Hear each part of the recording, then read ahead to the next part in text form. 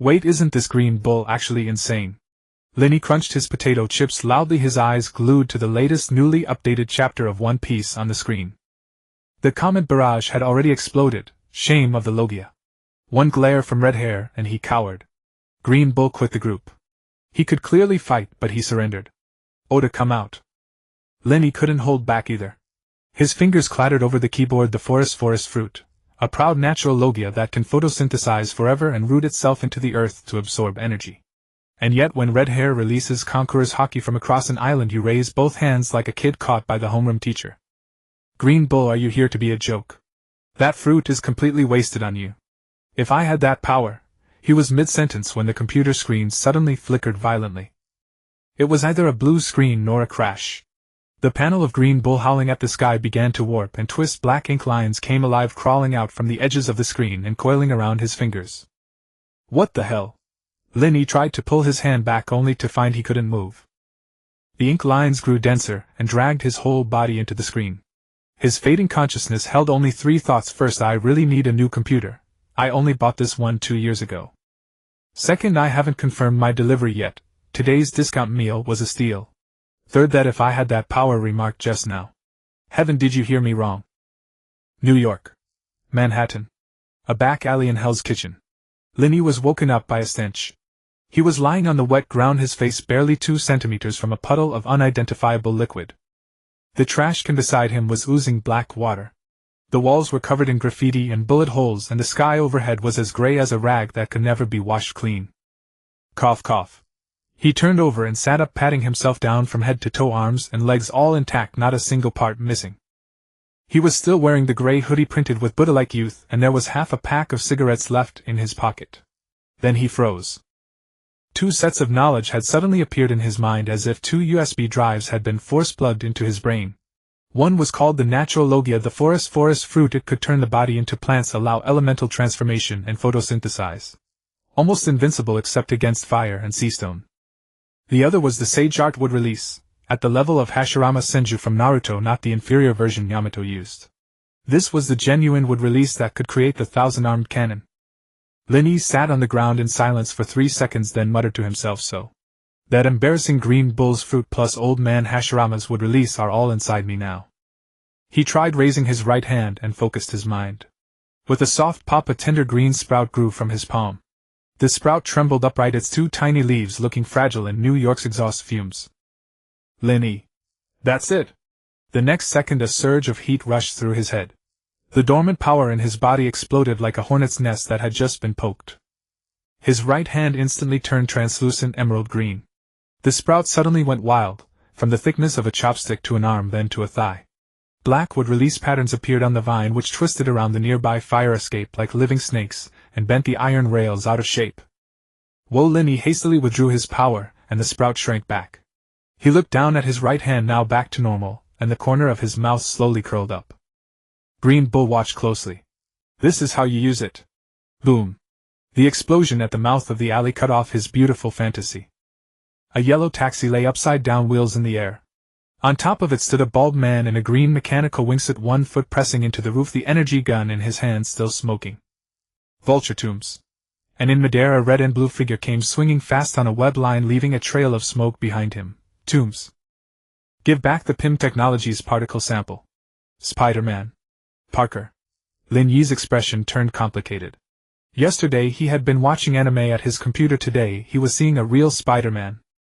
No, the suit's tailoring the web shooting stance, the signature chatter but not quite chatter style. This was Tom Holland's Spider-Man. In other words, the Marvel Cinematic Universe. The Vulture didn't take Spider-Man seriously at all. The mechanical wings behind him blasted with plasma fire, launching him into the sky, and he fired a shot directly at Spider-Man's landing point. Peter reacted quickly, firing a web at a nearby billboard to swing away, but the Vulture's shot was a prediction. The energy bolt exploded in midair, and the shockwave slammed Spider-Man hard into the ground, right at the alley mouth less than 10 meters from Lin Yi. Peter struggled to his feet. The right lens of his mask was cracked, and there was blood at the corner of his mouth. The Vulture landed at the mouth of the alley and only then noticed there was still someone sitting inside. "Oh, a spectator," he said with a grin, raising his gun at Lin Yi. "I'm in a bad mood. You're out of luck." Lin Yi didn't move. He just stared at the Vulture with a dazed look. He wasn't scared stiff, he was experiencing something remarkable. He had already turned into an elemental body. The Vulture's energy bolt would pass straight through his body, at most blasting off a few leaves. But at that moment a voice rang out in his mind. It wasn't a cold electronic tone but a slyly teasing female voice, exactly like the editor who chased him all day for updates. Tisk, finally one who isn't a coward. Introducing myself, I am the front desk AI of the Multiverse Plant Lord system. You can call me the client, or if that feels weird, Dad also works. Host Lin Yi. Complaint value full. Binding condition: strong dissatisfaction with the original user of the forest fruit plus the conviction of if it were me I would never have done it that way. Testing complete. Qualified. Congratulations, you are now the legal user of the forest fruit. Sage art would release. First mission: don't get killed by the Vulture. Or kill him, either works. I'm not picky. Lin Yi. The next second the Vulture pulled the trigger. A white-hot energy bolt shot straight at Lin Yi's face. Peter's voice cracked as he shouted, "Get down." Lin Yi didn't dodge at all. The energy bolt passed through his chest, shattered the trash can behind him, and drew not a single drop of blood. For an instant his body turned translucent emerald green. Countless tiny leaf veins wove across the wound and reknitted it in the blink of an eye. The Vulture's pupils shrank. A Logia. No. Elemental transformation. Are you a mutant? Lin Yi stood up and brushed non-existent dust off his hoodie. He glanced at the stunned Spider-Man, then at the Vulture, and curled his lips. I'm not a mutant. He stomped his foot. The entire alley floor seemed to be flipped over from below. Countless vines burst out of the asphalt, thick as pythons and hard as steel, weaving into a 5-meter-high wall of vegetation that completely sealed off the Vulture's escape route. I'm just a plant enthusiast passing by. One after another small white flowers bloomed silently on the vines. Under Manhattan's gray sky they opened with a kind of arrogant vibrance. Seeing Lin Yi activate his ability, the Vulture threw a smoke bomb and took off. Less than 4 minutes after the Vulture fled, S.H.I.E.L.D. arrived. Lin Yi hadn't yet walked out of the alley when 3 black SUVs silently sealed off both ends of the street. The doors opened and the people who got out weren't wearing the black skin-tight suits from movies, but more low-key dark blue tactical gear with an eagle emblem on the chest. The leader was a short-haired woman in her early 30s, her gaze sharp as a scalpel. Lin Yi, she said, not a question but a confirmation. Lin Yi glanced at the communication device at her ear, then at the drone slowly rising from the roof of the SUV behind her, its camera aimed at him. You're efficient, he said. Every block in New York has our sensor network. The energy fluctuation you just created was equivalent to a small earthquake. The woman stepped up to him and held out her ID. Agent Mora Hicks, Strategic Homeland Intervention Enforcement and Logistics Division, also known as S.H.I.E.L.D.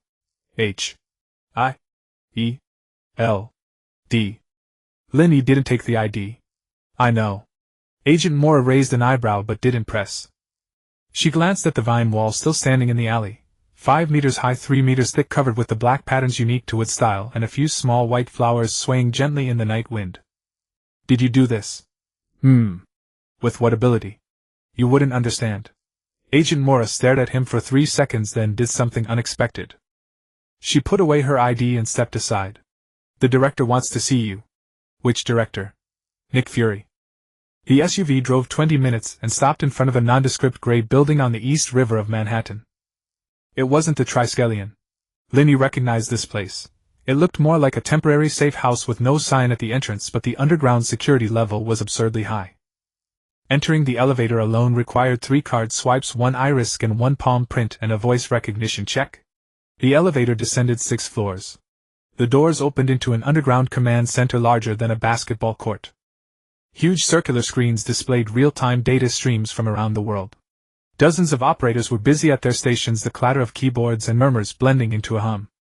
But the most striking figure was the man standing directly in front of the circular screen. Black trench coat, black eye patch, shaved head, radiating an aura of "I've seen too much crap, so don't waste my time." It was Nick Fury. He turned around, his one eye scanning Lin Yi up and down, his expression unchanged. "I checked before you came. I checked again after you arrived in New York." Fury's tone was as flat as a weather forecast. "Your identity file doesn't exist in this world and your facial recognition doesn't match anything in our database. So I'm making a bold guess you're not from this world. You're from another parallel universe." Lin Yi was silent. Fury took a step forward, his lone eye locking onto him like a searchlight. So let me ask you directly, who are you, how did you get here, what are you here for, and what exactly is that ability of yours that turns asphalt into a forest? Lin Yi glanced around. 6 armed agents stood in the shadows. A turret in the corner was aimed at his chest and a drone circled overhead in silence. He was certain that if he said the wrong word, this underground command center would become a battlefield in 0.3 seconds. Then he smiled. Do you know Green Bull? Fury's expression finally cracked a little. What? A character from an anime. Lin Yi raised his right hand, and with a soft pop a bright green bean sprouted from his palm. He has a fruit that can turn his body into plants, but even my grandmother couldn't stand how he used it. So maybe the heavens thought it would be less embarrassing to let someone else try. The bean sprout crazily grew in Lin Yi's palm, wrapping around his forearm in an instant. Green vines and black wood patterns intertwined like a living armor. As for why I'm here, Lin Yi looked at Fury, the corner of his mouth lifting slightly. I'm just passing through, and I thought I'd plant something on this land. The entire command center fell silent for a moment. Then a mechanical voice came from the circular screen. Plant something. What kind? The screen lit up. A face appeared on it. No, not a full human face. A steel mask, gold and red metal glinting coldly in the light. Tony Stark. He was sitting in a lab holding a cup of coffee, his expression somewhere between curiosity and scrutiny. I watched the combat recording with the Vulture, Tony said casually, as if discussing what to have for dinner. Your ability is interesting. Not a mutant, not an alien, not magic. It's... He paused. An energy pattern I've never seen before. It's like a hybrid of bioenergy and some kind of quantum entanglement. Honestly, pretty cool.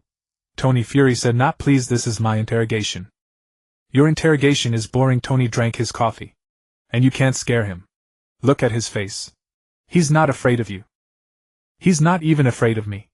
People like that are either idiots or have real confidence. Tony put down his coffee cup and looked straight through the screen at Lin Yi. So Plant Boy, let me help you out. Don't go head to head with Fury. He's not a bad guy, just a professional hazard. You just answer one question for me. What are you here for? Lin Yi looked at Iron Man on the screen, then at Nick Fury. He suddenly remembered the system task. Establish a divine tree base within 7 days. S.H.I.E.L.D. had already found him. There was no hiding it.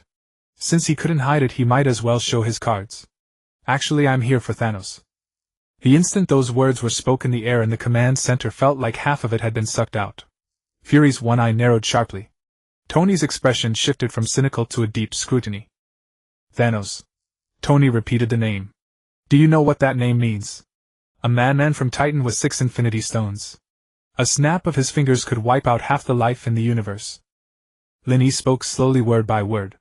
On this timeline he hasn't come yet, but I know he will. The silence lasted 5 seconds. Fury, Tony's voice sounded over the comms. I need to talk to this kid alone. Tony Stark had asked to talk alone, and Fury's expression was far from pleased. But Nick Fury was a realist. He knew when to be tough and when to step aside. This time he chose to step aside. You have 20 minutes, Fury said, glancing at Lin Yi, then at Tony on the screen. After that, this man is mine to deal with. The screen went black. Fury and his people withdrew from the command center. Lin Yi was left alone in the circular hall. The overhead lights dimmed a few notches. Only the main screen remained bright, showing a line of text. Establishing encrypted link. Please wait. Lin Yi found a chair and sat down. After about 2 minutes the main screen lit up. Tony Stark was sitting in what looked like a private lab with rows of robotic arms and half-finished armor parts behind him. He had changed into a dark gray t-shirt and was holding a bottle of water. Long wait. Tony said, his tone like greeting an old friend. The encrypted line has to bounce through 3 satellite layers, and it still has to dodge S.H.I.E.L.D's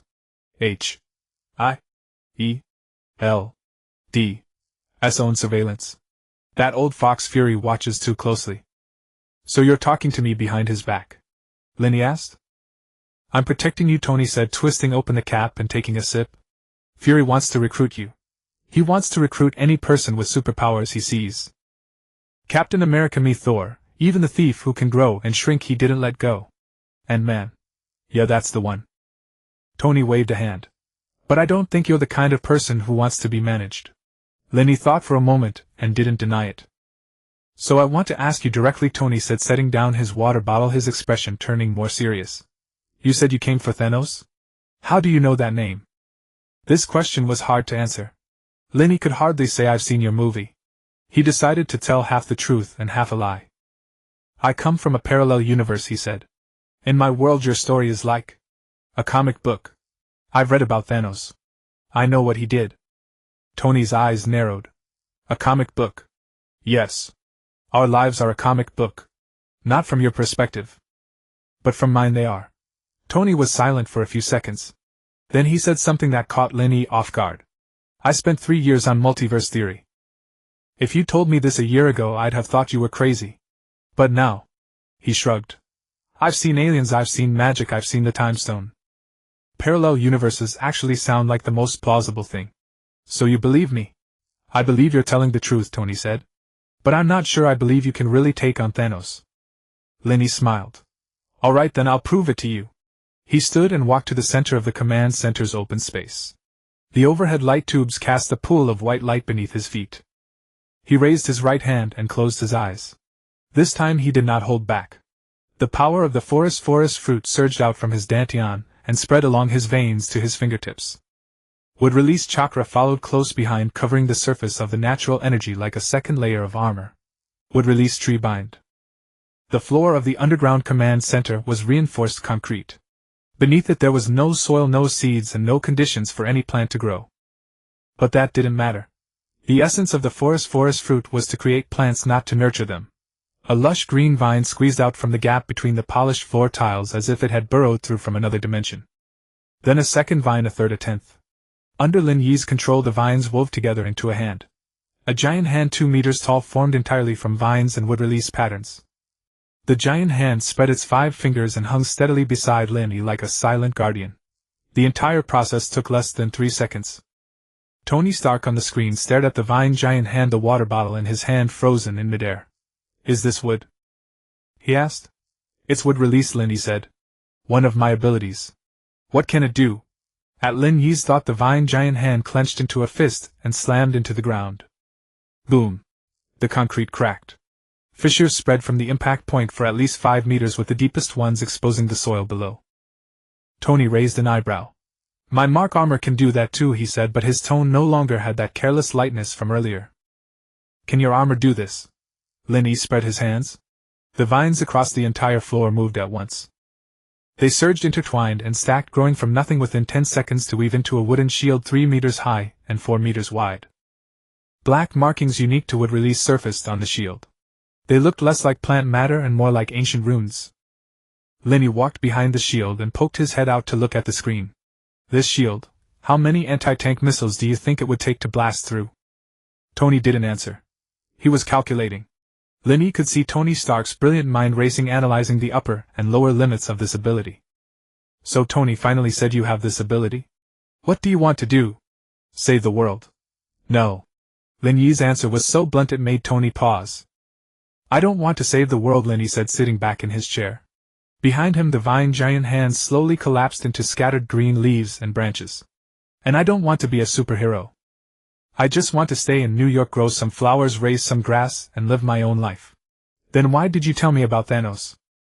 Because Thanos is coming, and once he comes I won't be able to keep living my life. Lin Yi looked at the screen, his expression turning serious. So it's not that I want to save the world. It's that this world won't let me live in peace. If Thanos comes looking for death, then I'll send him to it. As for other aliens, villains, madmen, I'll fight them one by one as they come. Sounds cool. Tony said, but have you considered that other people might not be willing to let you handle this alone? I'm not asking them to carry it. I can carry it myself, Lin Yi said. Tony stared at him for several seconds. Then he laughed. Not mockingly, it was a laugh that said I was this cocky when I was young too. Fine, I like you, Tony said. Let me give you some advice, don't butt heads with Fury. He's not a bad guy, he just has a strong need for control. Give him a little sweetener, and he won't come looking for trouble. Like what? Like telling him you won't destroy the world and you won't join his secret team, but you're willing to help out when he needs it. Tony shrugged. I've been using that trick on him for over a decade. Works pretty well. Lin Yi thought it over and felt the advice wasn't bad. One more question, Lin Yi said. Shoot. Do you have money? There was silence on the screen for 2 seconds. What do you mean? When I crossed over all I had was half a pack of cigarettes and a hoodie. Lin Yi spread his hands. I have no place to live, no money for food, and I don't even know where I'll sleep tonight. Tony Stark's expression shifted from serious to confused to amused, and from amused to a sly knowing smile. So Tony said slowly, a man who can smash concrete with one punch is asking me for money. Not borrowing. I'm asking you to invest. Lin Yi said without flinching. I'll help you fight aliens later. You rent me a place now. Perfectly reasonable. Tony was silent for 5 seconds. Then he reached out and typed a string of commands on his keyboard. Your phone. Oh, you don't have a phone. Never mind, I'll have someone deliver one to you later, Tony said. I'll send the address to your phone. An apartment in Brooklyn, not big but enough for one person. I've already paid the first 3 months' rent. Lin Yi blinked. I don't need to pay you back. Didn't you just say you'd help me fight aliens later? Tony picked up his water bottle and took another sip. That's called venture capital. The main screen went dark. The encrypted connection was severed. Lin Yi sat in the empty command center looking at the vines and leaves scattered across the floor. Just as he was about to get up and find fury, a voice suddenly exploded in his mind. The voice of Party A was no longer teasing but unusually serious. Let me remind you of something. When you demonstrated your abilities just now, several signal sources that don't belong to S.H.I.E.L.D. intercepted your energy signature. Lin Yi frowned. Who? One of them is a Hydra encrypted channel. They've already marked your ability level as extremely dangerous and are mobilizing nearby combat units. Lin Yi said nothing. Hydra, expected. And the other? Party A paused. The other signal source came from space. Not a satellite. Not a space station. It's a Kree Empire scout ship on standby outside Earth's orbit. Lin Yi's fingers tightened slightly. Who are they? All we know so far is that they're very interested in you. Party A's voice had returned to its usual casual tone, but the words were anything but funny. The good news is they won't be landing anytime soon. The bad news is your energy signature has already been transmitted through their communication network. Where it was sent I don't know. Lin Yi stood up and brushed the dust off his hoodie. He glanced at the command center's ceiling. Above the ceiling were 6 layers of earth, above that was New York's night sky, above that the atmosphere, and farther up the ship he couldn't see. So he muttered to himself, Hydra and an alien reconnaissance team. I haven't been in New York for a day yet. He walked out through the command center's main door, and Agent Mora was waiting for him in the corridor. Director Fury is waiting for you. I know, Lin Yi said without stopping. Let him wait a little longer. He walked to the window at the end of the corridor and looked out at the Manhattan night. Countless lights blazed, traffic flowed like water. The city looked no different from usual. No one knew that a ship in the sky was watching this place. Party A. I can handle Hydra. As for the Kree Empire, I want you to find out what they're after. Already looking into it. But didn't you just say you wanted to live your own life? Lin Yi looked at the city outside the window, the corners of his mouth lifting slightly. I did want to. But some people just won't let me. He turned and walked toward Fury's office, unhurried but steady. By the way, how about I call you Wonkai from now on? It's an auspicious name. What Tony Stark called not too big was in Lin Yi's view quite spacious. The apartment sat on the top floor of a 6-story red brick building in Brooklyn, featuring 2 bedrooms and a living room with an independent kitchen and bathroom. A floor-to-ceiling window in the living room framed the Manhattan skyline, with the spire of the Empire State Building glowing white against the night. The furniture was new, groceries stocked in the refrigerator, a few basic outfits hung in the wardrobe, even slippers had been provided. Lin Yi stood in the center of the living room, glanced around, and fell silent for 3 seconds. Wonkai. Yes. Does Tony Stark have OCD? According to my data analysis, he doesn't have OCD. He simply cannot tolerate anything imperfect. Wonkai's voice echoed in Lin Yi's mind, carrying a hint of schadenfreude, including furnishing a residence for a homeless man. He must have made his AI system Friday generate a checklist and tick off each item one by one. Friday? Lin Yi asked while searching through the refrigerator. Isn't it Jarvis? Jarvis is gone. In this timeline, Tony uses Friday. You don't even know that. I don't memorize details from movies, Lin Yi replied, pulling out a bottle of cola from the fridge and taking a sip. I only watch the fight scenes. Wonkai fell silent for a moment, then said in a tone that clearly communicated, I'm tolerating you. Host, your knowledge base concerns me. You can't even recall the basic setting of the Marvel Cinematic Universe. How do you plan to survive in this world? I have you, Lin Yi said, plopping onto the sofa and crossing his legs. Aren't you the multiverse plant lord system? You handle intelligence work, I'll handle fighting. Clear division of labor. You're the laziest host I've ever had. How many hosts have you had in total? Just you. Then it doesn't matter. You're both the laziest, and the only host. Accept your fate. Wang Kai didn't respond further, but Lin Yi could sense it processing data. In other words, sulking silently. Halfway through his cola he stood up, walked to the floor-to-ceiling window, and gazed out at the city for a while. New York's night was quieter than he'd imagined, at least from the 20th floor looking down. Streetlights flowed like a slow-moving river of light, and the distant Manhattan skyline blazed with illumination resembling another planet entirely. Let's get down to business, Lin Yi said, turning to lean against the windowsill. Now that I'm settled, what about the main quest? A semi-transparent holographic screen materialized in the living room air, visible only to him.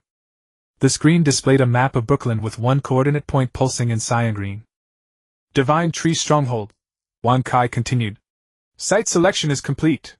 It's 3 kilometers from here in a straight line, an abandoned subway maintenance station with 2 underground levels, plenty of space, and far from main roads, making it difficult for ordinary people to discover.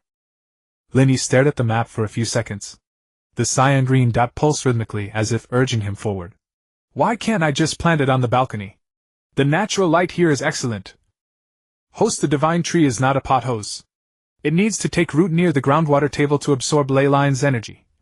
Your balcony flower pot couldn't even hold its seedling. Just kidding, Lin Yi said, averting his gaze. What exactly is the purpose of establishing this stronghold? Wang Kai hesitated for a moment, seemingly organizing its words. Simply put, the plant network in this universe has already collapsed. Groot is the last remnant of the tree species, but alone he cannot rebuild the entire network. The Divine Tree Stronghold serves as a new network node. Each node covers one area. Multiple nodes interconnected will allow plant civilization to take root in this world once again. And then you will gain greater power. The Divine Tree will nourish you in return, boosting the awakening level of the forest fruit and increasing your wood-release chakra reserves. Right now you can barely be considered functional. You're still far from invincible. Lin Yi raised an eyebrow. Far from invincible? Wasn't I pretty invincible today? You fought Vulture, smashed through S.H.I.E.L.D.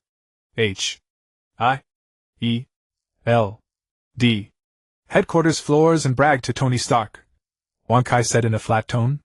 Whether you could defeat even those 2 sentry turrets at Fury's office entrance is still uncertain. Do you always speak so brutally?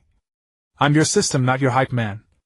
Lin Yi sighed, rose from the windowsill, and walked to the kitchen to pour himself a glass of water. The water was cold, traveling all the way down his throat to his stomach, refreshingly invigorating. What about the time limit? Wang Kai isn't rushing you, but there are several things I should remind you of. Wang Kai's voice turned serious, carrying that unmistakable tone of a boss assigning tasks. First, that Kree reconnaissance vessel is still orbiting overhead, scanning Earth's surface every 6 hours. Your energy signature has already been marked by them. The energy fluctuations released when planting the tree will certainly be detected. When that happens, it won't be a reconnaissance ship that comes, it will be a landing craft. Second, Hydra operatives are already on the move. They're not using S.H.I.E.L.D.'s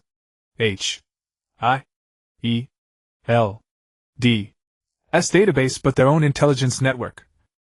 When you displayed your abilities at the Underground Command Center last time, 3 Hydra sleeper agents intercepted the data. They now know a high-risk target has arrived in Brooklyn and that you are highly combat-capable. They've dispatched a retrieval team expected to reach New York within 48 hours. Retrieval team. Lin Yi set down his glass. That doesn't sound like they're coming for tea. They indeed aren't coming for tea. Hydra's retrieval typically means capture alive, disable if capture fails, or flatten the location if overwhelming force is required. What's the third point? Third, S.H.I.E.L.D.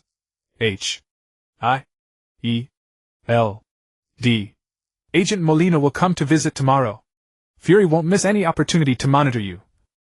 While you're planting the tree, she'll most likely be watching from nearby, conveniently drafting a detailed report to send back. Lin Yi leaned against the kitchen doorframe and processed these 3 pieces of information. The Kree Empire. Hydra. S.H.I.E.L.D. One hovering above, one closing in from below, and one waiting at the doorstep. So, he said slowly, I need to check out that abandoned subway station tomorrow. By the day after tomorrow I may need to start planting the tree. And while I'm planting, someone's watching from the sky, someone from the ground, and possibly someone from underground as well. Well summarized. So what can I do today? Sleep, Wang Kai replied. You've been awake for over 24 hours since transmigration. Your body may be natural type, but your mind is still that of an ordinary person. Lack of sleep will cause problems. Lin Yi paused, taken aback. He was indeed exhausted. From transmigration to the present, fighting Vulture, meeting Fury, bantering with Tony, moving, listening to Wang Kai's barrage of bad news. Now that he stopped, fatigue crashed over him like a tide, his shoulders heavy as if weighted with sandbags. Fine, I'll listen to you. He headed toward the bedroom, pausing at the doorway. By the way, Wang Kai. Yes. Can you stop calling yourself Wang Kai in the future? That name was something I threw out casually. You don't like it? I just think. Were you messing with me when you came up with that name? Lin Yi thought for a moment, and decided to be honest. A little bit, yes. Then change it. Nah. Lin Yi flopped onto the bed facing the ceiling. Besides, you never objected. And Wang Kai is a good name. Cheap names are easier to raise right. Look at Tony's Jarvis, so proper and dignified, and what happened? Gone. Look at you, Wang Kai. Who would dare touch you? Wang Kai fell silent for 2 seconds. Host, if you can't comfort someone properly, don't try. Lin Yi chuckled. Good night, Wang Kai. Good night, host. Wake up early tomorrow. Agent Molina arrives at 9.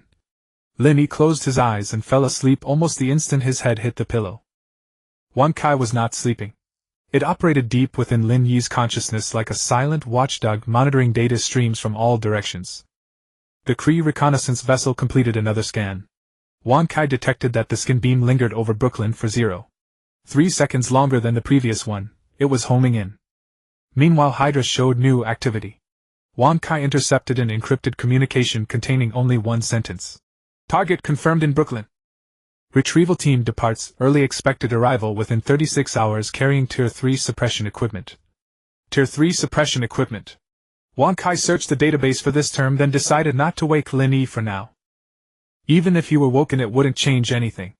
What comes will come. Let those who need sleep rest well. New York outside the window gradually grew quiet, broken only occasionally by distant police sirens. In the night sky over Brooklyn, no spaceship shadows were visible. But Wang Kai knew it was there. The night was divided by silence, a boundary between the peace below and the lurking threats above. Early in the morning, Lin Yi was woken up by Wang Kai. Host, time to get up. Agent Mora is already downstairs. Lin Yi opened one eye and reached for the phone on the nightstand. It was the latest model Tony had sent over, and its screen was blindingly bright. The time read 7:40. Didn't she say 9? It's early. This is called a tactical surprise, an old S.H.I.E.L.D.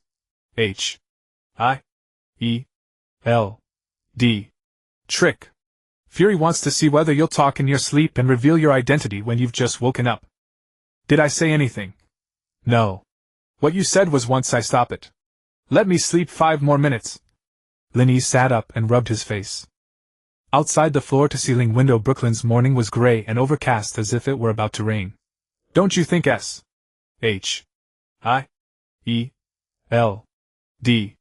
has too much free time? He said as he got dressed. There are countless global threats out there, yet they're watching a legal immigrant like me. You're not a legal immigrant. You don't exist in any country's records. Then that's even more unreasonable. How did they find a non-existent person? Wang Kai paused for a second. I don't know how to answer that one. Forget it, Lin Yi said, pulling on his hoodie as he walked into the bathroom and turned on the tap. What are they here for? Officially, it's a routine check-in. Actually, Fury wants to see whether you've been sleeping on his floor. Also, Tony paid 3 months' rent for you. S.H.I.E.L.D.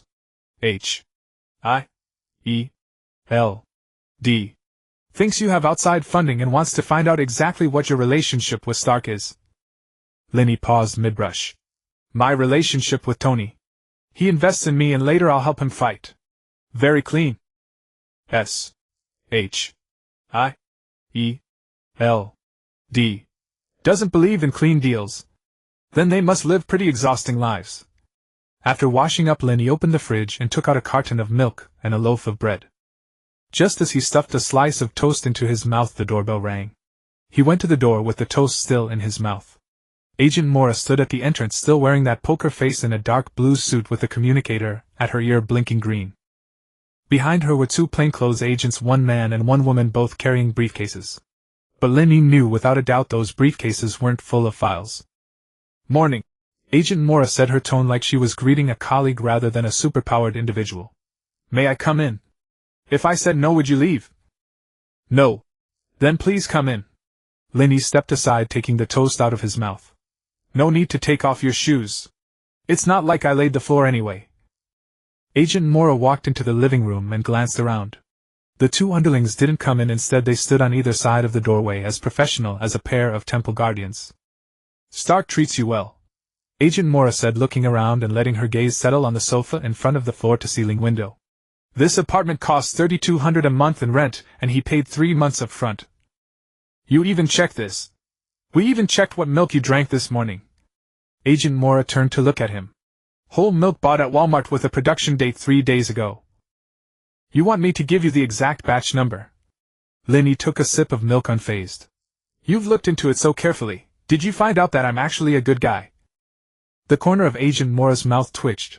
Whether she was holding back a laugh or something else was hard to tell. "Let's get down to business." She pulled a tablet out of her briefcase, swiped a few times, and turned the screen toward Lin Yi. "Director Fury asked me to relay a few points. First, S.H.I.E.L.D.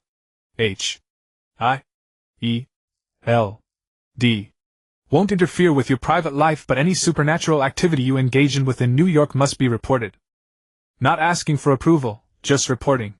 A phone call in advance is enough. Second, if S.H.I.E.L.D.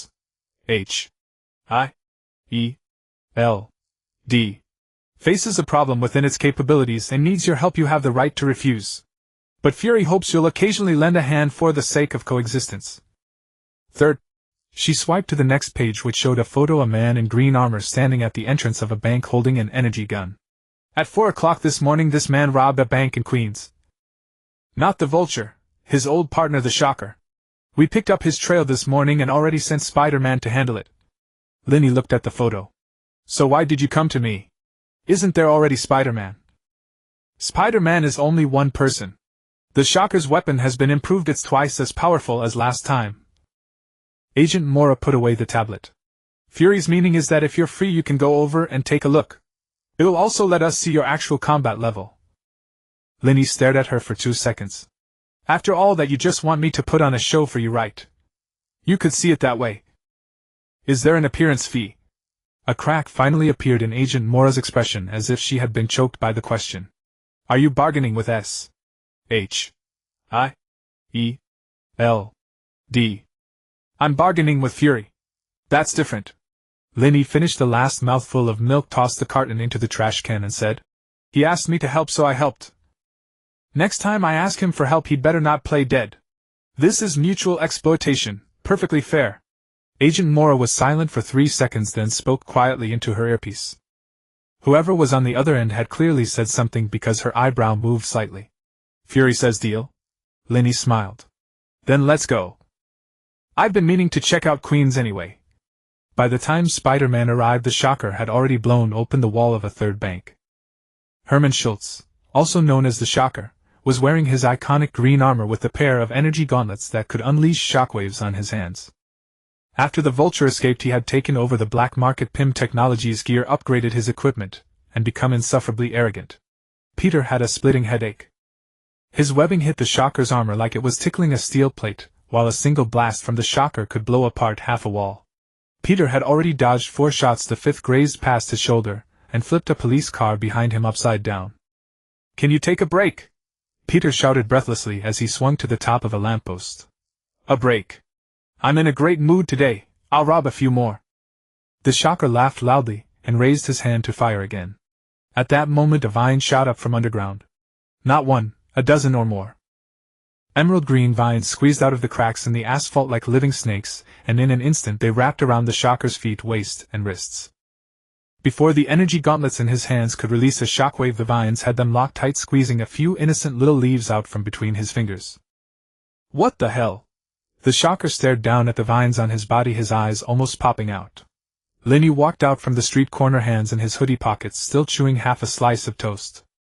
"Morning," he said indistinctly. Spider-Man jumped down from the lamppost, and an excited voice came from beneath the mask. "Lin Yi! What are you doing here? S.H.I.E.L.D. told me to come and perform. Lin Yi walked up to the shocker and tilted his head to inspect the armor. Nice gear. Too bad the guy wearing it isn't up to par. The shocker roared, summoned all his strength, and blew apart a section of the vines with a shockwave from his gauntlets. He broke free and aimed both palms at Lin Yi. The vines moved 3 times faster than he did. Countless hair-thin plant fibers surged in from every direction, wrapping the shocker from head to toe as tightly as a woven net. Only a pair of eyes remained exposed, staring out in terror. Who are you? Just a plant lover passing by. Lin Yi patted the vines on his shoulder like patting a silkworm cocoon. Say what you need to say to the police. Oh right, where's the money you robbed? Don't tell me you don't know. Wankai already scanned it. It's in the underground storage room of the 3rd bank. You haven't had time to move it. The shocker's eyes widened even further. Who is Wankai? My dog, Lin Yi said. He thought for a moment, then added, he can fight better than you. Spider-Man burst out laughing beside them like a frog that had been amused. The sound of police sirens grew closer. Lin Yi turned to leave, but Peter grabbed him. Wait, you're just leaving like that? What else? Stick around for a photo. Lin Yi glanced at him. You still haven't made good on buying me a sandwich. How about noon today? Me. Peter looked at the shocker wrapped up in vines like a mummy, then looked at Lin Yi. What did you eat this morning? Aren't you supposed to be really strong? Why are you always eating? Being strong doesn't conflict with being hungry. Lin Yi patted his shoulder. See you at noon, Parker. He walked away, his silhouette disappearing around the corner. When no one was paying attention, the vines quietly released the shocker and shrank back underground, leaving only a faint network of cracks in the asphalt. It was as if nothing had ever happened. On the way back to Brooklyn, Wankai spoke up. Host, when you displayed your power today, the Kree ship scanned again. This time they locked onto your approximate location with an error margin of no more than 500 meters. Oh. You're not worried? Would worrying help? Lin Yi looked at the street scene outside the window, his tone calm. If they want to come down, let them. I'll be waiting below. Wankai was silent for a moment. Also, Hydra's retrieval squad has already entered New York City. According to the communications I've intercepted, they'll be scouting around your apartment tonight. Lin Yi tapped his fingers lightly on his knee. Tonight. Then I can't sleep too early tonight. After saying that, something occurred to Lin Yi. Oh right, I'll go check out that abandoned subway station this afternoon. The tree planting matter can't be delayed any longer. You've finally decided to push the main quest on your own. Wansai's tone carried the relief of an old mother. It's not taking the initiative. Lin Yi watched the high-rises flashing past the window, a slight smile tugging at the corner of his mouth. They've already come to my doorstep, so I need a home turf. The taxi turned onto a Brooklyn street and disappeared into the afternoon traffic. High above, hundreds of kilometers away, a Kree Empire scout ship adjusted its orbit. In a hidden basement somewhere in New York City, 6 people were assembling weapons. Their armor bore a dark red Hydra emblem. Meanwhile, in an unremarkable apartment building in Queens, a 16-year-old boy was rummaging through drawers and cabinets for loose change, muttering to himself. Sandwich. You can't treat someone to a shabby sandwich. Every faction was converging on the same destination, Brooklyn. At the stroke of 11:30, Spider-Man arrived with pinpoint punctuality outside Lin Yi's apartment building. He hadn't swung in on a strand of webbing, he'd taken the subway. Peter Parker wore a blue hoodie with a backpack slung over his shoulders, looking for all the world like any ordinary high schooler you'd pass on the streets of Brooklyn.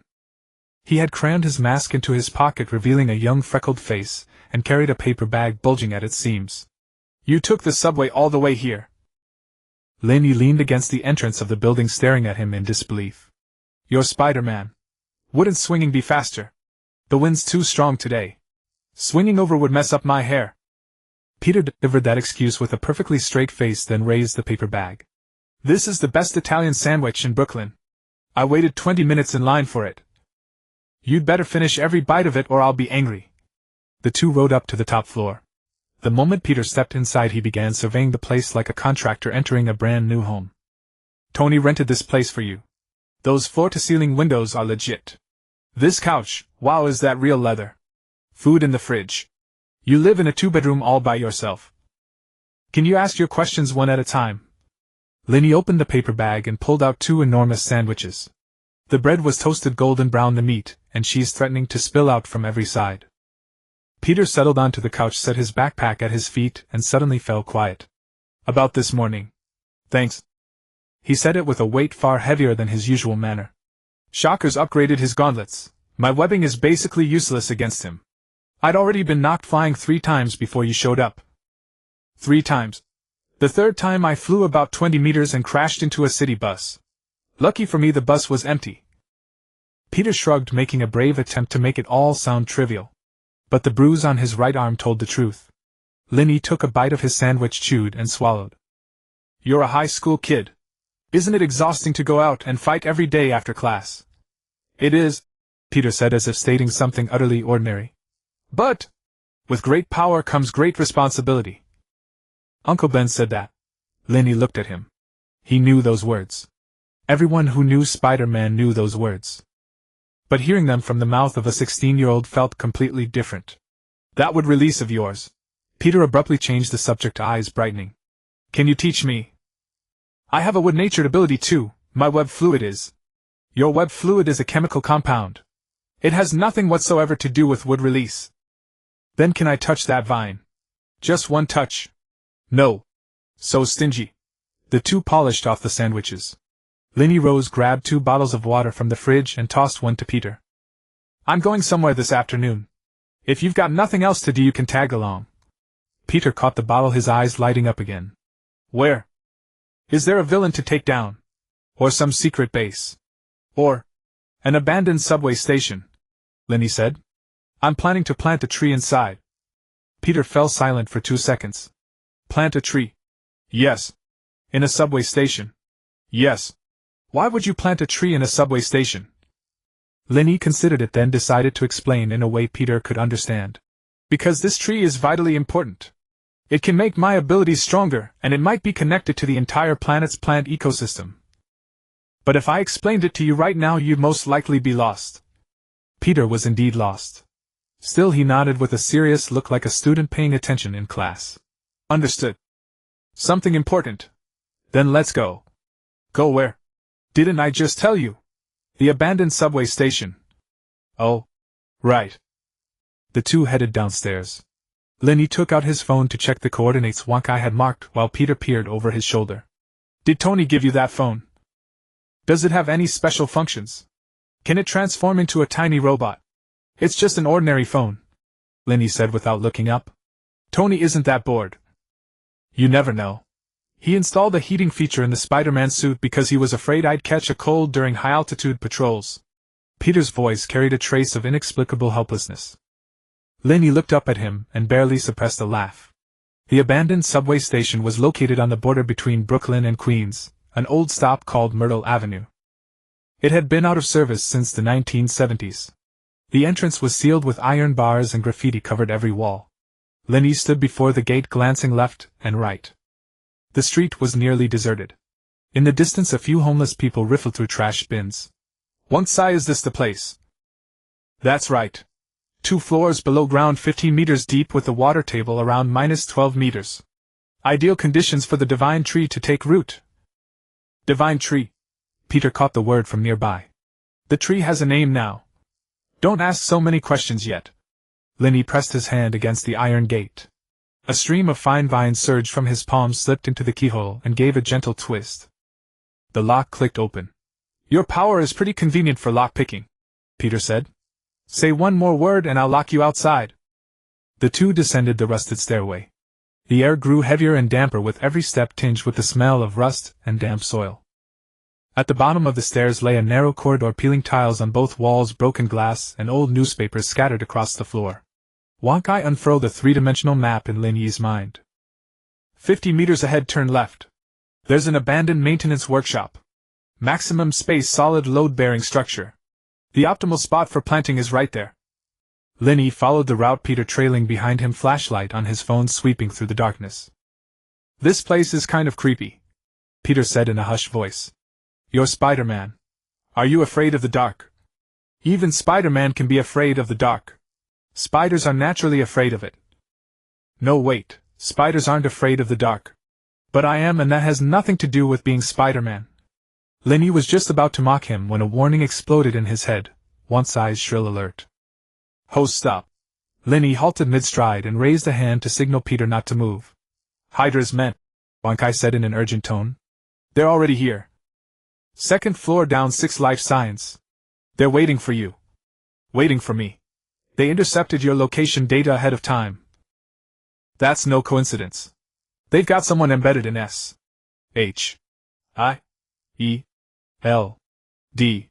S database. There's a mole on Fury's side. Lin Yi stood in the gloom staring at the passage that led further underground. The places beyond the lamplight gaped like a mouth stretched open. Peter saw his expression change in the flashlight's edge. What's wrong? Lin Yi didn't answer him. He was talking to Wang Kai. What did they bring? Tier 3 suppression equipment, energy shields, an anti-superpower field generator, and at least 2 heavy energy weapons. Judging by your current level of awakening, you could win in a direct fight, but you'd take injuries. Lin Yi was silent for 2 seconds. Then he did something Peter never would have guessed. He crouched down and pressed his palm flat against the floor. Once are there tree roots down there? Yes.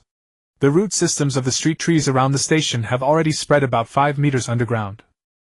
Not deep enough for the divine tree, but more than sufficient for you. A smile tugged at the corner of Lin Yi's mouth. That's all I need. Peter leaned in.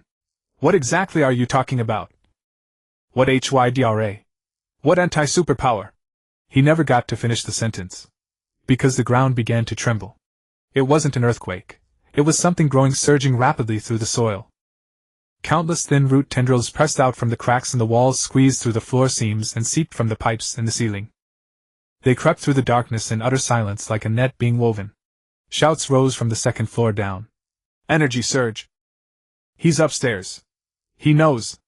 Activate the field generator. Quick!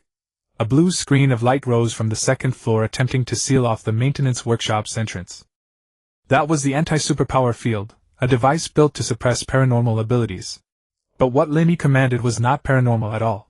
It was nature itself. The roots bored their way in before the field could fully activate. They crawled along the walls, climbed up the ceiling, then dropped down like a waterfall, wrapping around every ankle, wrist, and neck in the room. Screams came from underground, followed by a string of dull thuds, the sound of weapons falling to the floor. Peter stood behind Lin Yi, mouth hanging open in a perfect O. Why you didn't even go down? No need to. Lin Yi stood up and brushed the dust off his knees. They're already down there. I can deal with them from up here. It's called home field advantage. He walked toward the stairs unhurried. Aren't you going down to look? Peter caught up. Look at what? 6 Hydra agents tied up like Zongzi by tree roots. What's so interesting about that? Lin Yi said as he ascended. Let S.H.I.E.L.D.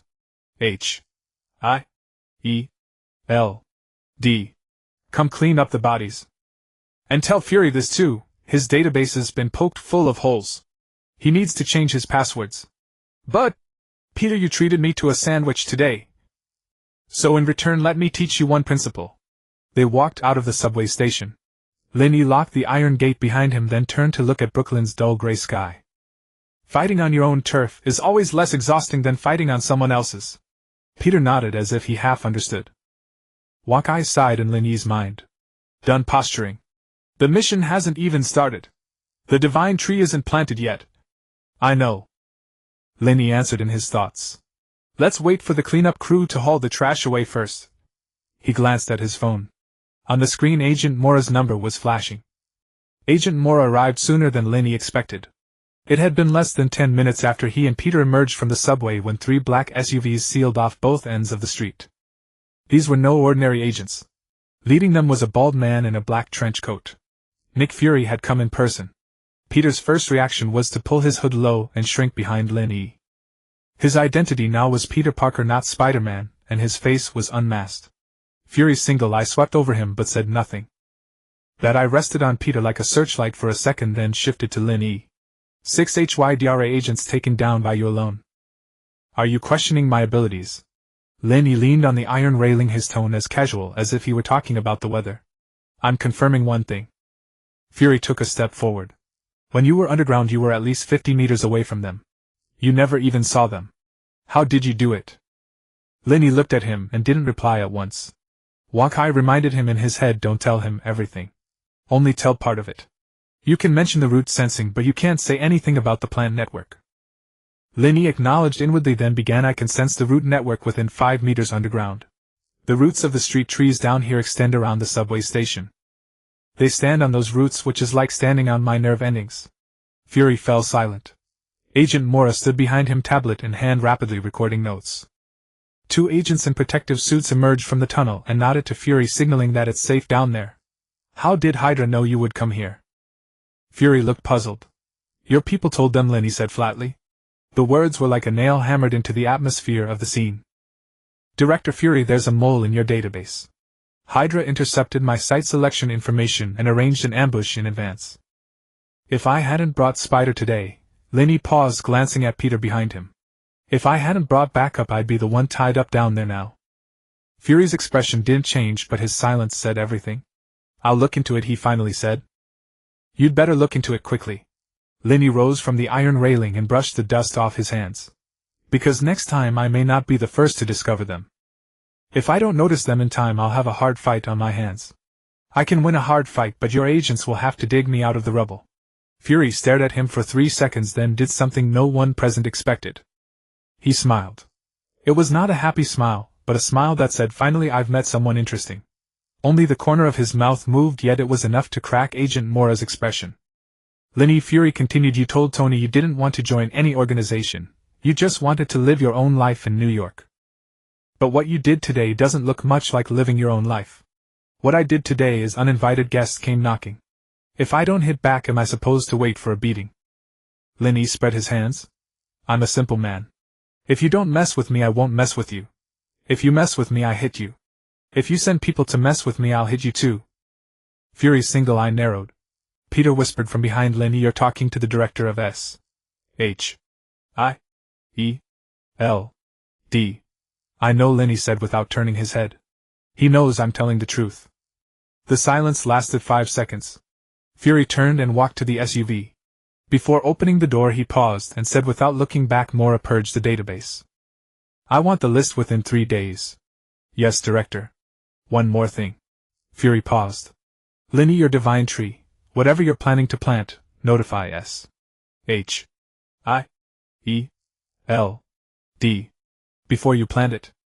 Not to ask for approval, just to notify. You learn fast, Lin Yi said with a smile. Fury ignored him and got into the car. The SUV drove away and the street fell quiet again. Peter poked his head out from behind Lin Yi and let out a long breath. Did you just threaten Nick Fury? I was stating a fact. Lin Yi turned toward the apartment. Come on, I'll walk you home. Aren't you going to plant the tree? Not today. Hydra trampled all over the place down there. I need Wonkai to scan for any tracking devices first. We'll do it tomorrow. Who is Wonkai? My dog. You got a dog. How come I've never seen it? Lin Yi didn't answer and quickened his pace. Brooklyn 8 in the evening. Lin Yi sat on the living room sofa facing a translucent light screen. Wonkai was displaying the full scan results of the underground subway station. No tracking devices. Those Hydra agents were in too much of a hurry. They only had time to set up anti-superpower force fields and weapons, not to install listening devices. They never expected you to discover them ahead of time. Wait, wasn't it me who discovered them? Lin Yi asked, puzzled.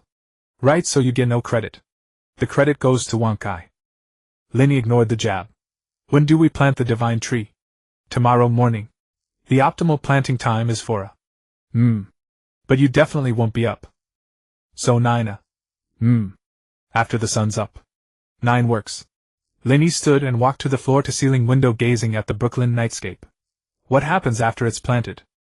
The divine tree will complete its initial growth within 72 hours, root down to the water table, and start absorbing earth vein energy. During this period it will continuously release energy fluctuations, and the Kree ship is sure to detect them. They may send someone down to investigate. Let them come, Lin Yi said. They were bound to come sooner or later. Wonkai was silent for a moment. Host, there's something I've never told you. Say it, Lin Yi said, raising an eyebrow. The divine tree is not just a stronghold, it is the anchor of the plant network. Once it's planted, you'll form a certain connection with this land. Not a physical connection, something deeper. You'll feel every plant on this land, their growth, their withering, their breathing. You'll even feel the temperature of the soil and the flow of groundwater. Lin Yi's hand stopped on the window frame. That sounds like I'd become part of this land. Not a part. A guardian. One-Sai's tone turned serious. The one who plants the divine tree becomes the Green Lord of this land. This is a tradition of the tree folk civilization. Groot's people do this on every planet. Lin Yi stood at the window silent for a long time. Outside, a fine rain began to fall. Brooklyn's lights blurred behind the rain curtain. A car passed downstairs, its tires rolling over the wet asphalt with a soft rustle. It suits me, he said at last. I've always wanted to find a place to settle down. This is just taking root. Wankai said nothing more. The rain outside grew heavier. Lin Yi closed the window, drew the curtains, and lay back on the bed. Just before closing his eyes, he said, Wankai. Wake me at 9 tomorrow. Okay. Don't wake me early again. Depends on my mood. Wankai woke Lin Yi at 8:45 in the morning. Not early, not late, so precisely on time that Lin Yi began to suspect it had swapped personalities. Why are you being so obedient today? Because my scans detected Agent Morse waiting downstairs. If you hadn't gotten up by now, she'd be ringing the doorbell. Lin Yi sprang from bed, dressed in 30 seconds, splashed water on his face in a minute, and bolted downstairs with half a slice of toast dangling from his mouth. Agent Morse was indeed standing at the entrance, tablet in hand and poker face intact. Morning. Do you show up this punctually every day? Lin Yi mumbled around the toast. This is work.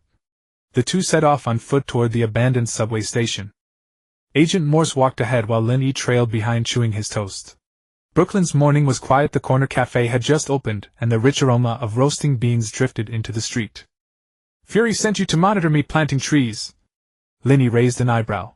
Fury assigned me to witness your tree planting. Agent Morse replied without looking back. And to record the divine tree's growth data for environmental impact assessment. Such a polished way to put it. An agent's training includes eloquence. At the subway entrance, Lin Yi noticed the lock on the iron gate had been replaced. It wasn't the same lock he had pried open before. This was a brand new, expensive-looking industrial-grade padlock. Did you change it? Standard procedure from S.H.I.E.L.D.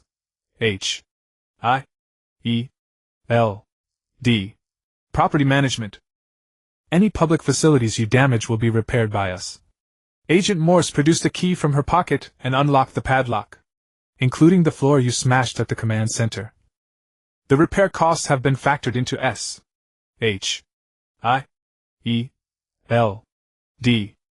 annual budget. Lin Yi followed her downward. The air in the underground passage was as damp as ever, but the shattered glass and scattered newspapers from the day before were gone. You even cleaned up. While clearing Hydra remnants, we tidied up as we went. Lin Yi's impression of S.H.I.E.L.D's efficiency had taken a new turn. These people may be insufferable, but they genuinely know how to get things done. Stepping into the maintenance bay on the second underground level, Lin Yi found the space far larger than he had imagined. The domed ceiling soared 3 stories high. Rows of rusted pipes and brackets lined the walls, and the floor was solid concrete. In the center lay a sunken area, likely a maintenance pit for train repairs. Wankai, where do I plant it? Right in the center of the maintenance pit. The soil beneath has sufficient depth. Just break through the concrete. Lin Yi approached the edge of the pit and looked down. The concrete was at least 20 centimeters thick. An ordinary person would need an electric jackhammer to make progress. He pressed his palm flat against the ground. Would release penetration. A wooden spike as thick as an arm erupted from his palm, spiraling into the concrete like a drill bit. Cracks radiated outward from the wooden spike, and the entire concrete slab shattered into large chunks like a biscuit, exposing the dark brown soil beneath. Agent Morse stood nearby, her tablet's camera recording the entire process. Is your technique always this direct? She asked. Is there a problem with that? None at all. I'm merely noting that your style differs from the Avengers. Captain America would plan first, Tony would build equipment first. What about me? Lin Yi rose to his feet and brushed the dust from his hands. I just get to work. He crouched beside the exposed soil and pressed both hands into the earth. Wansai's voice echoed in his mind. Are you ready? I'm ready. Release the forest fruit and would release simultaneously. The forest fruit creates life while would release shapes form. Plant both seeds together. 2 seeds. One serves as the core of the divine tree responsible for establishing the plant network. The other is your backup. Backup. A tradition of the Trayan civilization. When every Green Lord plants a divine tree, they simultaneously sow a life seed. If the divine tree is destroyed, the life seed can regrow. And if you are killed, the life seed can transfer your consciousness into it. Lin Yi's hand paused for a moment. Why didn't you tell me this earlier? I knew you wouldn't sleep well if I told you last night. Lin Yi took a deep breath and did not press further. This was not the time to dwell on that matter. He closed his eyes and simultaneously summoned the two forces within him. The power of the forest fruit surged from his dantian, flowing along his arms toward his palms. The chakra of wood release followed closely behind, enveloping the natural energy like armor. The two forces converged at his fingertips, merging into a jade-green luminescence that sank deep into the soil. The entire underground workshop shuddered. Agent Morse's tablet emitted an alarm. Detected severe seismic waves. Not an earthquake. Lin Yi said, his eyes still closed. It's growing. The first seed cracked open deep within the soil. A tender shoot broke through the surface, initially no thicker than a chopstick, its color a nearly translucent pale green. Within seconds it reached waist height, its stalk lignifying as the characteristic black patterns of wood release emerged upon its surface. Leaves unfurled from the branches, each palm-sized and shimmering with a faint glow in the darkness. Divine Tree Phase 1 growth complete, Wankai announced. Root establishment will finish within 72 hours. During this period you must visit daily to infuse energy. Lin Yi rose and gazed at the modest half-meter sapling before him. It looked utterly unremarkable. Nothing like a divine tree destined to rescue an entire plant civilization. No golden radiance, no celestial phenomena, just an ordinary little tree striving upward. This is too low-key, Lin Yi said, somewhat surprised. Would you like it to bloom? I can ensure the entire borough of Brooklyn sees it within 10 seconds. No need. Keeping a low profile is better. Agent Morse approached her tablet's camera, scanning the entire tree. Her expression shifted from an unreadable mask to something slightly less impassive. This tree is emitting some kind of energy field, she said. My instruments detect it, but I cannot quantify it. No need to quantify. It's there. That's all you need to know. Agent Morse put away her tablet and glanced at Lin Yi. Is your task complete? For today, yes. I'll need to come back tomorrow. Then I'll return tomorrow as well. She turned and headed toward the stairs, paused after a few steps and called over her shoulder. Fury has identified the Hydra mole. Yesterday's raid netted 12 arrests. Lin Yi raised an eyebrow. Efficient. Fury says this is him repaying a favor to you. She left. The maintenance bay fell silent, leaving only Lin Yi and the faintly glowing sapling behind. He crouched down, examining the delicate young leaves on the branches. Wankai. Yes. Where is the life seed? 2 meters beneath your feet. It has not yet sprouted, it is waiting. Waiting for what? Until you need it. Lin Yi was silent for a moment, then reached out and touched the trunk of the small tree. Its bark was rough, carrying the scent of earth and a faint warmth, as though it were truly alive. See you tomorrow, Lin Yi said softly. He rose and made his way toward the stairs. Behind him the little tree swayed gently in the darkness, its branches trembling as though in response. On the third day after planting the divine tree, it began to speak. Not actual speech, something far stranger. When Lin Yi walked into the underground workshop that morning, he sensed the divine tree transmitting some kind of signal to him. Not language, not imagery, but more like an emotion. It was like a dog wagging its tail when its owner comes home, except the plant version. One sigh is it greeting me. The divine tree and its planter share a natural spiritual link. You can think of it as saying you're here. Of course I polished that translation for you. The raw signal is more like a frequency wave. So it's actually just buzzing. Right. Lin Yi walked up to the divine tree, crouched down, and examined its growth. In 3 days the half-human height sapling had shot up to over 2 meters, its trunk so thick that it took both arms to encircle. The crown now filled the entire space above the maintenance pit, branches and leaves stretching in every direction until they nearly touched the ceiling. But the most astonishing thing was that the branches and leaves would dodge the pipes and supports on their own, as if consciously taking detours. This tree has better manners than I do, Lin Yi said. I can't even walk around obstacles reliably. Because your eyes are in front. A tree's eyes are all over its body.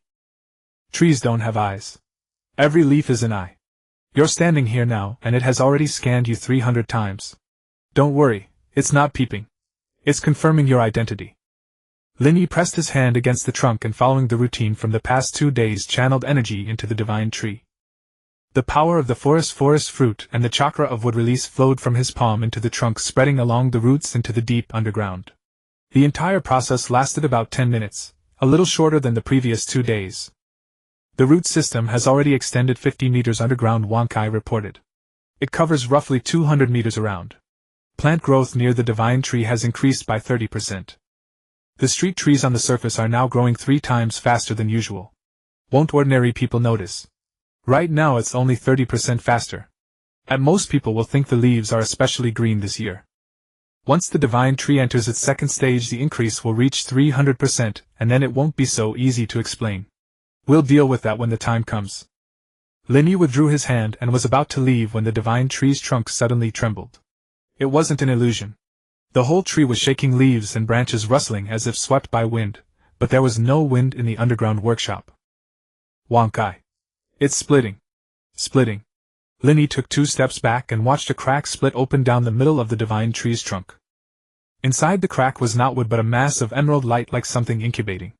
The mass swelled, forced itself out of the trunk, fell to the ground and rolled, expanded, and transformed.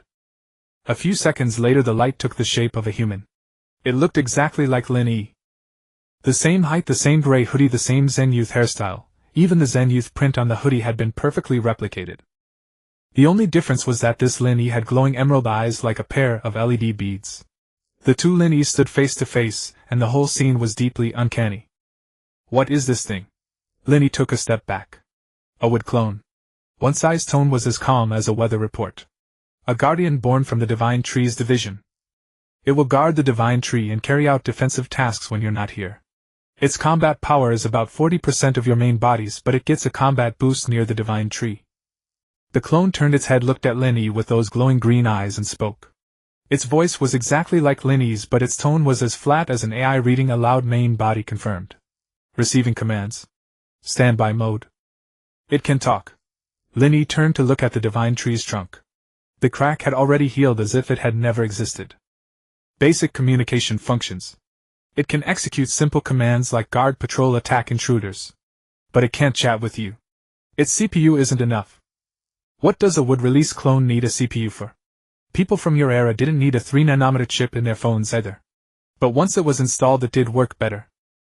Lin Yi circled the clone twice, reached out, and poked its shoulder. It felt like wood, hard and stiff yet smooth as if polished. The clone didn't move an inch, its emerald eyes staring straight ahead. Are there any requirements for the command language? Just say anything. It can understand. Lin Yi thought for a moment, then said tentatively, go stand in the corner.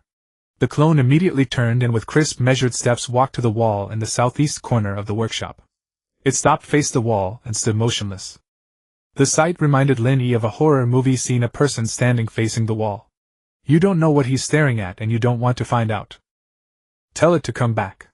The clone turned and walked back to its original spot. I've noticed a problem, Lin Yi said calmly. Go on. It just stands there doing nothing. If Hydra operatives show up and see a figure standing in the corner facing the wall, their first instinct won't be to attack. It'll be to call the police. Do you call that guarding? That's performance art. Wankai was silent for 2 seconds. You can dress it up. Dress it up as what? Don't you have a few clothes Tony bought in your wardrobe? Put one on it. Add a cap and sunglasses and it will look like an ordinary person on duty. Lin Yi thought about it. The idea was absurd, yet somehow it made a strange kind of sense. He took out his phone and checked the time. 1030. Agent Mora hadn't shown up today. Fury said there were other tasks, which really just meant he no longer thought Lin Yi was worth watching every day. Fine. I'll bring it some clothes this afternoon. Lin Yi glanced at the clone. You stay here for now. Don't wander off. Standby mode, the clone said. Lin Yi climbed the stairs and walked out of the subway station. Only when sunlight hit his face did he realize he had just spent several minutes talking to a wooden version of himself. One side, does this count as me having a split personality? No. A split personality means there are multiple different selves inside you. This is just a wooden man taking your orders. That's good. But if you want a split personality, Wankai can develop one for you. No need. Thanks. At 2 in the afternoon, Lin Yi returned to the underground workshop carrying a gym bag. Inside were a black hoodie, a pair of dark blue jeans, a baseball cap, and a pair of sunglasses. The clone was still standing where it had been, maintaining the exact posture from when he left. Come over and change. The clone walked over and Lin Yi handed it the clothes one by one. The clone changed with surprising skill, as if its body carried some instinctive memory. It zipped up the black hoodie, buttoned the jeans, straightened the baseball cap, and settled the sunglasses onto its nose. Now standing before Lin Yi was a wooden man who looked exactly like him, wore the same hoodie, and was now also wearing sunglasses and a cap. How does it look? Lin Yi asked Wankai. Like a wanted fugitive trying to disguise himself. Forget it. As long as it works. Lin Yi gave the clone a set of commands: patrol around the divine tree every day. If you find an intruder, warn them first. If the warning fails, subdue them, do not kill. The 100-meter radius around the divine tree was a restricted zone. Any unauthorized creature that entered was to be intercepted. The clone blinked its green eyes behind the sunglasses. Command received. Guard duty begins. I'm leaving. I'll come back tomorrow. Confirmed. Lin Yi turned and took 2 steps, then suddenly stopped and looked back. The clone had already walked to the checkpoint in the center of the workshop, hands behind its back, standing upright. A faint green glow flickered behind the sunglasses. The divine tree's branches and leaves swayed gently above it as if shielding it from the sun. Will it get bored here all alone? Lin Yi asked. Host, it's made of wood. It doesn't get bored. I know. I was just asking. Are you treating it like a person? Lin Yi didn't answer. He climbed the stairs and walked out of the subway station. The sunlight was beautiful. On the streets of Brooklyn, people were walking, dogs jogging, and pushing strollers as they soaked up the sun. No one knew that 15 meters underground there was a glowing tree and a wooden man in sunglasses. Back at the apartment, Lin Yi flopped onto the sofa and stared blankly at the ceiling. Wankai. When do you think Hydra will come again? The squad you drove off last time was only a recon team. They know you're not easy to deal with. Next time it won't be a squad. What do you mean? Next time might be an airstrike. Lin Yi was silent for a few seconds. If it's an airstrike, can the divine tree survive? The divine tree's roots are already 50 meters underground. An airstrike could destroy the surface facilities, but it can't kill the tree. Unless they use bunker busters. But dropping a bunker buster on Brooklyn wouldn't just be targeting you. It would be declaring war on all of New York. So they still don't dare. Not for now. Then that's fine. Lin Yi turned over, settled into a more comfortable position, and closed his eyes. The afternoon sunlight poured through the floor-to-ceiling window onto the sofa, warm and cozy. But what he didn't know was that in the repair workshop in the second basement, the clone had taken off its sunglasses and was quietly gazing toward the stairway with those glowing green eyes. It didn't get bored. But it would wait. Lin Yi was jolted awake by a violent tremor that shook the very ground beneath him. It was no dream, no earthquake. The world was truly rocking. The chandelier on the ceiling swung wildly, window panes vibrated with a low hum, and car alarms blared from the street below. He sat up in a flash, his first instinct to glance at his phone. 4:15 a.m. Wankai. I'm awake. The divine tree is under attack. The blast point is about 30 meters from the ground entrance. The clone has already entered combat status. Lin Yi yanked on his hoodie and bolted downstairs, cursing as he ran. Didn't you say they wouldn't dare use bunker busters? This isn't a bunker buster. It's a directed blast charge, a modified Hydra model designed specifically to crack reinforced concrete. Less power than a bunker buster, but far quieter too. They wanted to destroy the divine tree without alerting S.H.I.E.L.D. And yet here I am alerted. Because you live 3 kilometers away, not because you were alerted. Your perception range isn't that large yet. Lin Yi burst out of his apartment building. People on the street were already craning their necks, peering about in confusion. A few neighbors in their pajamas stood at the building entrance, faces full of bewilderment, unsure what had just struck. Gas explosion. Lin Yi yelled as he ran. Don't worry, I've already called the police. No one believed him. But no one chased after him to ask either. He ducked into a narrow alley, confirmed there were no cameras or witnesses, and pressed both hands against the ground. Would release earth surging walker. A dozen thick roots burst through the asphalt, slithering like pythons across the surface, their course aimed straight for the abandoned subway station. Lin Yi stepped onto the thickest root, which carried him gliding forward, faster than a taxi. The wind forced his eyes to squint, and the hood of his sweatshirt blew back off his head.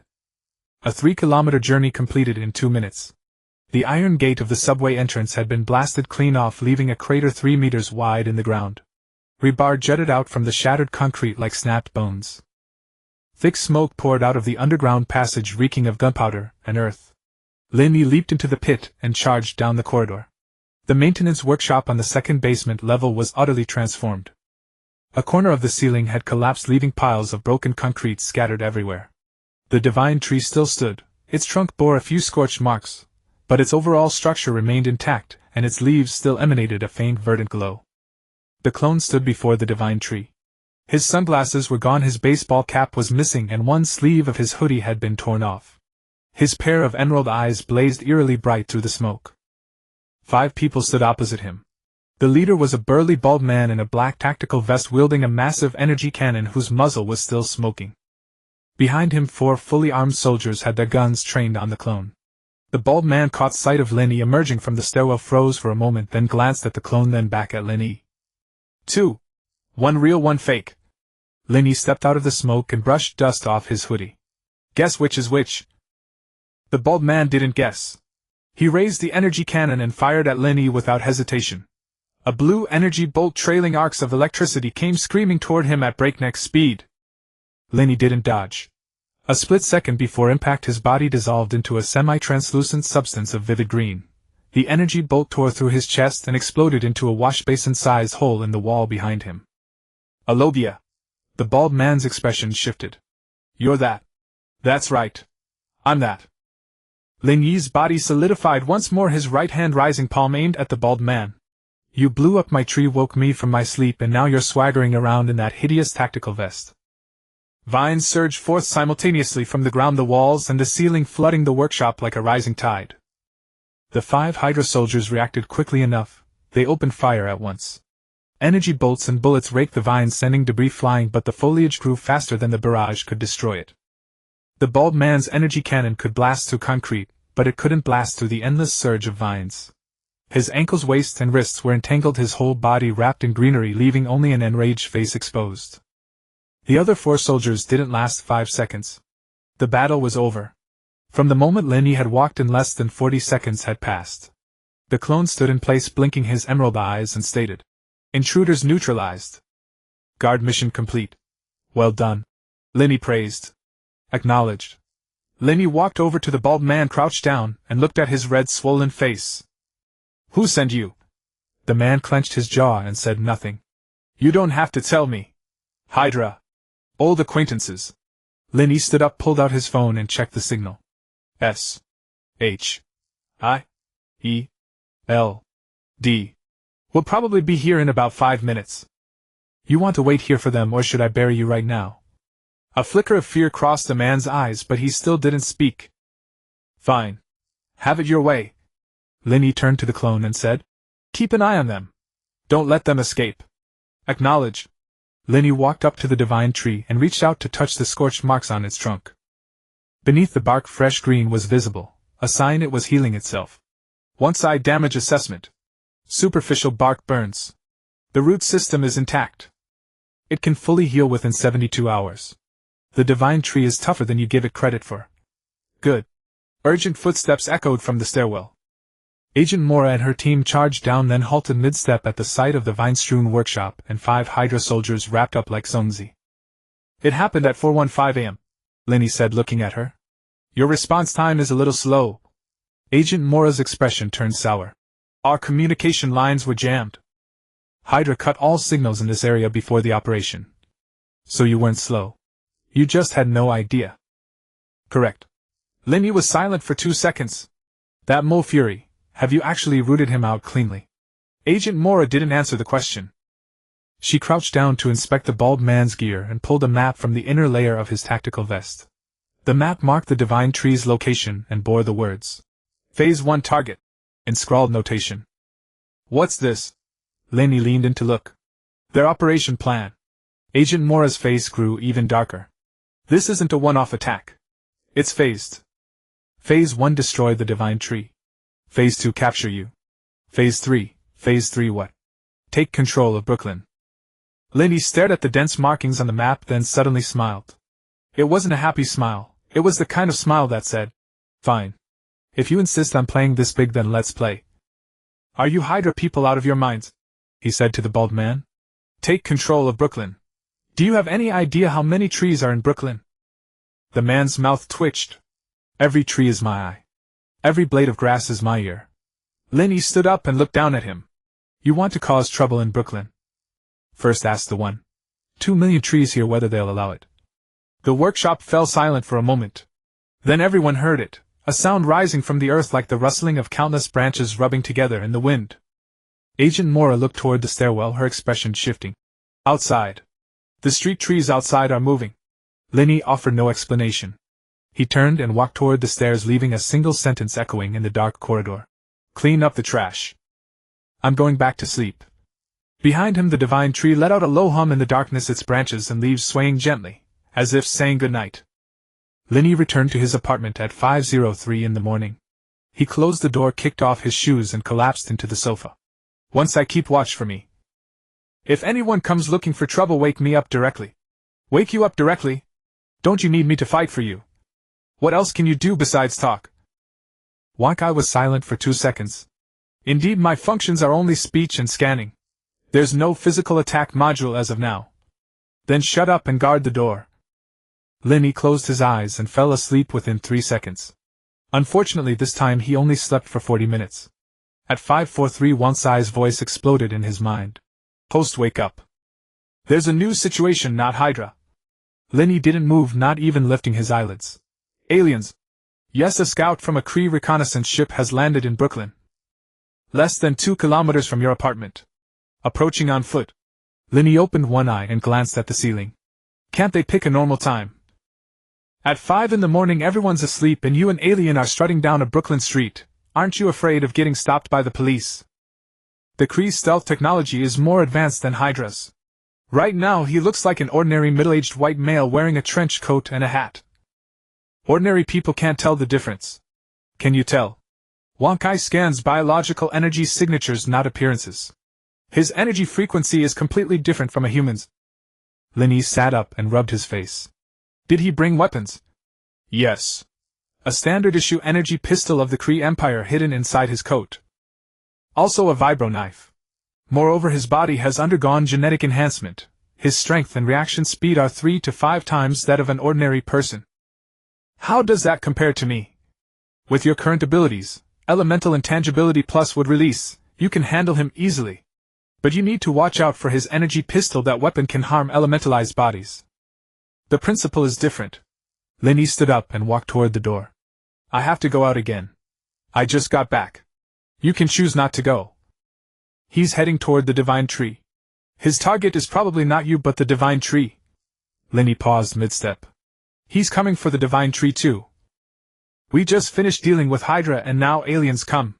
Did my tree grow gold or what? The energy fluctuations emitted by the divine tree are very conspicuous to the Kree. They might think it's some kind of new energy source or weapon. Alright. Lin Yi pulled open the door. Plant 1 tree, attract 100 enemies. Wankai, what is this all about? This is called the innocent man is found guilty merely because he carries a jade. Do you want me to turn it into plain language? No need. I know that idiom. It was still dark in Brooklyn in the early morning. The streets were empty with only dim yellow streetlights glowing. Occasionally a garbage truck rumbled by. Lin Yi walked down the sidewalk in slippers. He had left in such a hurry that he forgot to change his shoes. In a gray hoodie and slippers, his appearance had nothing to do with a superhero. Wankai, where is he? 300 meters ahead at the intersection, waiting for the red light. Aliens wait for red lights too. Behavioral simulation in disguise mode. The Kree's stealth technology mimics human behavioral habits to avoid suspicion. Lin Yi walked over and indeed saw a tall man in a black trench coat standing at the intersection. His hat was pulled low, hiding his face, but his posture was straight, clearly not an ordinary person. Ordinary people don't stand at a red light as rigidly as a soldier. Lin Yi walked up beside him and stopped to wait for the red light as well. The two stood side by side about 2 meters apart. The man in the trench coat turned his head to glance at him. Lin Yi turned and looked at him too. You're the plant man. The man in the trench coat said, his voice low with a strange metallic timbre. Our scanner detected your energy signature. You're the one who planted that energy source. Your scanner is pretty accurate. Lin Yi stuffed his hands into his hoodie pockets. You're from the Kree Empire. The man in the trench coat didn't deny it. He pushed his hat up, revealing a sharply defined face with bluish-gray skin and amber eyes. The disguise couldn't fully conceal his alien features at close range, but ordinary people might think he was someone with a strange disease. "I am Course Vanguard Scout of the Kree Empire Reconnaissance Ship Light Chaser," he said with a tone of natural arrogance. "Your energy source violates Article 374 of the Kree Empire's Interstellar Safety Act, deploying an unidentified energy device on an inhabited planet without permission. I command you to immediately hand over control of the energy source and submit to the Kree Empire's inspection." Lin Yi stared at him dumbfounded for 2 seconds. "You command me?" "Yes. You're an alien standing at a Brooklyn intersection waiting for a red light and commanding an Earthling to hand over the tree." Course's expression didn't change. "If you disagree, you can appeal. But hand over the tree first." Lin Yi took a deep breath and glanced at the red light. 23 seconds remained. "Let me tell you something." Lin Yi turned back to look at Course. "The laws of your Kree Empire don't apply on Earth. This planet has its own rules." "What rules?" "Whoever has the bigger fist calls the shots." Course's eyes changed. His hand moved toward the inside of his trench coat. His speed was fast. As a gene-enhanced Kree warrior, his draw speed was 3 times faster than an ordinary human's. But the vines were 10 times faster than his hand. The moment Course's fingers touched the pistol grip, the asphalt beneath his feet burst open.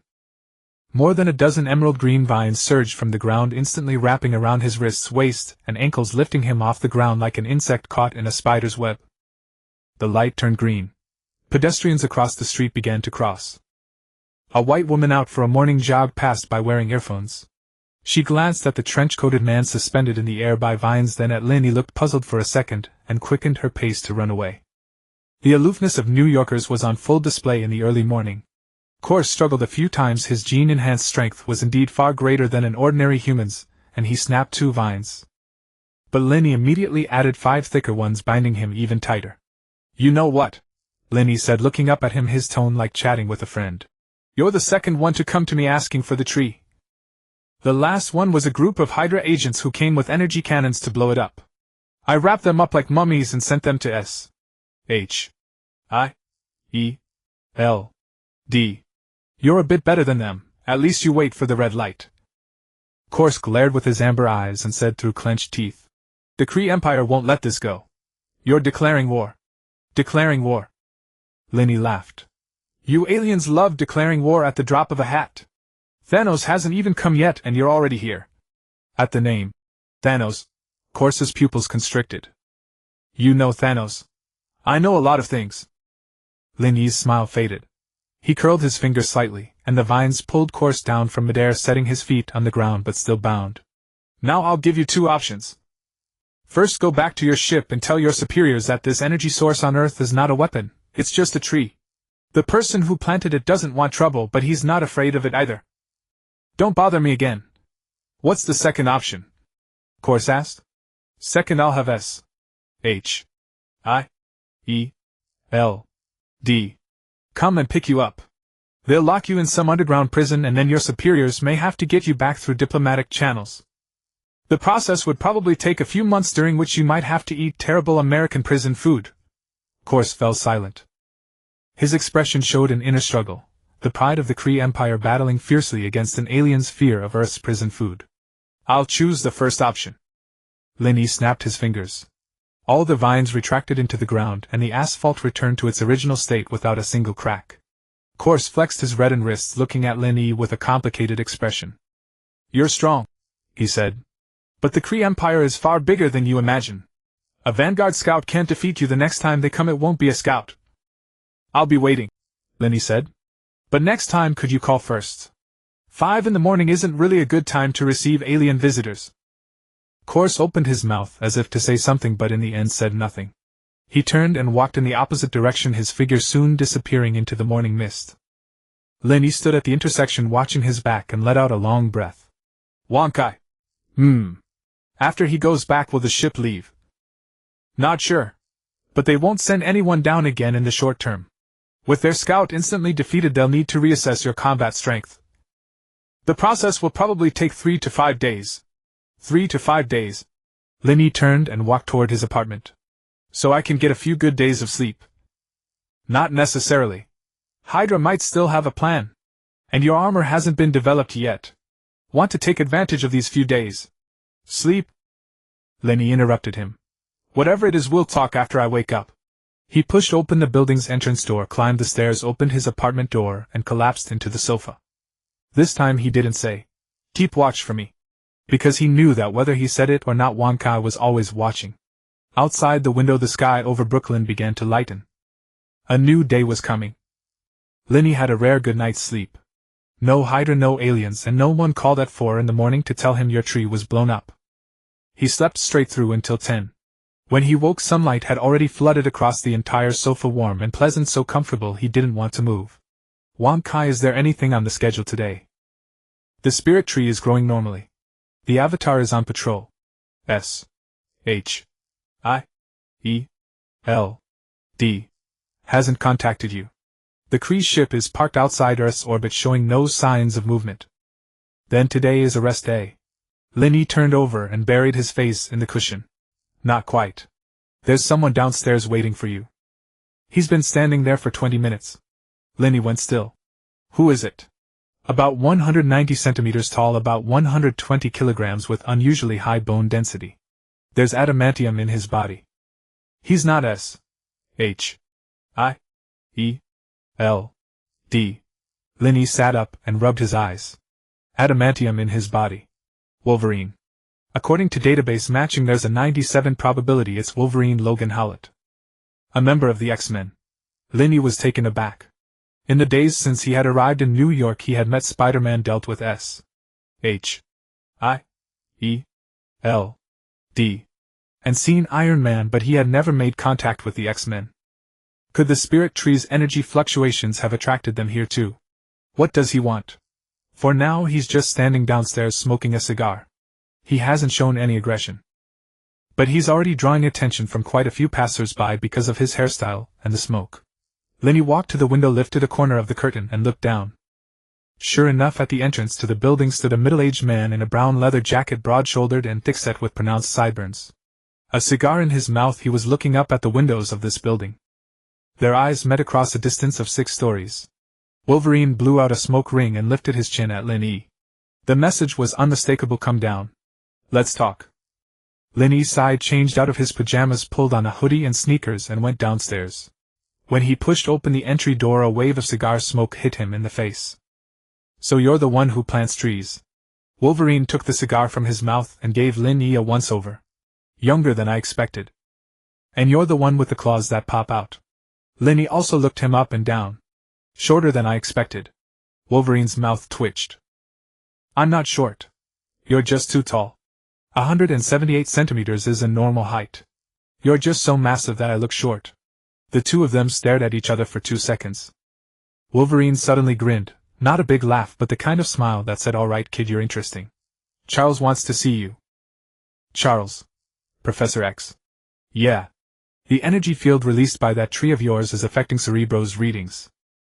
Charles wants to know what you're doing and whether your tree will have any effect on mutants. Wolverine stubbed out his cigar on the trash can by the entrance. He wanted to come himself, but I figured it wouldn't be convenient for him to come here. A wheelchair can't get into the subway station. So he sent you. He sent me to see whether you're a threat. Wolverine's tone was blunt. If you are, I knock you out and take you back. If you're not, I'll politely ask you to come along. Which one am I right now? Wolverine tilted his head and studied him for 2 seconds. You came out to see people in slippers. I don't think you're a threat. Threats don't usually wear slippers. Lin Yi looked down at his feet. Gray cotton slippers, and the one on the left foot had a hole with his big toe poking out. I left in a hurry and forgot to change. Get in the car. Wolverine turned and walked toward a black SUV parked by the road. Charles is waiting for you. Xavier's School for Gifted Youngsters, you should know where it is. Lin Yi didn't move. Why should I go see Professor X? I'm not a mutant. Wolverine stopped and turned around. Whether you're a mutant doesn't matter. When Charles wants an answer, he gets an answer. If you cooperate, we save time. If you don't, I might tear that hoodie of yours while grabbing you. Is that a threat? It's a fact. Wolverine opened the SUV's door. These claws of mine aren't easy to control. Lin Yi looked at Wolverine, then at the black SUV, his mind racing. Wan Kai's voice chose that moment to chime in. Professor X is a good man. You can meet him. Besides, the spirit tree's energy really might have an effect on mutants. It can't hurt to talk to him sooner. All right. Lin Yi walked over and got into the car. But I have one condition. Name it. On the way back let me take the subway. I don't want to spend 40 minutes in a car with a cigar-smoking giant again. Wolverine started the car and the corner of his mouth twitched. You don't like the smell of cigars? It smells like burnt tree bark to me. I'm a plant-type ability user. How do you think I feel when you burn plants right in front of me? Wolverine was silent for 2 seconds, rolled the window down a crack and tossed the cigar out. Good now. Barely. The SUV merged onto the main road and headed for Westchester County. Lin Yi leaned back in his seat watching the street scenes flash past the window. Wankai Professor X can read minds. Will he read my memories and find out that I'm from another universe? Theoretically, yes. But you can use wood release and the forest fruit's power to build a plant barrier around your consciousness. It won't completely block mind reading, but it will turn what he reads into what you want him to read. How do I build it? Relax. Let Wankai handle it. Lin Yi felt a warm current surge through his mind like a thin layer of bark wrapping around the core of his consciousness. Done. What he reads is a young man from a parallel universe who gained plant-type abilities by chance, who doesn't want trouble but isn't afraid of it. The deeper layers are sealed off from him. Thanks. You're welcome. Wankai's functions may not be for combat, but they can guard against mind reading. Xavier's school for gifted youngsters was bigger than Lin Yi had imagined. It wasn't one building, it was an estate. The iron gate opened automatically and the SUV followed the driveway across a lawn before stopping in front of an old Gothic building. A few students were basking in the sun on the lawn. When they saw Wolverine's car, they looked over curiously. Wolverine led Lin Yi into the building, down a long corridor, and to a wooden door. There was no sign on the door. Go on in. Wolverine knocked, then stepped back. I'll wait outside. The door opened. The room was spacious. Sunlight streamed through the floor-to-ceiling windows and fell on an old bald man sitting in a wheelchair. Charles Xavier wore a dark blue suit and held a cup of tea, his expression as mild as a retired university professor's. Lin Yi, welcome. Professor X gestured to the sofa opposite him. Please sit down. Tea or coffee? Tea, please. Lin Yi sat down and looked around. There was no one else in the room. A few paintings hung on the walls and the bookshelves were filled with books. It looked like an ordinary professor's office. Professor X handed him a cup of tea, then leaned back in his wheelchair and regarded him with a smile. Logan can be a little blunt sometimes. I hope you don't mind. He's a good man, just not very good at socializing. I don't mind. He said I was short, so I said he was short. We're even. Professor X smiled. That tree you planted, he said, setting down his teacup and growing more serious, has a very strong energy field. My cerebro was interfered with twice while I was scanning for mutants. My students have also mentioned that in the past few days around New York the presence of plants has become unusually active. That tree is called the spirit tree. It's part of my ability used to build a plant network. It isn't directed at mutants and it won't hurt anyone. I believe you, Professor X said, but I still wanted to confirm it in person. Your ability is very unusual, neither mutant nor magic nor technology. I've studied this field for 30 years and this is the first time I've seen an energy pattern like yours. Lin Yi didn't answer. Professor X's gaze turned deeper as if he were reading something. Parallel universes, he said suddenly. Interesting. Lin Yi's hand paused. He glanced at Professor X. The barrier Wankai had set in his mind was still there, but Professor X had clearly read the surface information. Don't be nervous, Professor X said. I won't tell anyone your secret. Everyone has a past. The fact that yours is in another universe doesn't affect your existence in this one. Then aren't you worried I might be a threat? Professor X looked at him silent for 2 seconds. A young man who comes to see me in worn-out slippers is unlikely to be a threat. Lin Yi looked down at his feet. The hole on the left foot was still there, and the big toe had popped out again. He quietly tucked his feet under the sofa. Your tree, Professor X steered the conversation back, as long as it stays at its current energy level will have no negative effect on mutants. But if the energy continues to grow, it could interfere with certain mutants whose abilities are weaker. I'd like to make an agreement with you: every time your tree advances to a higher stage, give me advance notice. That way I can adjust Cerebro's scanning frequency. That's all. That's all. Professor X picked up his teacup. I'm not asking you to join the X-Men nor to hand over your abilities. I'm only asking for advance notice. Lin Yi thought it over and felt the request wasn't excessive. Fine. I promise. Professor X nodded with satisfaction. One more thing. He looked at Lin Yi, a hint of meaning in his eyes. Magneto knows about you too. The people he sent may already be on their way. He's not like me. He won't discuss things politely with you. Lin Yi frowned. Magneto. What does he want with me? Your tree can affect plants. Plants can affect soil. Soil can affect metal. He believes you have the potential to become his comrade in arms. Professor X's tone was calm, but his words carried a lot of weight. I suggest you refuse him. He doesn't like being refused. When will the people he sent arrive? It could be today, or it could be tomorrow. Professor X set down his teacup. But here's some good news. According to my intelligence, Magneto himself is not in New York. What he sent is an envoy. You probably won't have to face Magneto personally. Lin Yi leaned back on the sofa staring at the chandelier. So I came here for tea and got an advance notice about the next wave of trouble. You could interpret it that way. Professor X gave a faint smile. But I can give you one piece of advice: if Magneto's envoy comes, don't fight him. Why? Because Magneto is fiercely protective of his people. If you hurt his envoy, he will definitely come in person. Professor X looked at Lin Yi, his gaze calm. Are you prepared to face Magneto? Lin Yi was silent for 2 seconds. When troops come we send generals, when floods come we raise earthworks, he said. Let him come his way. I'll fight my own fight. Professor X picked up his teacup and said no more. The sunlight outside the floor-to-ceiling windows was lovely. A few mutant children were chasing one another on the lawn, their laughter drifting through the glass. Lin Yi looked outside, his mind already turning to something else. Wolverine was waiting outside the door to drive him back.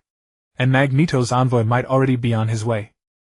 When Lin Yi stepped out of Xavier's school for gifted youngsters, the sunlight was just right.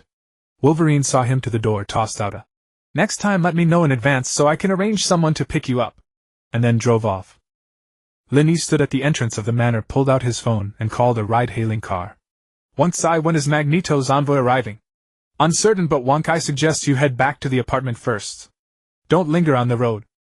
Running around outside in those tattered slippers is too conspicuous." Lin Yi looked down at his feet. Indeed, gray cotton slippers with a hole in the left one, his big toe exposed to the cool air. The ride-hailing car arrived, and Lin Yi climbed into the back seat. The driver was a black man in his 50s who glanced at him through the rearview mirror with a calm expression. "Brooklyn. $38. Let's go." The car merged onto the highway, and Lin Yi leaned back in his seat, closing his eyes to rest. But barely 10 minutes passed when Wansai's voice suddenly blared. "Host, there's a heavy truck driving the wrong way ahead at the highway exit." "Wrong way?"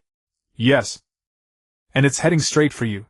High energy readings detected on the truck. The driver isn't human." Lin Yi glanced at the driver. "Sir, pull over. I'm getting out." "You can't stop on the highway." The driver's protest was cut short as a massive truck came careening around the exit ramp ahead, driving directly toward them the wrong way. The driver wrenched the steering wheel hard, tires screeching and spitting black smoke as the car spun sideways across the highway.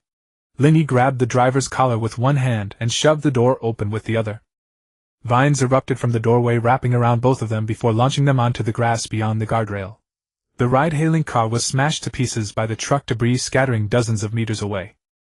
The driver collapsed onto the grass, his face drained of color. "My car. I financed it. S.H.I.E.L.D. will compensate you," Lin Yi said, rising to his feet and brushing grass from his clothes as he watched the heavy truck come to a halt after destroying the vehicle. The truck door was kicked clean off its hinges. A giant figure leaped from the driver's seat. Standing at least 2.3 meters tall and weighing well over 300 kilograms, his entire frame was corded with muscle.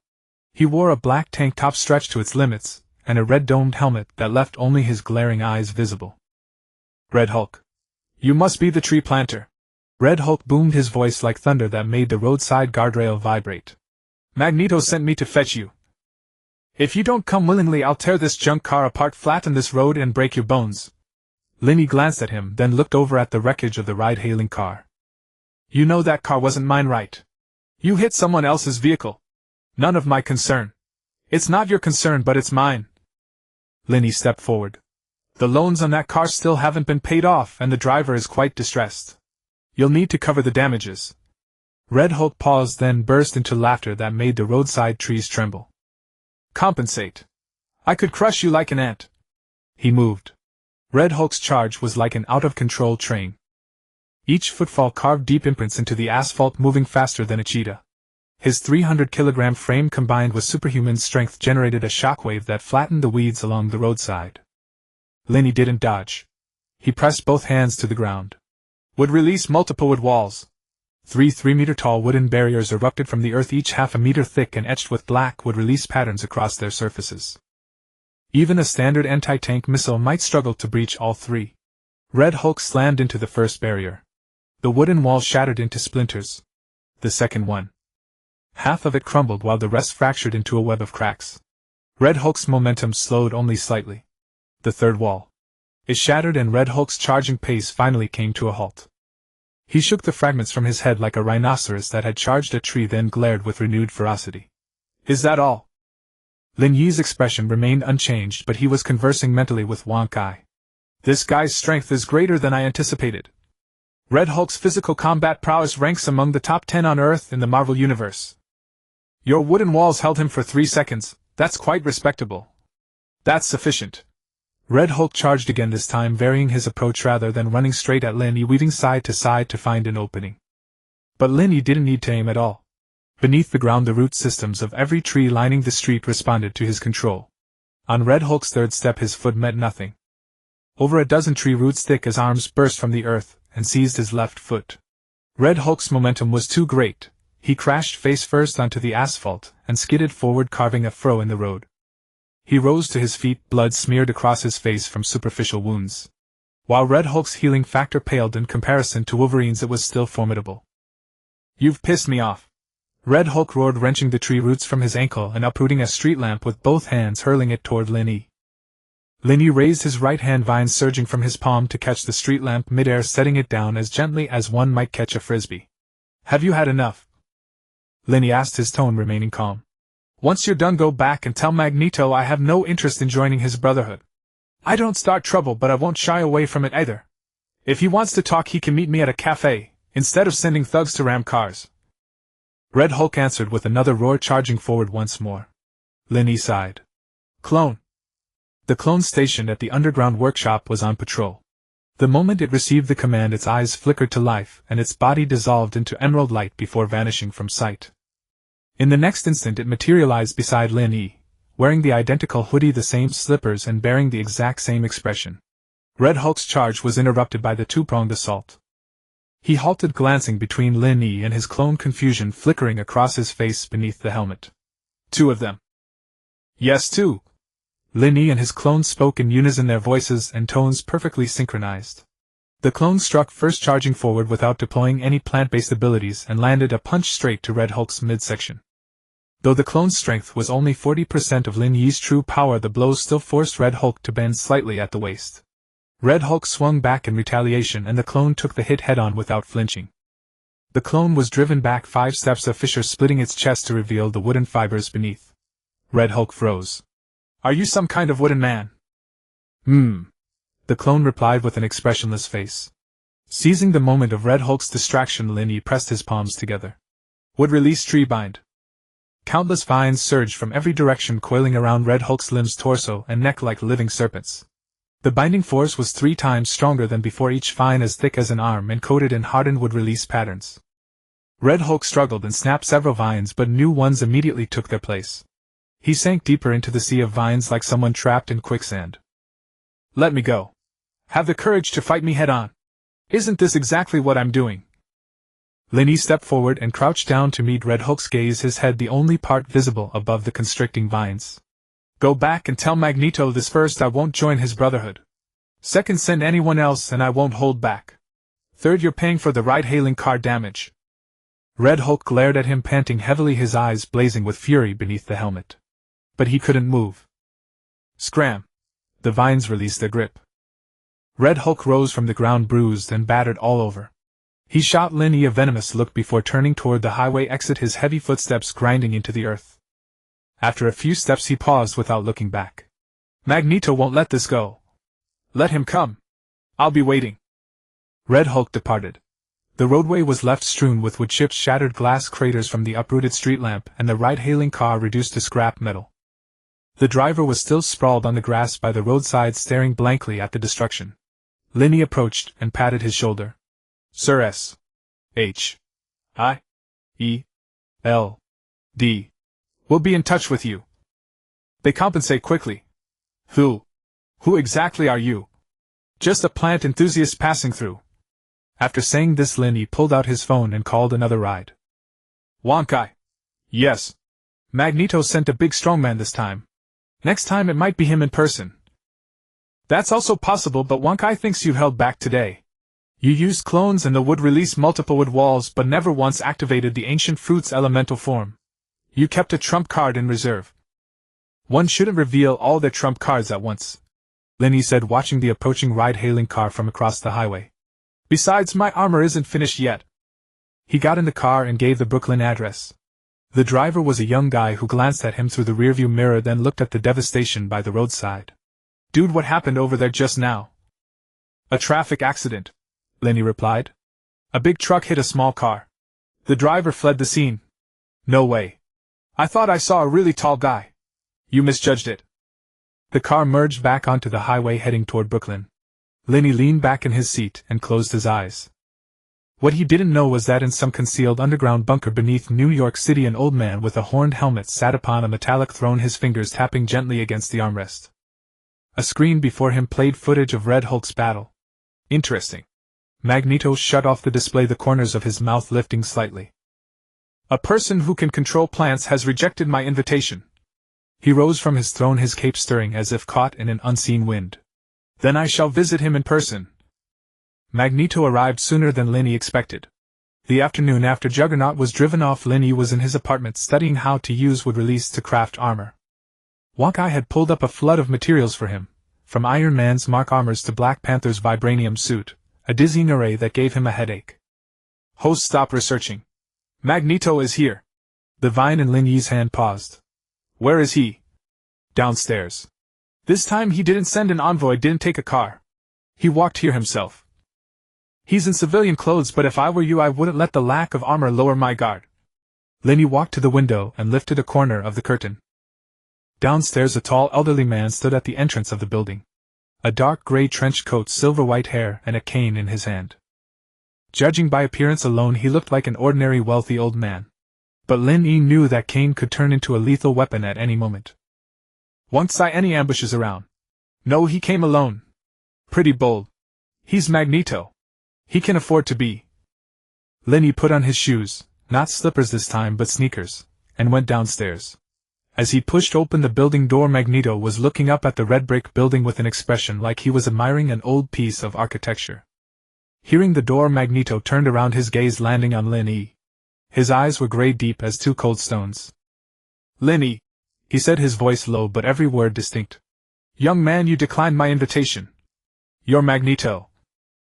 Lin Yi leaned against the building door, hands in his hoodie pockets. Your envoy isn't very good at his job. He rammed into a ride-hailing car, one whose loan hasn't even been paid off yet. The owner is pretty upset now. Magneto's expression didn't change. Juggernaut can sometimes be overzealous. I apologize to you on his behalf. Lin Yi raised an eyebrow. Magneto apologizing. That was unexpected. But I'm not here to apologize. Magneto stepped forward, a metallic glint flashing in his gray eyes. Your ability is quite special. You manipulate plants, create plants, and can even give plants consciousness. It's not a mutant ability, but its potential is no less than that of any mutant. Thanks for the compliment. I'm not complimenting you. Magneto's voice grew deeper. I want you to join the Brotherhood. I'm not asking you. I'm informing you. Lin Yi looked at him, silent for 2 seconds. And if I say no? Magneto didn't answer. He simply raised his hand slightly. The iron door behind Lin Yi suddenly twisted and deformed, crushed like by an invisible giant hand. Fragments of the door floated in midair, their jagged edges aimed at Lin Yi's back. Your power comes from plants and mine comes from metal, Magneto said. In this city of New York, metal is everywhere. Rebar, pipes, wires, cars, coins. I can turn them all into my weapons. How many of your trees can block them? Lin Yi didn't turn around. He knew the door fragments were behind him, but he didn't move. Your power is indeed formidable, Lin Yi said calmly. But there's one problem. What problem? Your metal can't hit me. The moment the words left his mouth, Lin Yi's body transformed into an emerald green translucent substance, the elementalization of the Mori Mori no Mi. His entire body became a mass of flowing plant energy floating in the air like a cloud of green mist. Magneto's eyes narrowed. The iron fragments passed through the green mist and struck the door frame with a shrill metallic crash. Elementalization, Magneto said. A Logia-class ability. Juggernaut's report mentioned it, but I didn't expect you'd already mastered it. I haven't mastered it that well. The green mist recondensed into human form, Lin Yi standing 3 meters from Magneto, a smile on his face. But it's enough to dodge your metal. Magneto was silent for a moment. Your ability is quite interesting. The menace in his tone lessened, replaced by curiosity. But what about when you can't elementalize? Your trees, your vines, your wooden clones, all of them will be my targets. He raised his hand and swept it through the air. On the street in the distance, a parked car was lifted by an invisible force. The iron skin of its roof was torn open like paper, revealing the metal skeleton beneath. Lin Yi watched the dismantled car, his expression still calm. You might have forgotten something. What? My wood isn't ordinary wood. Lin Yi raised his right hand and a vine burst from his palm. It grew rapidly in midair, its surface marked with the black patterns unique to wood release. He tossed the vine toward Magneto, not attacking, just throwing it. Magneto raised his hand, wrapping the vine in his electromagnetic field, then his expression changed. The vine wasn't under his control. It merely floated because his field held it up, but it showed no reaction to the magnetic field whatsoever. It didn't conduct electricity, didn't conduct magnetism, like plastic. What kind of wood is this? Magneto couldn't help asking. Wood made by wood release, Lin Yi said. Have you ever seen conductive wood? No. Then magnetically conductive wood? No either. My wood is carbon-based biomass with no metallic elements inside. Your power is basically useless against it. Magneto lowered his hand and the vine dropped to the ground like a dead snake. Their eyes clashed in the air. Lin Yi knew that if Magneto really wanted to fight, he wouldn't just tear apart a single car. He could tear down the entire building, the entire street, half of Brooklyn. His power ceiling far exceeded Lin Yi's. But Magneto also knew his power's restraint over Lin Yi was far from absolute. Elementalization made him impossible to hit, and would release wood couldn't be controlled. This was a battle neither side could win. You don't want to fight. Lin Yi spoke first. And you don't want to fight either, Magneto replied flatly. Silence. Then Magneto did something Lin Yi didn't expect. He laughed. Not a sneer, not a mocking laugh, a laugh of someone genuinely frustrated into amusement. I've lived in this world for many years, Magneto said with a shake of his head. This is the first time I've met an opponent I can do nothing about. I'm not your opponent, Lin Yi answered honestly. I don't even want to be your enemy. I just don't want to join any organization. Not S.H.I.E.L.D.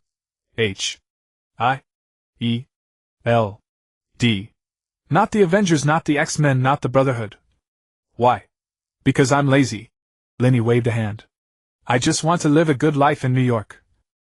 Plant some flowers, raise some grass, and occasionally beat up a few villains who don't know better. If I joined the Brotherhood, I'd have to attend meetings, training, and planning sessions every day. I couldn't stand that. Magneto stared at him for several seconds. You're rejecting me because you want to live a peaceful life. Yes. Magneto was silent for a long time. Finally he turned and walked toward the other end of the street. After a few steps he stopped and said without looking back. When humans start hunting mutants, your peaceful life will end too. When that day comes, you'll come looking for me. He didn't wait for Lin Yi's answer. His trench coat fluttered in the wind, his silver-white hair gleaming in the sunlight. His figure gradually disappeared around the street corner like a lonely old man. Lin Yi stood at the building entrance watching that direction, unmoving for a long time. Wonkai. What did he mean by that last line? It means he knows things you don't. About humanity's attitude towards superpowered individuals and about a certain day in the future. Is he trying to scare me? Not necessarily. Magneto doesn't scare people. He only states facts. It's just that the future he sees may not be the same one you'll see.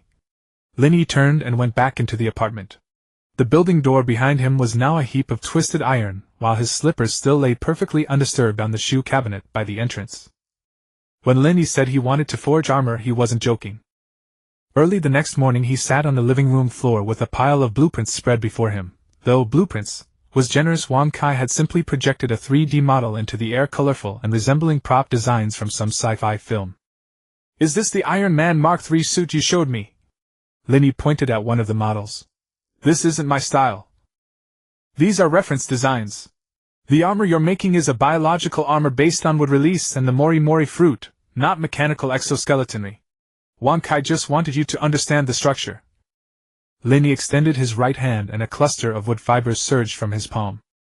He tried weaving the fibers into the shape of an arm guard, but what emerged resembled a stick wrapped in several layers of bark, rigid and stiff with no flexibility at the joints. This won't work. Your wood release control isn't precise enough yet. Right now you can only manipulate large stationary structures like wooden walls and vines. To craft armor you'll need microscopic level control. Then how do I improve my precision? Practice. Perform 500 miniature wood release techniques daily, such as shaping needles from wood. By the 10th day your fingers will be able to control the fiber movement. Lin Yi glanced at his hand. You're saying I need to embroider with wood? You could understand it that way. The doorbell rang. Lin Yi opened the door to find Peter Parker standing there, a paper bag in hand, chewing on something. Morning. I brought you bagels. The best in Brooklyn waited 15 minutes in line. Are you okay? What are these schematics on the floor? Peter squeezed inside and immediately spotted the hovering 3D projection, nearly spitting out his bagel. You're building armor too? Like Tony's? Not armor, I mean bioarmor. Made of wood. Wooden armor. Peter set down the paper bag and leaned toward the projection, eyes sparkling. Can it fly? Shoot lasers? Stop bullets? The first version can only stop handgun rounds. Lin Yi picked up a bagel and took a bite. Flight capability hasn't been developed yet. Definitely no lasers. Peter circled the projection, then suddenly pointed to a detail. This joint design is wrong. You need to leave a gap here or you won't be able to raise your arm. Lin Yi glanced at him. You know about this. I modified my own suit, the web shooters, the stitching on the suit, the ventilation holes in the mask, all my own work. Peter said this naturally without showing off, simply stating facts. Lin Yi fell silent for a moment. He suddenly realized that this 16-year-old high school student standing before him was not only a superhero but a genius-level engineer. Then help me modify the blueprints. Peter grinned brilliantly. All right. But you're buying lunch. The two set to work in the living room. Wankai magnified the 3D model 10 times and Peter pointed at various parts of it like an old professor, while Lin Yi conducted small-scale tests nearby using wood release. After an hour the blueprints were transformed beyond recognition, but Lin Yi could clearly feel that the previously problematic areas had indeed been corrected. You don't actually need to build full-body armor first, Peter finally said. Start with arm guards and leg guards, then add more gradually. Tony's mark, I was just a tin can. Good idea. Lin Yi closed his eyes and began to try according to the revised blueprints. The power of wood release surged from his palms. This time, instead of a chaotic mass of fibers, they wove layer by layer like fabric. First the outline of the arm, then the flexible gaps at the joints, and finally the hardened outer layer. 15 minutes later a complete wooden forearm guard lay in his palm. The deep brown wood grain was smooth as polished wax with articulated joints that bent seamlessly, and cleanly finished edges. Sliding it onto his right forearm it fit perfectly, and when he moved his wrist the flexibility was surprisingly good. Peter picked it up and tapped it, producing a dull thudding sound. This hardness is way more durable than my webbing. This is the result of wood release hardening. Lin Yi flexed his wrist, feeling quite pleased. About 5 times harder than regular wood, approaching aluminum alloy. And bulletproof. Want to test it? Peter stepped back 2 paces, pulled out his web shooter, and fired a strand at the guard. The web shot out at high velocity, usually leaving bruises on flesh. On the guard it left only a tiny white mark and the armor didn't budge. Wow! Peter couldn't help but admire. Cool. Lin Yi was about to test the leg guards when Wankai suddenly spoke, urgency in its voice. Host, there's a situation near the underground workshop. It's not Hydra, not aliens. It's a woman in purple clothing approaching the Divine Tree entrance. The clone has intercepted her but was repelled. Lin Yi stood up. Repelled? A clone at 40% strength can't handle one woman. She's using some kind of energy weapon. The areas where the clone was hit showed signs of withering. Her weapon counters plant-based targets. Lin Yi's expression darkened. Peter, sorry about lunch, next time. What's wrong? A villain. Yeah. Wait here, I'll handle it. I'm coming too. Peter had already tossed his backpack onto the sofa and pulled out his mask. 2 are better than 1. Lin Yi hesitated for a second, then nodded. They set out from the rooftop, Lin Yi swinging on vines, Peter web swinging, and covered the 3-kilometer distance in under 2 minutes. The ground at the subway entrance was in disarray. The clone's left arm was missing, a charred hole torn through its chest, lying on the ground with emerald green eyes flickering, ready to go out at any moment. Branches and leaves from the divine tree extended from the underground passage, seemingly attempting to repair the clone with energy. But the healing couldn't keep pace with the damage. Standing at the entrance was a woman. Purple bodysuit, purple cape, holding a strangely designed energy gun, its muzzle still smoking. Half her face was concealed by a mask revealing only a pair of crimson eyes. "You're the tree planter." Her voice was cold, dripping with condescending arrogance. "I am Super Skrull sent by the Kree Empire. That cripple Korath was scared off by you, and the Empire decided a more professional approach was needed." Lin Yi studied her. "Skrull. Not Kree. I'm an experiment of the Kree Empire fused with multiple abilities." She raised her energy gun, aiming at Lin Yi. "My weapon specifically counters plant-based energy. Your Woodvine's trees, they're all kindling before me." Peter leaped down from the opposite rooftop and landed beside Lin Yi. "Who is she?" "Someone looking for trouble." Super Skrull glanced at Spider-Man and sneered. "Bringing a kid to a fight. You've got some nerve." Lin Yi didn't respond. He bent down and pressed one hand to the ground. Superficially to steady himself, but actually he was communicating with Wang Kai. "Can her weapon wither plants?" "Yes, it works by releasing a specific energy frequency that destroys plant cell activity. Your Mori Mori fruit's elemental transformation can't counter it either, since elemental transformation means becoming plant-based, not something else." "Then what should I do?" "Use armor. The hardened layer of your wood release armor can isolate this energy frequency. As long as you're not directly hit, it shouldn't be a problem." Lin Yi stood up and flexed the wooden arm guard on his right arm. It was the only component he'd completed so far. "Peter, you distract her. Don't get close, use webbing to interfere with her aim. And you, I'll take her down." Super Skrull overheard their exchange and sneered. "You think a wooden arm guard can block my weapon? Are you out of your mind?" She pulled the trigger. A purple energy bolt shot toward Lin Yi at incredible speed. He didn't dodge, raising his right arm to take the hit with the guard. The moment the energy bolt struck the guard, microscopic cracks appeared on the wooden surface, but it didn't penetrate. The wood release quickly repaired the damage, with fresh fibers filling in the compromised areas. Super Skrull's expression shifted. "Impossible. What kind of wood is this?" "This isn't wood, it's wood release." Lin Yi lowered his arm, a slight smile playing on his lips. "Your weapon counters plants, but it can't counter me." He was bluffing. The arm guard could only withstand 3 or 4 hits before shattering, but he couldn't let her know that. Super Skrull fired twice more, and Lin Yi blocked every shot with his guard. The cracks multiplied each time, but they healed rapidly before her eyes. What she couldn't see was that the repairs were draining Lin Yi's chakra. "My turn." Lin Yi opened his left hand and vines surged from his palm, not flowing outward as usual, but weaving themselves into a thin layer of wooden fibers across his body. Not full armor, merely a coarse inner lining, but enough for basic protection. Then the vines lashed out at Super Skrull. Spider-Man struck simultaneously, shooting 2 web lines that stuck to Super Skrull's right arm and left leg. She struggled, and the Skrull's strength was considerable. The webbing stretched like rubber bands, but held firm. The vines seized the opportunity to wrap around her weapon. Super Skrull released her grip, and the energy gun was snatched away by the vines, flung far from her reach. Her other hand mutated into a massive green claw, severing the webbing in one motion as she slashed toward Lin Yi's face. Lin Yi didn't retreat. He blocked the claw with his armored forearm and pressed his left hand against her abdomen. "Would release tree binding." Vines erupted from her back like a bursting pack, immediately wrapping around her arms, legs, and torso. Super Skrull's claw thrashed a few times, but the vines tightened relentlessly until she was encased in a green cocoon. Only a pair of crimson eyes remained visible, glaring furiously at Lin Yi. "Why you? Do you have any idea who I am? I'm a super soldier of the Kree Empire. You've messed with the wrong person." "You're the third person to say that to me." Lin Yi crouched down to meet her gaze. "The last one was Beetle, and before him Korath. Want to know where they are now? Beetle's in S.H.I.E.L.D. S prison, and Korath is writing reports on a spaceship." A flicker of fear crossed Super Skrull's eyes. "As for you," Lin Yi stood up, pulling out his phone to call Agent Mora. "You're not going anywhere.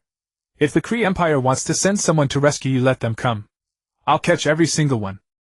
On the third day after the Super Skrull was taken into S.H.I.E.L.D. S.H.I.E.L.D. Custody. Lin Yi's armor finally reached its first complete version. Calling it complete though was generous. It was more like a half-finished prototype. Chest plate, shoulder guards, arm guards, greaves, 7 pieces in total. Each one had been woven layer by layer with the wood release technique, then surface hardened into a deep brown with a subtle wood grain texture. Worn like a set of medieval wooden armor, it was so light that it was almost imperceptible. Peter had helped him test it. Ordinary bullets left only a white mark, and energy weapons could be withstood for 3 to 5 shots. As for flight capability, Lin Yi abandoned it for the first version. Defense came first. Once are you sure this thing can withstand Kree energy weapons? Test data indicates that your armor has a 73% defense rate against the standard issue Kree energy rifle. No problem within 3 shots. Structural damage starts from the 4th. 73%. Not 100. No armor is 100%. Iron Man's Mark armor isn't either. Lin Yi stood in front of the full-length mirror in the living room and studied himself. The dark brown armor worn over a gray hoodie looked mismatched, like an extra from a period drama wandering onto a modern film set. This is too ugly. Function first. Looks can be upgraded later. The doorbell rang. Lin Yi opened the door. It wasn't Peter, it was Agent Mora. Today she wasn't in a suit. She wore a dark blue jacket looking like she had just come back from the field. Why are you here? Did someone try to steal the tree again? It's not about someone stealing the tree. Agent Mora walked in and handed Lin Yi a tablet. See for yourself. On the tablet was surveillance footage timestamped at 3 in the morning. In the video, a figure in a black cloak stood at the entrance to the subway station where the divine tree was, both hands pressed against the iron gate. The lock on the gate opened by itself without any external force. Who is this? Lin Yi frowned. Unknown. No match in our database. But he, or she, went down into the underground workshop, stood in front of the divine tree for about 2 minutes and then left. They never touched the divine tree and left no trace. What about the clone? Didn't it intercept them? The clone was frozen by some kind of force. The footage shows the clone standing motionless in the corner, as if someone pressed pause. That lasted for exactly 2 minutes until the figure left. Lin Yi frowned even harder. It could freeze his clone. Although the clone only possessed 40% of his power, it was not something an ordinary opponent could restrain. What do you make of it? No energy fluctuations were detected in the surveillance footage. When the figure opened the lock and froze the clone, no detectable energy was released. That does not conform to normal rules. What does not conform to normal rules mean? It means either their abilities are far beyond the scope of our detection, or their abilities are not energy-based at all. Lin Yi handed the tablet back to Agent Mora. Was the divine tree damaged? No, and that's the strangest part. They went and looked at it for 2 minutes and left. Did nothing. Then why come tell me? Because Fury thinks that someone who can break through your defenses with ease leaving no trace is more dangerous than someone who blows up the tree. Agent Mora put away the tablet. He wants you to stay alert. I'm always alert. Agent Mora gave him a look, chose not to call out the fact that he slept in every day, and walked away. Lin Yi closed the door and leaned against it. Who do you think that person was? Insufficient information. Impossible to determine. But Wankai reminds you that the energy fluctuations of the divine tree are accelerating. This morning its roots had already extended 200 meters underground, covering half of Brooklyn. The second stage of growth is expected to complete within 48 hours. What will happen after that? The divine tree will bloom. The moment it blooms, it will release a massive energy pulse that every supernatural force in New York will be able to detect. When that happens, it won't just be mercenaries and alien scouts showing up at your door. Lin Yi was silent for a moment. Can the armor still be upgraded? Yes. But you need more time to practice micromanipulation. At your current precision, you can only make crude defensive gear. For a flight module and energy shielding, you would need at least a week of intensive training. A week is too long. Lin Yi stood up, walked to the window, and looked at the Brooklyn skyline. Tonight I'll go keep watch beside the divine tree. You're planning to wait here for your prey? That's right. If that person comes back, I'll be waiting. After dark, a light rain began to fall over Brooklyn. Lin Yi sat in a corner of the underground workshop, back against the wall facing the divine tree, which had already grown to over 3 meters tall. The trunk was thicker than his waist, and the branches and leaves spread an emerald canopy beneath the ceiling, glowing faintly. The clone stood in the center of the workshop, its battle damage from last time repaired, emerald eyes shimmering in the darkness. He wore the armor over his hoodie. The 7 wooden plates gleamed with a deep brown luster in the faint glow. "S.H.I.E.L.D, what time is it?" 1140 p.m. "The rain will stop within half an hour. If that person comes, it will most likely be between 2 and 4 in the morning. Both previous intrusions happened during that window." "Why do villains always stay up late?" Lin yawned. "Before I transmigrated, I stayed up late reading novels. After transmigrating, I stay up late catching thieves. What a miserable life." "Your life isn't miserable. Your life has 2 extra ability systems compared to ordinary people. I deserve it." Lin Yi closed his eyes. He wasn't sleeping, just resting his mind. His perception spread outward through the divine tree's roots, and he could feel the breath of every street tree above ground. Raindrops struck the leaves, making them tremble gently, a rhythm almost like music. At 2:17 a.m., the branches and leaves of the divine tree suddenly went still. There was no wind, no anomaly, but all the leaves stopped moving at once as if someone had pressed pause. Lin Yi opened his eyes. At the top of the stairs leading into the underground workshop stood a figure. Black cloak, hood covering most of the face, only a pale chin visible. About 1.75 meters tall, thin, build, hands hidden in the folds of the cloak. No sound, no energy fluctuation, the figure simply stood there like a statue. The clone moved, walking toward the cloaked figure, each step steady and forceful. The figure raised one hand. The clone stopped. It was not bound, not attacked. Its entire body had frozen as if in mid-step, rigid in place. Its emerald eyes still flickered, but the body was completely out of control. "That trick again," Lin Yi said as he stood the armor plates scraping softly. "Who are you? What do you want?" The cloaked figure did not answer. It tilted its head, the gaze beneath the hood sweeping over Lin Yi's wooden armor, then settling on the divine tree. "You've planted it well." The voice was female, low with a strange magnetic quality, but in the wrong place. Lin Yi stepped forward, his hand already on the vines at his waist, ready. "What do you mean?" The figure finally turned its gaze toward him. Half a face appeared beneath the hood, skin so pale it was almost translucent, lips the color of faint purple. The eyes had no pupils, only deep unbroken black. "This is not the world you should be in," she said. "And this tree should not have been planted here. It is attracting things it should not be attracting." "Are you talking about the Kree or Hydra?" "Both, but not only them." The figure's voice grew even lower. "Something has awakened in the depths of the universe. It has sensed this tree. It will come." Lin Yi's intuition told him this person was not lying. "Who exactly are you?" The figure did not answer. She turned and walked toward the stairway. Lin Yi raised his hand, vines shot out from his palm, lashing straight at the figure's back. The vines passed through her cloak but struck no physical body. Beneath the cloak was emptiness, nothing at all. An illusion. Lin Yi froze for a moment. "Not an illusion," S.H.I.E.L.D's voice sounded. "It's a higher dimensional mode of existence. Her true body is not in this layer of space." The stairway was empty. The figure had vanished just as soundlessly as she had arrived. The clone regained its freedom, stood in place, and blinked its emerald eyes as if confused about what had just happened. Lin Yi walked to the stairway and inspected the floor, walls, and ceiling. There was no trace at all. "S.H.I.E.L.D, do you believe what she said? Her energy signature is outside the scope of S.H.I.E.L.D's database. But one thing she said is correct. Something in the depths of the universe really is approaching. S.H.I.E.L.D has been monitoring deep space signals over the past few days and has detected anomalous gravitational fluctuations." "What kind of gravitational fluctuations?" "Similar to the gravitational waves produced by a large celestial body moving. But it is not a celestial body because the mass is not large enough. It is more like a very large spaceship." Lin Yi leaned against the wall, watching the divine tree under the dim light. The branches and leaves swayed gently as if breathing.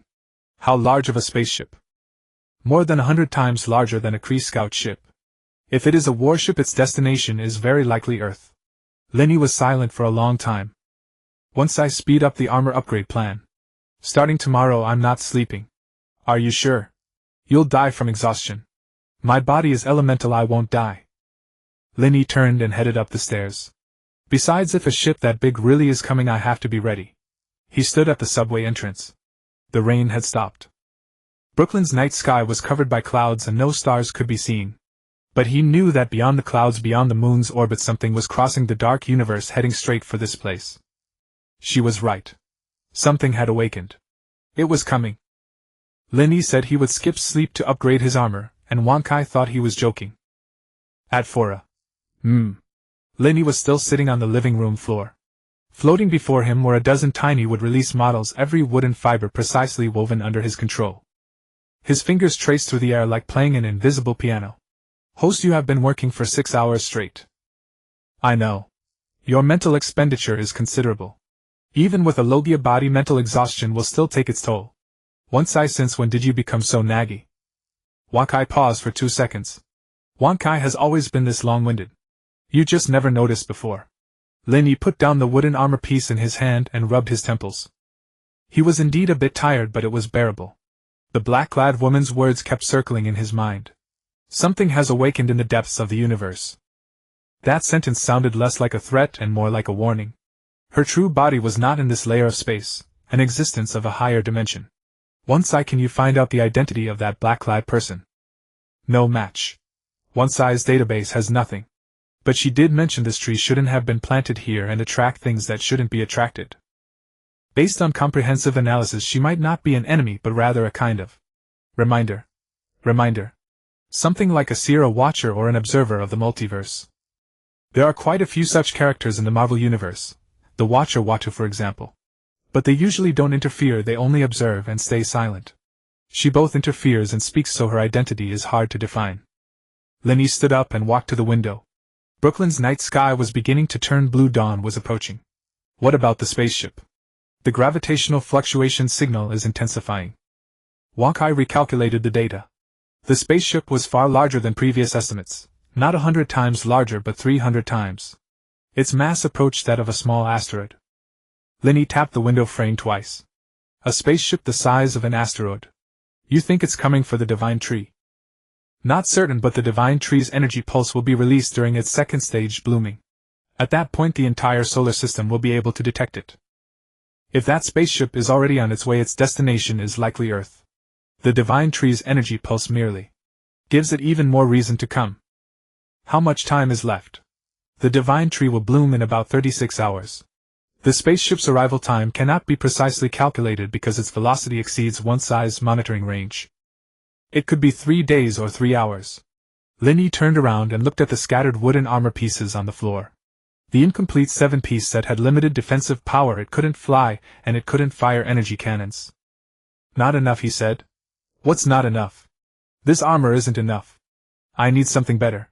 He crouched down and pressed both hands to the floor. The power of wood release surged from his palms. No longer was he weaving individual plates, he was attempting to construct an entire system. Wood release, wood human technique. Hashirama's wood release had this technique, summoning a colossal wooden giant to fight. Lin Yi had never used it because the cost was too high and his chakra reserves were insufficient. But now he didn't need the complete wooden giant, only a part of it, the outer shell. The ground split open. A massive wooden head emerged from beneath the floor, as large as a car. The head had no facial features, only a rough outline, its surface covered with black wood release markings. Sweat broke out on Lin Yi's forehead. Too big, he said through gritted teeth. Shrink. The head shrank, from the size of a car to that of a motorcycle and then to that of a basketball. Finally it shrank into a wooden core the size of a fist hovering in his palm. What is this? Wankai asked curiously. The core of the armor. Lin Yi wiped the sweat from his forehead. It's a miniaturized version of the wood human technique. It will attach to my body and automatically form armor. Not a 7-piece set but an integrated one. Do you have enough chakra? Whether it's enough or not, it has to be enough, Lin Yi said, gripping the wooden core and feeling the power within it. The remaining chakra could still sustain one large-scale wood release. Use it sparingly. Dawn broke. Sunlight streamed through the floor-to-ceiling window, falling across Lin Yi's face. He looked exhausted, but his eyes were more determined than before. His phone rang. It was Agent Mora. Fury asked me to tell you something. Her voice was somewhat low. Last night we detected an anomalous signal from outer space originating beyond the moon's orbit. The signal's content was encrypted, but we decrypted the first few bytes. What was it? One sentence, target confirmed. Earth. Brooklyn. Lin Yi's hand tightened around the phone. Anything else? That's all. But Fury said that if the spaceship is coming for S.H.I.E.L.D. will provide support. Thank Fury for me. No need for support. Lin Yi hung up and pressed the wooden core to his chest. The core fused into his hoodie like a living thing, vanishing beneath the fabric. Host, you rejected S.H.I.E.L.D. as support. Even if they came, they wouldn't be able to help. A spaceship as big as an asteroid S.H.I.E.L.D.'s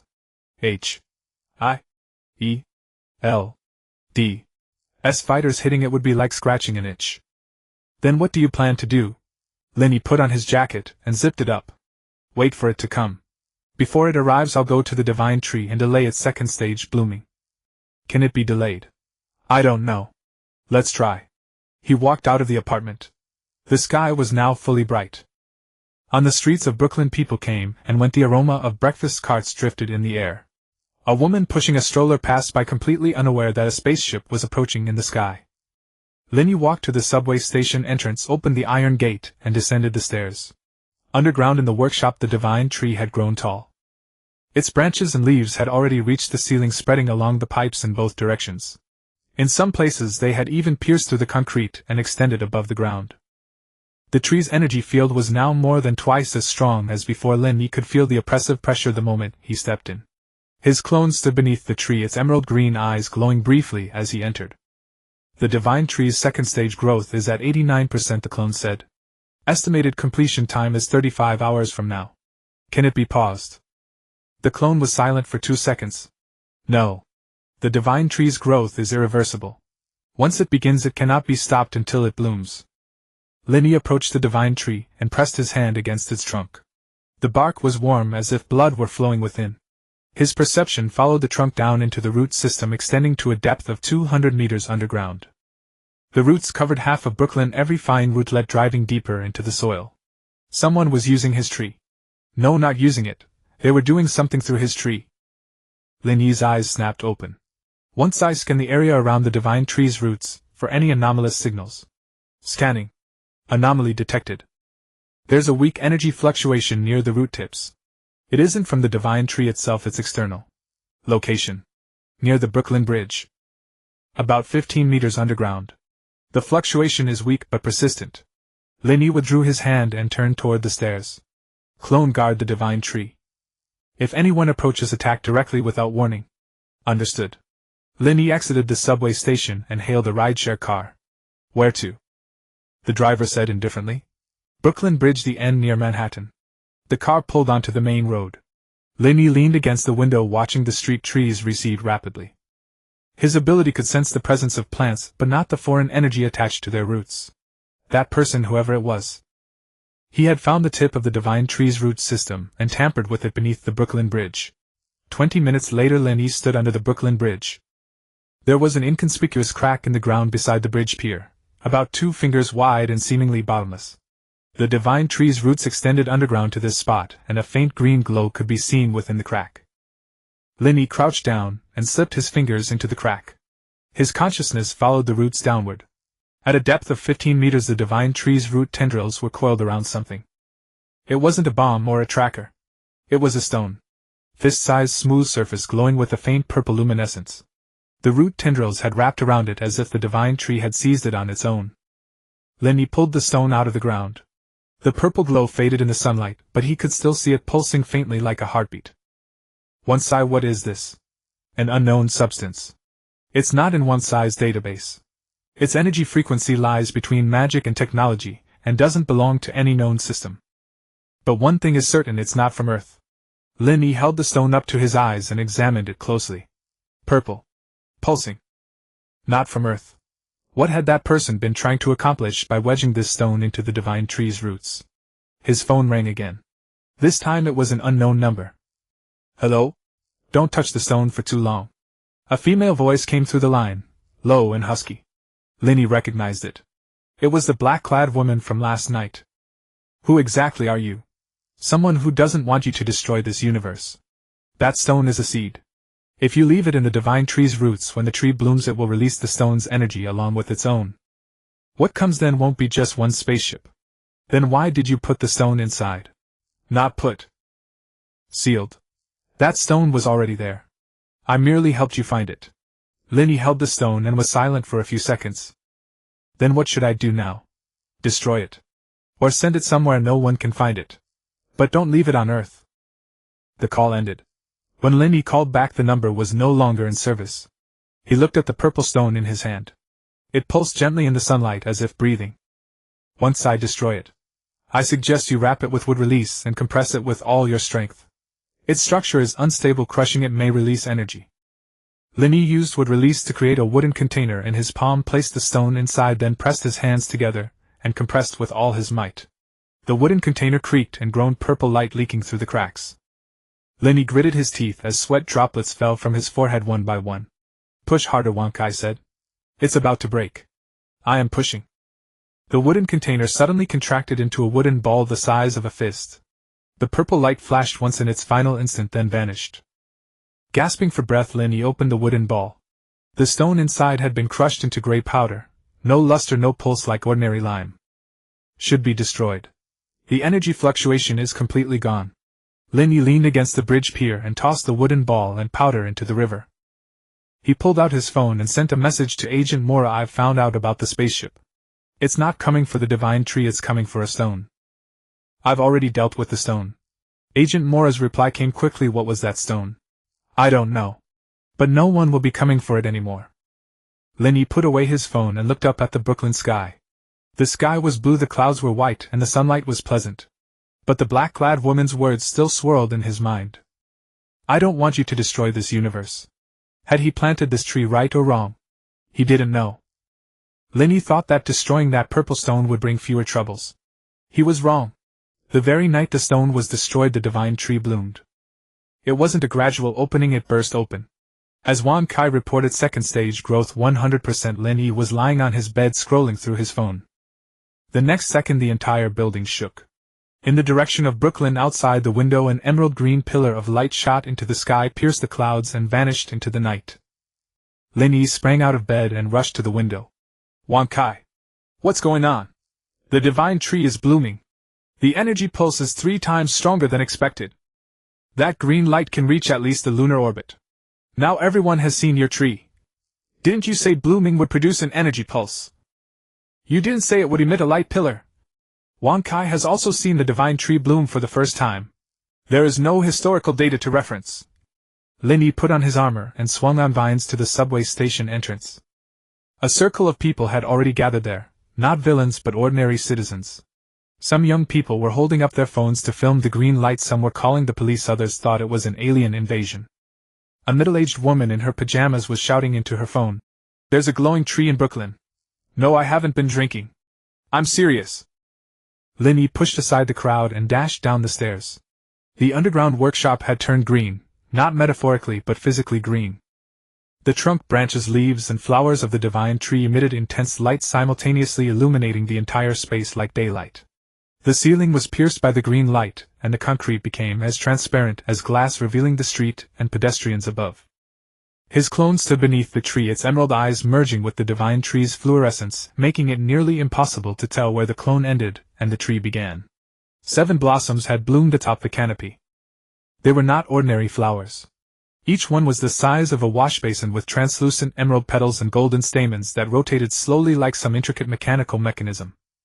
Pollen drifted from the stamens, forming a golden mist in the air with a faint scent of grass and wood. This is insane, Lin Yi said, standing at the entrance of the workshop watching the scene.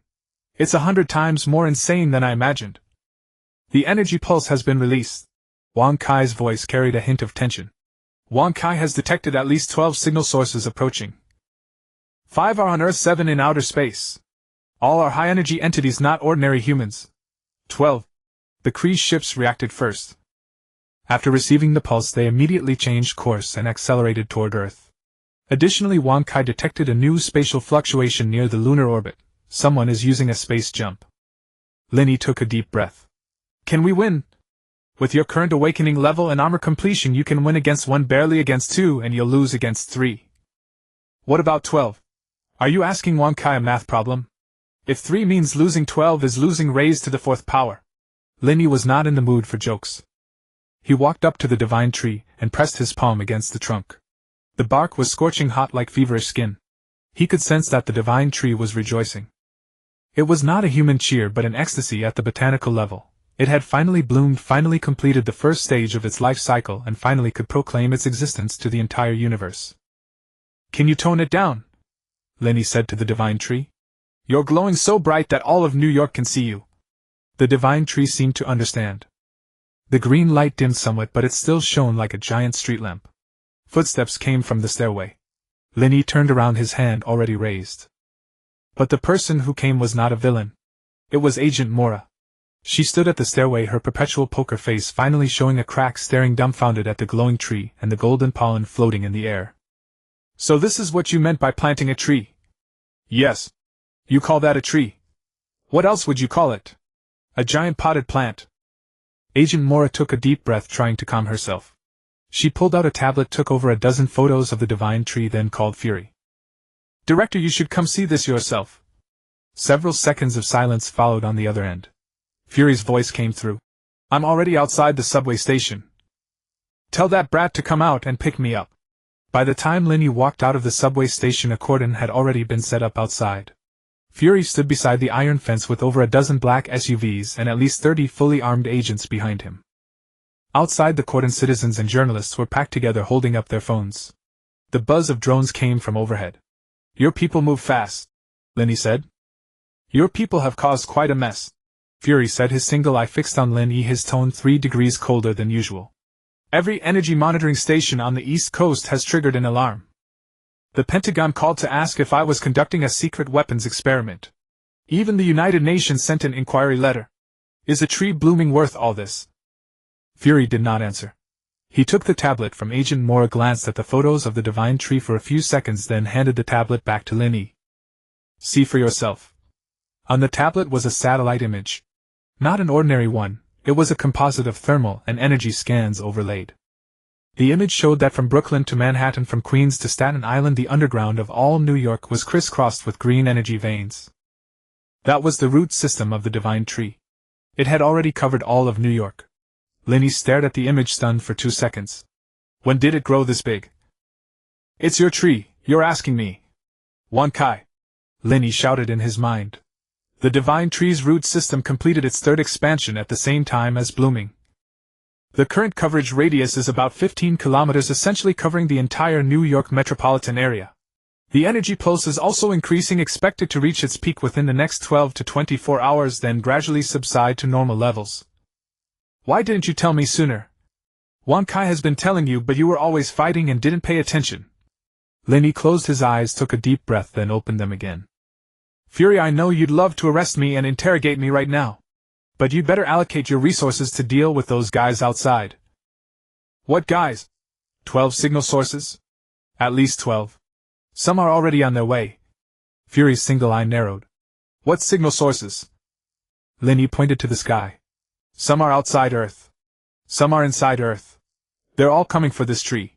Sealing the scene is pointless now. You should seal off the skies over New York. Fury was silent for 5 seconds.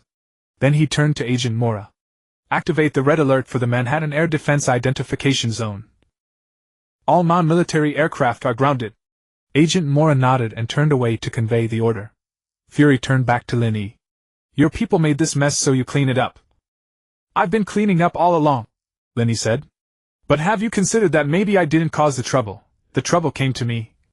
Is there a difference? Yes. Lin Yi turned and walked down into the subway station. The difference is I don't go looking for trouble, but when trouble comes to me I don't avoid it. Behind him the divine tree let out a low hum. The 7 flowers rotated once in unison, golden pollen drifting from the petals like a silent rain. Fury's air defense order came too late. The cordon had only been up for less than 10 minutes when the first batch of visitors arrived. Not from the sky but from underground. The divine tree's root system covered all of New York, and it also provided certain people with an underground passage. The ground at the subway station entrance burst open. It was not an explosion. Something was pushing upward from below. The asphalt road swelled and split, and steel rebar twisted like noodles. From the crack extended a massive mechanical claw, its metal shell stamped with a dark red Hydra emblem. Hydra. They came through underground. Agent Mora shouted into his communicator. Fury's agents immediately opened fire. Bullets bounced off the mechanical claw in a shower of sparks but had no effect. A second claw stretched out, then a third, then a fourth. 8 mechanical claws forced the ground open at once. What crawled out from underground was a colossal tunneling robot with a cylindrical body and a spinning drill head at its front, the drills still smoking. It was a Hydra tunneling mech. The hatch at the top of the mech opened and 6 people jumped out. The leader was a one-eyed woman in a green military uniform wearing a Hydra badge on her chest. Her left arm was a mechanical prosthetic with arcs of electricity dancing at the finger joints. Hydra Baroness Olivia Green. Agent Mora recognized her. She is Hydra's operations commander on the East Coast. She escaped the last purge. Last time was last time. Olivia's voice was hoarse, carrying a fierce edge. This time I brought new toys. Blow up the tree and take the people. She pointed toward the subway station entrance, the finger joints of her mechanical prosthetic crackling. 6 Hydra commandos raised their energy weapons in unison, aiming at the S.H.I.E.L.D. agents on the cordon. Fury raised one hand. Fire. Both sides opened fire simultaneously. Energy bolts and bullets intersected in the air. Several S.H.I.E.L.D. agents were hit and fell, but more leaned out from behind the SUVs to return fire. The Hydra commandos were better equipped. Their energy shields blocked most of the attacks as they advanced step by step. The tunneling mech started up again, its 8 mechanical claws spread wide, charging toward the subway station entrance. Just then a huge tree root burst out of the ground. It was not a root of the divine tree, it was a root created by Lin Yi's wood release.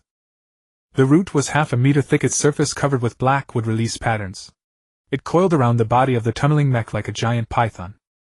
The mech's motors let out a harsh roar as its 8 mechanical claws thrashed wildly, but the root only tightened further, and the metal shell began to cave in. Would release root binding. Lin Yi walked out from the subway station entrance. He was covered from head to toe in wood release armor, its deep brown plates gleaming with a metallic luster in the green light. Embedded in the center of the chest plate was the wooden core radiating a faint green glow. This armor was no longer the old 7-piece set. He had spent several hours on an emergency upgrade using the core techniques of the wood human technique to rebuild it as a fully integrated one-piece suit. The joints were cushioned with woven vines, and on his back were 4 small wooden wing blades spread open. They could not make him fly, but they assisted his jumping and gliding. Fury glanced at him but said nothing. Olivia saw him too. She raised her mechanical prosthetic, a blue light glowing in her palm as she aimed at Lin Yi. So it's you, she said? The report said you can control plants. Today I want to see whether your plants can stop my plasma cannon. A blue plasma beam shot out from her palm, heading straight for Lin Yi's chest. It was so fast that ordinary wood release could not possibly react in time. But Lin Yi's armor was not ordinary wood release. When the plasma beam hit the chest plate, an emerald green energy membrane surfaced on the armor, the energy layer of the forest fruit. The plasma beam was deflected by the membrane, flying off at an angle and blasting a large hole in the hood of a nearby SUV. Olivia's expression changed. What kind of wood is this? It's not wood. Lin Yi took a step forward. It's me. He raised his right hand and vines from his palm lashed out like a whip, wrapping around Olivia's mechanical prosthetic. She tried to pull free, but the vines were far stronger than she had imagined. The joints of the mechanical prosthetic creaked. Let go. She drew a pistol with her other hand and fired 3 shots at Lin Yi's face. Several green leaves that suddenly appeared out of nowhere sliced the bullets in half in midair. Lin Yi was not looking at her. He was looking at the sky. The sky overhead brightened. It was not lightning and not a searchlight. A blue energy beam shot down from beyond the atmosphere onto a street in Brooklyn. The beam was at least 10 meters in diameter, striking only 20 meters in front of the subway station entrance. When the beam faded, it left a round molten crater in the ground. In the center of the crater stood a figure. No, it was a Kree. He was over 2 meters tall, covered in deep blue metal armor engraved with the emblem of the Kree Empire. He wore no helmet, revealing a sharply angular face. His skin was deep blue, his eyes gold, and 3 vertical scars crossed his forehead. Commander Cosmo of the Kree Empire's elite forces. His voice was like a subwoofer thudding in people's chests. I am ordered to retrieve the energy source. All of you lay down your weapons or you will be treated as hostile. Olivia stopped struggling and looked at the Kree commander, then at Lin Yi. You came first, Lin Yi said to her. I'll finish you first, and then I'll deal with him. You won't get that chance. Olivia tore the vines off her mechanical prosthetic, stepped back a few paces, and the tunneling mech also broke free from the root's binding. The 6 commandos regrouped around her. Cosmo's golden eyes swept over the Hydra soldiers, and a contemptuous smile tugged at the corner of his mouth. Earth's trash organization. You will only get in the way here. Say that again. Olivia's mechanical prosthetic crackled. I said you're trash? Olivia raised her hand and fired. A blue plasma beam shot straight at Cosmo's face. Cosmo did not dodge. He did not even move. The plasma beam struck his armor like water splashing against stone, leaving no mark at all. Ants. Cosmo raised one hand and the energy cannon in his palm lit up. Lin Yi moved. He was not trying to save Olivia, he had no liking for Hydra. But he could not allow a Kree to kill people at will on his territory. Vines surged out of the ground, wrapped around Cosmo's arm, and pushed his energy cannon toward the sky. The energy bolt shot into the night, and exploded high above like a blue firework. Cosmo's golden eyes turned to Lin Yi. You're stopping me. On my turf you are not the one who gets to act. Lin Yi stood between the Kree and Hydra, his armor letting out a faint rustle. Olivia watched Lin Yi's back, her expression complex. Don't misunderstand. Lin Yi did not look back. I'm not saving you. I just can't stand aliens swaggering around Earth as if they own it. Cosmo's mouth twitched as if he were holding back a laugh. Interesting.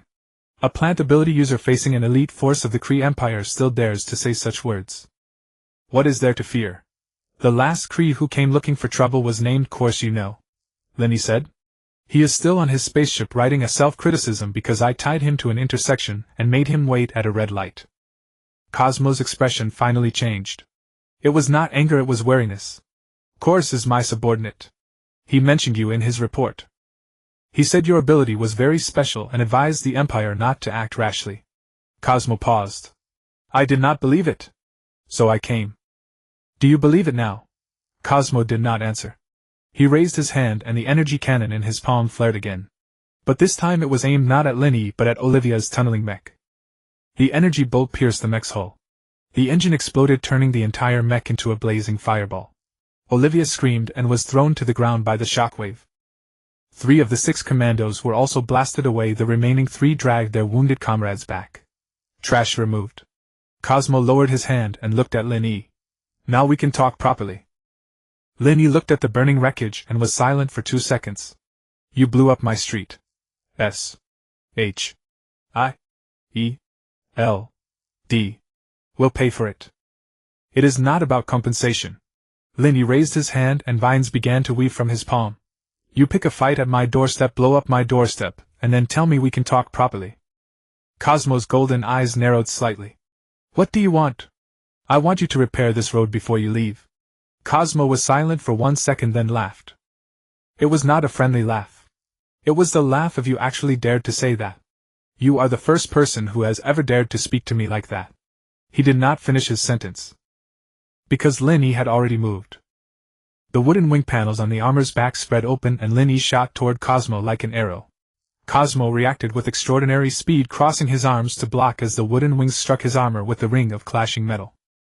Would release thorn annihilation. The surface of the armor suddenly sprouted countless sharp wooden thorns which drove into the gaps of Cosmo's armor like the quills of a porcupine. The wooden thorns pierced through the protective layer at the armor's joints and embedded themselves into Cosmo's flesh. Cosmo grunted in pain and punched Lin Yi away with a single blow. Lin Yi flipped twice through the air and landed on the ground, retracting the armor's wing panels. Cosmo looked down at the wooden thorns protruding from his arm and pulled one free. The thorn was stained with his own blue blood. Interesting, he said, his golden eyes showing a seriousness never before seen. You were right. Corey's report was not exaggerated. He raised his hand, but this time the energy cannon in his palm was not aimed at any person. It was pointed straight at the sky. A blue beam shot into the night sky and detonated at high altitude like a signal flare. He was summoning reinforcements. Watching the blue light, Lin Yi's lips curled slightly upward. Wang Kai, what did I tell you on the way here? You said there might be 3 battles today. This is only the second one. Where's the third? As soon as he finished speaking, the roar of an engine echoed from the other end of the street. Not a car, it was an aircraft. A silver-white Quinjet fighter skimmed between the buildings and hovered above the street. The cabin door opened and a figure jumped out, landing steadily on the ground. A crimson battlesuit with a 5-pointed star emblazoned on the chest and a shield in hand. Captain America. Fury said you needed backup here. Steve Rogers surveyed the devastation before him. The burning wreckage of mecha armor Hydras wounded a Kree Empire commander and Lin Yi. I do need help, Lin Yi said. But I didn't expect you to be the one. I'm the only Avenger stationed in New York. Thor is not on Earth, Tony is in Europe, and Natasha is on another mission. Captain America approached Lin Yi, shield held before him. Who is this Kree? Cosmo, an elite commander of the Kree Empire. Why is he here? For my tree. Captain America glanced at Lin Yi, then toward the divine tree. The green glow still seeped from the subway entrance, casting the entire street in emerald light. His expression did not change, but his grip on the shield tightened. Your tree causes quite a bit of trouble. It's not my tree causing trouble, it's trouble coming from my tree. Lin Yi turned his head, looking at Cosmo. Come on then. Round 3. Cosmo's golden eyes swept between Captain America and Lin Yi, and then he did something no one expected. He lowered his hand. The energy cannon's glow faded. I won't fight today. Lin Yi blinked in surprise. What? I have seen your strength, and I have seen S.H.I.E.L.D's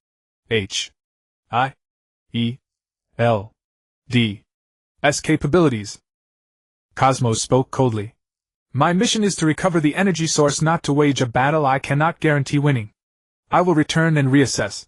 He turned and walked toward the molten circular pit. That's it. You're leaving. Lin Yi took a step forward. Next time I come, it will not be just me, Cosmo said without looking back. Then blue energy beams descended from the sky, enveloping his body, and both man and light vanished into the night sky together. The street fell silent for a few seconds.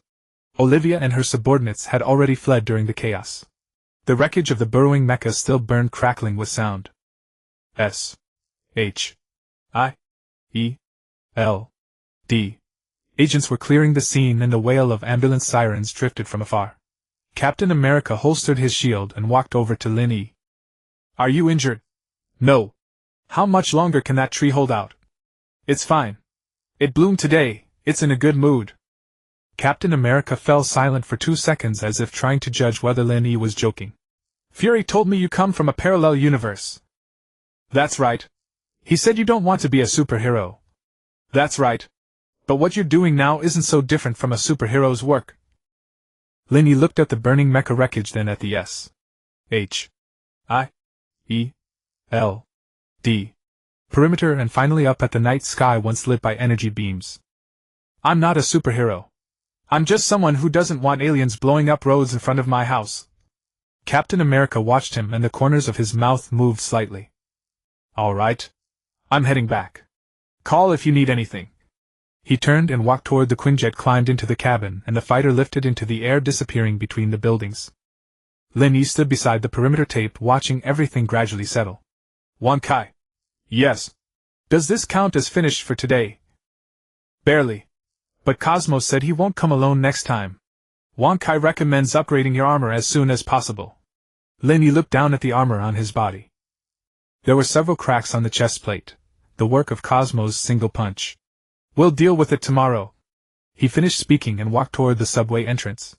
Let me check the divine tree first. In the underground workshop, the divine tree was still glowing. The 7 flowers had closed their petals, but the green light had not dimmed. In fact, it was brighter than before. The clone stood beneath the tree, its emerald green eyes watching him. You've worked hard, Lin Yi said softly. Confirm. The clone replied in a mechanical tone. Lin Yi leaned against the wall and closed his eyes. So much had happened tonight that his mind felt like a tangled mess. Kai. Yes. The Kree commander said he won't come alone next time. Who do you think would come with him? According to the Kree Empire's military structure, an elite commander is typically assigned a combat squad of approximately 4 to 6 personnel. However, when Cosmo said not just me, it may mean he will bring an entire operational detachment, or that he intends to persuade the Empire to send higher-ranking combat forces. Higher-ranking combat forces. For example, Ronan the Accuser. Lin Yi opened his eyes. Ronan. That big blue fellow with the massive hammer. That's him. Lin Yi fell silent for a long time. Kai, how long will it take to upgrade my armor? With intensive training, 3 days. 3 days is too long. Lin Yi stood up. How about without sleeping? Without sleep, about a day and a half. But your mental state, my mental state is fine. Lin Yi interrupted Kai. Begin. He walked to the open space in the center of the workshop and spread his hands. The power of wood release surged from his palms, beginning to reweave every component of the armor. The green fluorescent light illuminated his face and his focused expression. Outside, over Brooklyn's night sky, stars began to appear one by one. No one knew that among those stars a fleet was gathering. When Lin Yi said, "Let's begin," his tone was as calm as if he were saying, "What should we eat today?" But over the next 24 hours Wang Kai felt like it was watching an inexhaustible machine at work. Lin Yi did not sleep, did not eat, did not even sit down. He stood in the center of the underground workshop, his hands continuously releasing would-release chakra as the armor on his body repeatedly decomposed, reassembled, decomposed, and reassembled again. Each reassembly was more intricate than the last, the plates thinner, the joints more flexible, and the black patterns on the surface denser. The sacred tree watched quietly nearby, its 7 closed flowers occasionally released a puff of golden pollen as if cheering Lin Yi on. "Host, you've been working continuously for 16 hours. I know. Your chakra reserves have dropped below 20%. I suggest you take a rest." "No need." Lin Yi dismantled the chest armor again and rewove it. This time he also fused the energy of the sensen fruit into it, not a simple overlay but weaving the two energies into a single fiber like cloth. Wood release provided hardness, the sensen fruit provided vitality and self-healing. When the new chest armor took shape, it was no longer plain dark brown but bore an emerald green luster like jade. "What is this?" Wang Kai asked curiously. "A new material. I call it jade wood." Lin Yi touched the armor's surface, smooth and warm yet hard as metal. "It's the fusion of wood release and the sensen fruit. 3 times harder than before, and it can self-heal after damage. Your innovative ability exceeds Wangcai's expectations." "Thank you." Wang Kai is not praising you, Wang Kai is evaluating your potential value. According to current data, your potential has increased by at least 40% since you first crossed over. Lin Yi did not respond and continued working. At the 22nd hour the armor was essentially complete. He was covered from head to toe in jade wood. The helmet was streamlined with a faceplate that could open and close. When closed, 2 emerald green slits of light appeared on the faceplate, where his eyes were. The wing blades on his back had increased from 4 to 8. When spread they resembled a pair of translucent green wings capable not only of assisting gliding but also of short-distance flight. The wooden core in the center of the chest armor was replaced with a jade wood core, making energy output more stable. "Try the flight function," Wang Kai said. Lin Yi spread his wing blades. All 8 jade wood blades vibrated simultaneously, producing a buzzing sound like insect wings. His feet left the ground, 1 meter, 2 meters, 3 meters, and he hovered in midair within the workshop. "I can fly," he said, his tone containing no excitement, only relief. "What about flight speed?" With a thought, Lin Yi shot like an arrow toward the other end of the workshop, stopping abruptly just before hitting the wall and hovering in midair. He flew from one end of the workshop to the other in less than half a second. "At a rough estimate, the speed is no less than 300 kilometers per hour, Wang Kai said. "But your control precision isn't sufficient yet, turns cause deceleration. Just need more practice." At the 24th hour Lin Yi finally sat down. Not because he wanted to rest but because his chakra was completely depleted. He leaned against the trunk of the sacred tree and sat on the ground. The armor automatically retracted into a lightweight mode of chest plate, and arm guards revealing the hoodie underneath. The hoodie was soaked in sweat, and clung to his body. "You made it," Wang Kai couldn't help praising. Lin Yi closed his eyes. "Once I keep watch for me. I'll sleep for 2 hours. Okay." Lin Yi fell into a deep sleep amid the sacred tree's glow. 2 hours later Wang Kai woke him. It wasn't a natural awakening, something had happened. "Host, there's new movement from the Kree fleet. Cosmo's flagship, the Judicator, has entered lunar orbit. Accompanying it are 3 escort ships and 1 larger warship." Lin Yi rubbed his eyes. "A larger warship?" Wang Kai matched it against the database. "That's the flagship of Ronan the Accuser, the Dark Star. Ronan himself may already be aboard." Lin Yi stood up and the armor automatically switched from lightweight mode to combat mode. Jade wood plates covered his entire body, and 8 wing blades spread behind him. He walked to the sacred tree and pressed his hand against its trunk. "I need to go out for a while." The sacred tree's branches and leaves swayed gently as if nodding. The cordon outside the subway station was still up, but most of the S.H.I.E.L.D. agents had gone. Fury stood beside an SUV holding a tablet, his expression even darker than usual. He saw Lin Yi emerge from the underground passage, his gaze lingering on the new armor for a second. "Rested. Slept 2 hours. That's enough. Ronan's fleet is less than 400,000 kilometers from Earth. At their speed they can reach the skies over New York within 6 hours.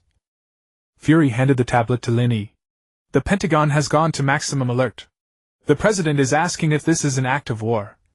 Lin Yi took the tablet which displayed satellite imagery. 4 Kree ships were arranged in battle formation. The lead ship was larger than the other 3 combined. The Dark Star. Ronan's flagship. How did you answer the President? I said it was a dispute between superpowered individuals. Lin Yi shot Fury a glance. You sold me out. I'm protecting you. If you call this an alien declaration of war against Earth, it becomes a world war. Fury's lone eye stared at Lin Yi. If I call it a dispute, they'll only send a company to deal with you. If I call it a declaration of war, they'll send carrier fleets. What's the difference? A carrier fleet can't beat Ronan either. There is a difference. If a carrier fleet comes, your tree won't survive. They'll blow up the entire street. Right now they only see you as a target. Lin Yi fell silent for a moment. Thanks. Don't thank me. Thank me after you win this fight. Footsteps approached in the distance. Lin Yi turned and saw a figure in a blue suit walking toward him from the other end of the street. Not Spider-Man, not Captain America, a woman. Black short hair, blue suit, and a star-shaped emblem on her chest. Captain Marvel. She walked up to Lin Yi, looked him up and down, her gaze pausing on the jade wood armor for a fraction of a second. You're the one who planted the tree? Yes. I'm Carol Danvers. Her tone was flat, neither hostile nor friendly. Fury told me about the Kree. I know Ronan's fleet. I've dealt with them before. You're here to help me. I'm here to help Earth. Carol looked at the sky. The Kree Empire can't treat Earth as their backyard. If Ronan wants a fight, I'll oblige. Lin Yi looked at her and suddenly remembered something. You were modified by the Kree, weren't you? Your powers come from Kree technology. That was before. Now I'm an Earthling. Carol's gaze returned to Lin Yi. Your armor is impressive. Who made it? I did. Carol raised an eyebrow but didn't pry. Are you alone? Lin Yi asked. What about the other Avengers? Tony's on his way. He's modified a supersonic suit. He should be here within 3 hours. Thor can't be reached, no signal on the Asgard side. The others aren't suitable for space combat. Carol paused. So right now it's just you, me, and Tony who can fight. And me. A voice came from above. Spider-Man jumped down from the rooftop and landed beside Lin Yi, his eyes gleaming beneath the mask. You. Carol looked at him. Have you ever fought in space? No. But I've fought the Vulture. Carol glanced at Lin Yi, her expression saying, You can't be serious. Lin Yi patted Peter's shoulder. He's useful. Last time he helped me hold off the Super Skrull. What about this time? Ronan is 100 times stronger than the Super Skrull, Carol said. Peter's mask lenses contracted, but he didn't back down. Then I'll hold him off for 100 seconds. Carol stared at him for 2 seconds, then laughed. Not a mocking laugh, she was genuinely amused. Fine. You've got guts. More footsteps came from the distance. This time 2 people, a man in a brown leather jacket and a woman in a black uniform. Wolverine and X-23 Laura. Charles sent us. Wolverine walked up to Lin Yi, an unlit cigar in his mouth. He said your tree is blocking his psychic scan. He can't clearly see what you're facing, but he sensed a great malevolence. A great one. Laura stood behind Wolverine, her claws already extended, the adamantium glinting coldly in the sunlight. She said nothing, just stared at the sky with a calm expression as if checking the weather forecast. Lin Yi looked at the people around him, Captain Marvel, Spider-Man, Wolverine, X-23 and himself. 5 people. Against an entire Kree fleet. Just the 5 of us? He asked. Not enough. Wolverine took the cigar from his mouth and tucked it behind his ear. I've fought more people than you. I've fought more aliens than you, Carol said. I fought the Vulture, Peter said. Everyone looked at him. I'm still growing, Peter added. Laura said nothing, but her claws extended another ½ centimeter. Lin Yi looked at these people and suddenly laughed. Not a bitter laugh, he genuinely found it amusing. None of you know me. You don't even know whether I'm good or bad. But you came. We didn't come because of you, Carol said. We came because Ronan is coming. If he causes trouble on Earth, we fight him. It has nothing to do with you. It has a little to do with you, Wolverine corrected. Mainly because of your tree. Charles said if that tree gets blown up, New York's entire plant ecosystem will collapse. We live in New York and we don't want to see that happen. So you're protecting your own house. You could say that. Lin Yi took a deep breath, spread the 8 wing blades behind his back, and the jade wood armor shimmered with emerald green light in the sun. All right. Then when they come we fight. He turned to face the sky. The sky was blue, the clouds white. But above the clouds 4 warships were approaching. Ronan's fleet did not wait 6 hours. It waited only 4. At 3:12 in the afternoon the sky over Brooklyn split open. That was no metaphor, it truly split. The clouds were torn apart by an invisible force, revealing the deep blue of space beyond. 4 Kree warships descended slowly through the rift like 4 gray islands floating in the sky. The largest vessel hovered 1,000 meters above Brooklyn, the Dark Star. Kree Empire runes were carved across its hull, and its gun barrels were aimed at the ground. "They're here," Wansai's voice sounded in Lin Yi's mind. Lin Yi stood atop the subway entrance roof. The jadewood armor had already switched to combat mode. 8 wing blades fanned out behind him. Beside him stood Captain Marvel, Spider-Man, Wolverine, and X-23. 5 of them against an entire fleet. Carol looked up at the Dark Star, her expression as calm as if she were looking at a tree. "Ronan is on that ship," she said. "I can sense his energy. It's stronger than before. Can you fly up there and fight him?" "Yes. But if I fly up there'll be no one left to guard the ground." Carol glanced at him. "Your tree needs protection. Ronan isn't stupid, he won't attack from only one direction." The words had barely faded when the Dark Star's belly hatch opened. Not one ship, dozens. Small attack craft poured out of the hatch like a swarm of hornets, formed up and dove toward the ground. "Here we go." Wolverine extended his claws, adamantium gleaming in the sun. Lin Yi unfurled his wing blades and was about to take off when Wankai spoke again. "Host, wait. There's another signal. It isn't Kree." "What signal?" "It's coming from the sky. But not from the Dark Star. From a higher orbit, no, from a spatial jump. An object is approaching Earth's atmosphere at high speed." Lin Yi looked up at the sky. Above the Kree fleet, above the clouds, a point of light was expanding rapidly. Not a ship. An object. A burning object. "Is that a meteor?" Peter spotted it too. "No, not a meteor." Carol's expression shifted. "That's..." The light crashed into the Kree fleet's formation. A frigate's bridge was pierced by the light, and the ship snapped in two, plummeting with thick smoke and flames trailing behind. The light didn't stop. It kept falling, tearing through the atmosphere, dragging a long tail of fire. It struck a street in Brooklyn. The whole street shook. The asphalt was gouged into a crater 20 meters across. The shockwave blew out the windows of every nearby car. When the smoke cleared, a figure lay in the crater. No, a god. Blonde hair, a red cape, a hammer in his hand. Thor. He rose from the crater, shook the dust from his hair, and looked up at the Kree fleet, lightning flickering in his blue eyes. "I heard someone wants to blow up New York." His voice was like thunder, audible all down the street. Lin Yi was stunned for 2 seconds. "I thought you weren't in New York." "I went to Asgard to take care of something." Thor jumped out of the crater, walked up to Lin Yi, and looked him up and down. "That wooden suit of yours isn't bad." "Who made it?" "I did." "Can it withstand a lightning strike?" "Don't know. Never tried." Thor laughed, raised Mjolnir, and electricity crackled over the hammer. "Want to try it?" "Not the time for that." Carol cut them off, pointing at the sky. The swarm of attack craft had already died to under 500 meters, their energy cannon sights locked on the ground. Thor glanced at the fleet above, his expression turning from relaxed to serious. "These are Kree." "Yes." "Ronan the Accuser." "Yes." Thor tightened his grip on Mjolnir. Lightning crawled from the hammer across his entire body, blue arcs leaping over his armor. "I've dealt with Ronan before. He isn't hard to beat. But his fleet is another matter." Thor turned to Lin Yi. "Can you hold off those aircraft?" Lin Yi unfurled his wing blades, emerald wings spreading in the sunlight. "Yes." "Then you take the aircraft. Carol and I will go for the big one." Thor glanced at Wolverine and X-23. "You two hold the ground. If anything falls, smash it." Wolverine's claws extended another half centimeter. "All right." Peter raised his hand. "What about me?" Everyone looked at him. "You take that one." Lin Yi pointed at an attack craft breaking away from the formation. "Keep it busy for 10 seconds. I'll handle it." 10 seconds. "I can hold it for a minute." Peter's web had already shot out, stuck to the attack craft's wing, and dragged him into the sky. Lin Yi unfurled his wing blades and took off. The jadewood blades vibrated at a higher frequency than before, and he shot into the sky like a green arrow.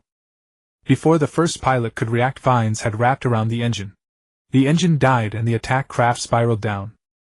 second, third, fourth. Lin Yi wove through the swarm wing blades, slicing the air, vines shooting from his palms to snare engine after engine. He wasn't blowing them up, just disabling them. He didn't want the falling aircraft to crash into the residential neighborhoods below.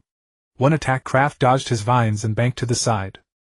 But Peter's web shot up from below and stuck to its nose. The pilot wrenched the controls, flinging Peter into a wild tumble, but the web didn't break. 9 seconds.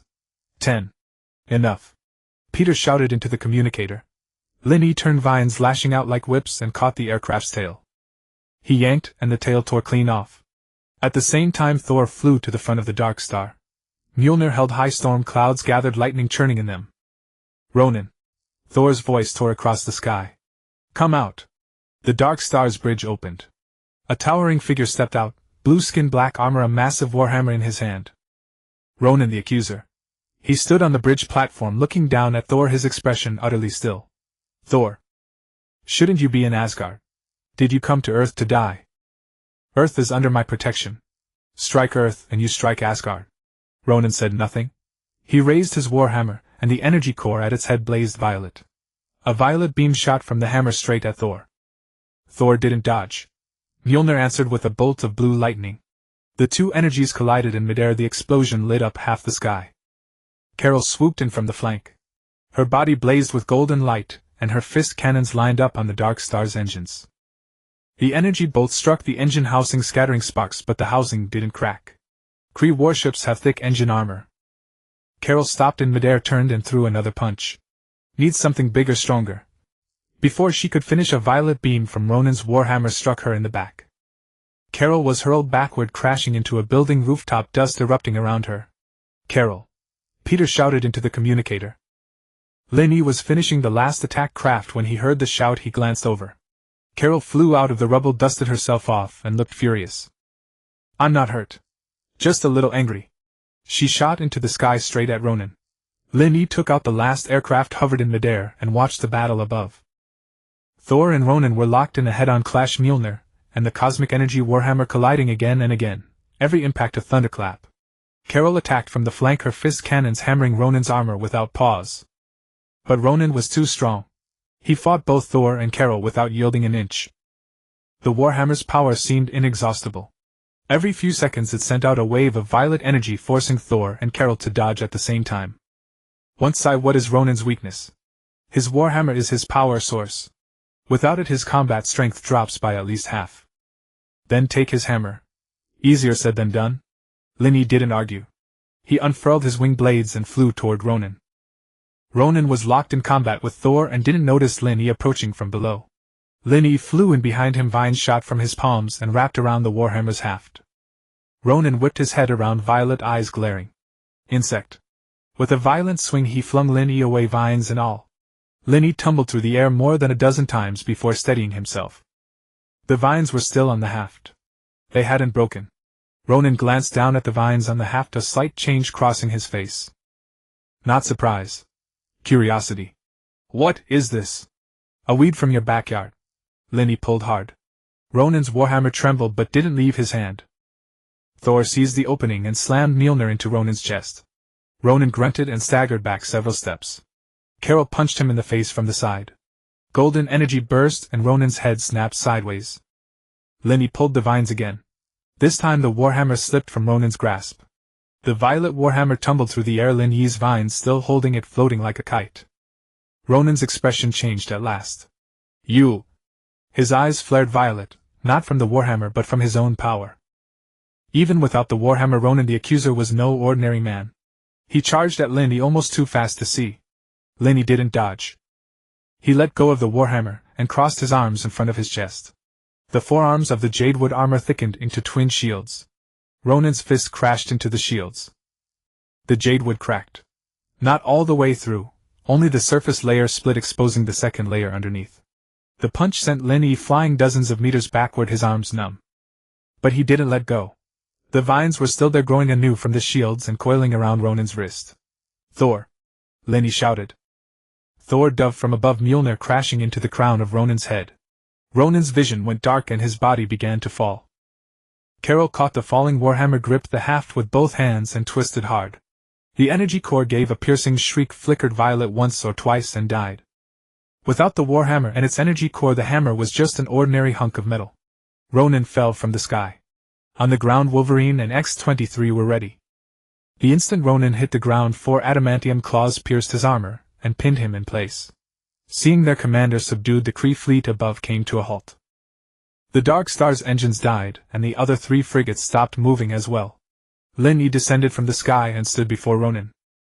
Ronin raised his head, violet eyes fixed on Lin Yi, a trace of blue blood at the corner of his mouth. Your tree will be uprooted sooner or later. We'll talk when that day comes. Lin Yi turned his back to Ronin, the vines on his shoulders slowly loosening. For now you're a prisoner. Ronin was taken away. It took S.H.I.E.L.D.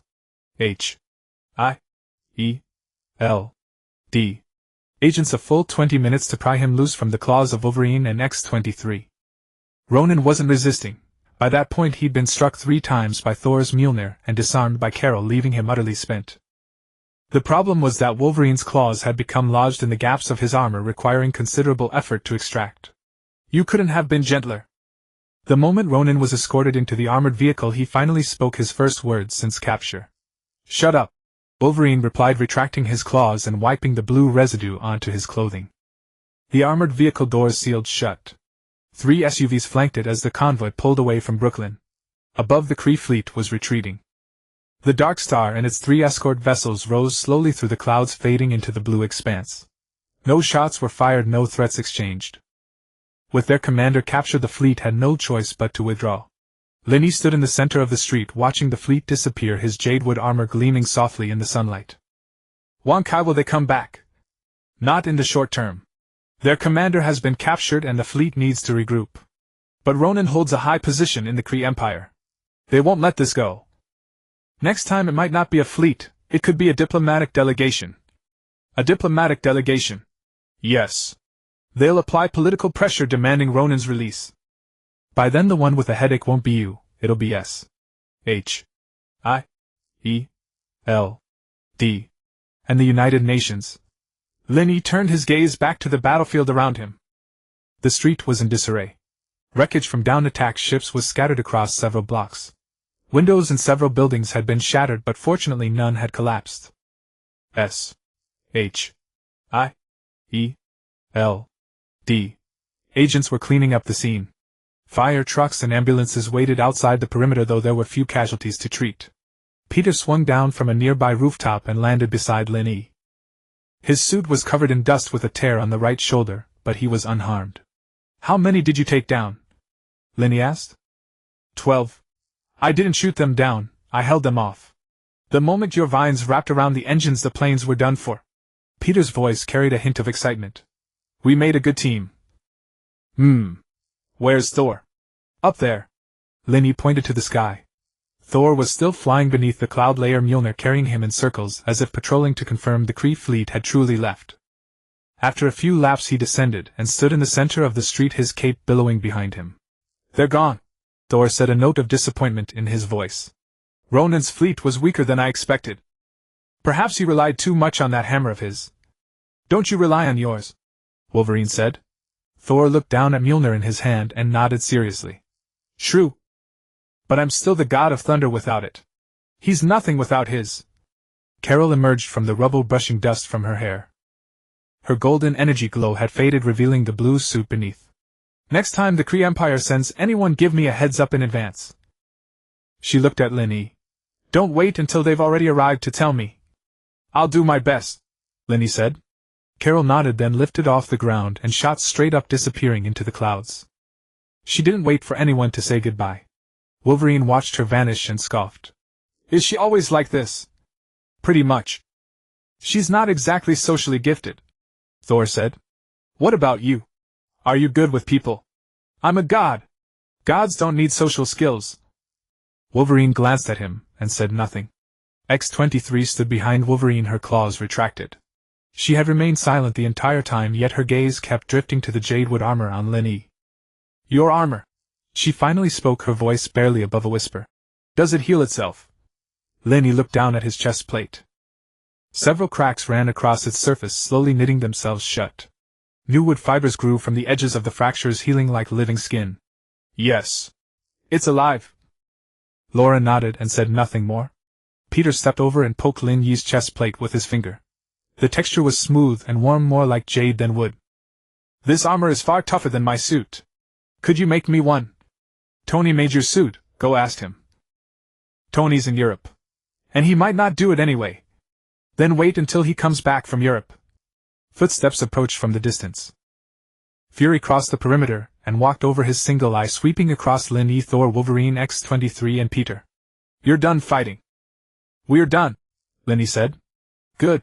Fury handed him a tablet. The interrogation results for Ronan are in. He says he wasn't after your tree. Lin Yi took the tablet and read the interrogation record. Ronan's exact words were, that tree is merely an energy source. What I'm really after is what's buried beneath it. Lin Yi's hand paused. What's buried beneath the tree? He says he doesn't know. Kree reconnaissance vessels had detected a massive energy source deep underground that closely matched the divine tree's energy frequency. They assumed it was emitted by the tree itself, but that wasn't the case. The energy source lay much deeper underground. The divine tree's roots had simply been drawn to it. Lin Yi returned the tablet to Fury and turned toward the subway entrance. Where are you going? Fury asked. Underground. He descended the stairs, passed through the tunnel, and entered the underground chamber. The divine tree still glowed, its branches swaying gently in the air. The clone stood beneath the tree, emerald green eyes fixed on him. Do you sense anything underground? Lin Yi asked the clone. The clone's eyes flickered. Yes. At the root tips roughly 500 meters below there is an energy source. It's not from the divine tree, it's external. Why didn't you tell me sooner? You never asked? Lin Yi approached the divine tree and placed his hand on its trunk. His consciousness traveled downward through the roots, penetrating soil, rock, and underground water layers extending all the way to 500 meters below. There was indeed something there. A spherical object approximately 1 meter in diameter, its surface encased in some kind of black metal. The divine tree's roots coiled around it as if protecting it, or drawing energy from it. Wang Kai scanned this object. Scanning. Result: this is a container. Inside is a high-energy core, and its energy type doesn't belong to any known system. The container's surface bears runes, neither Terran nor Kree script. What language is that? Wang Kai is matching. Match complete. This is Celestial script. Lin Yi withdrew his hand from the trunk and stepped back half a pace. The Celestials? Yes. Among the earliest life forms in the universe, possessing the ability to alter planetary ecosystems. This container was likely left behind by the Celestials. The energy core inside could be some kind of seed, or a weapon. Buried 500 meters beneath New York. The Celestials visited Earth millions of years ago. This container may have been left during that visit. The divine tree's roots simply happened upon it. Lin Yi fell silent for a long while. So the divine tree blooming the Kree fleet, the woman in black's warning, it wasn't just about the tree itself. It was because the tree had found something that didn't belong to this era. He turned and looked toward the workshop entrance. Fury stood on the stairs, his single eye fixed on him. What's down there? Fury asked. Something left by the Celestials, Lin Yi said. 10,000 times more troublesome than the Kree fleet. Fury's expression finally changed. Can you handle it? I don't know. Lin Yi walked back to the divine tree and placed his hand on its trunk. But I can try. He closed his eyes and sent his consciousness downward through the roots once more. This time he wasn't going to observe the container. He was going to feel it. The runes on the container's surface began to glow within his consciousness. Not physical light, but a resonance on a spiritual plane. Those runes were speaking to him. Not in language, but in information. Direct knowledge poured into his mind. The seed lies dormant, awaiting activation. Activation condition: planetary ecosystem reaches critical threshold. Threshold achieved. Seed awakening imminent. Countdown 72 hours. Lin Yi's eyes snapped open, his hand jerking away from the trunk. Wang Kai, did you hear that? I heard it. The seed is about to awaken. 72 hours from now that container will open automatically. And when it opens, the information doesn't specify. But whatever the Celestials left behind, opening it rarely ends well. Lin Yi leaned against the divine tree's trunk, gazing at the cracks in the ceiling illuminated by green light. 72 hours. 3 days. He had barely finished one battle, and now an even greater one had arrived. Host, can you still hold on? I have to, whether I can or not. Lin Yi closed his eyes. Wan Kai, look into what happens when a celestial seed awakens.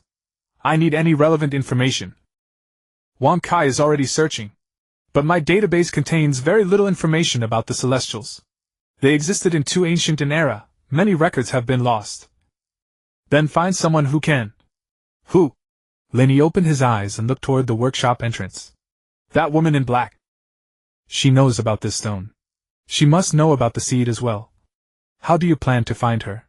Her last call came from an unknown number. We can't trace her location. I don't need to trace her location. Lin Yi stood up and brushed the dust from his clothes. She never left New York. Her true form isn't in this dimension, but her attention has always been fixed on this tree. As long as the tree remains, so does she. He walked out of the underground chamber and stood at the top of the stairs looking out at the Brooklyn sky. The sun was setting, painting the horizon in shades of orange and crimson. 72 hours. Or perhaps less. He didn't know what the awakening seed would bring, but one thing he was certain of: he wouldn't let it destroy the city. The black-clad figure did not keep Lin Yi waiting for long. That very night she appeared on her own. Lin Yi sat beneath the divine tree, still wearing his armor, having only opened his visor. The 8 wing blades folded behind him like a green cloak. The clone stood in the corner of the workshop, its emerald eyes glinting in the darkness.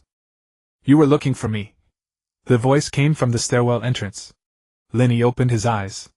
The woman in black stood there still in her black cloak, the hood shadowing most of her face. You know about the seed of the Celestials. I do. It will awaken within 72 hours. What will happen? The black-clad woman was silent for a few seconds, then did something she had never done before. She removed her hood. It revealed the face of a middle-aged woman with pale skin, deep-set features, and silver-gray hair coiled at the nape of her neck. Her eyes were entirely black without whites, like 2 black gemstones.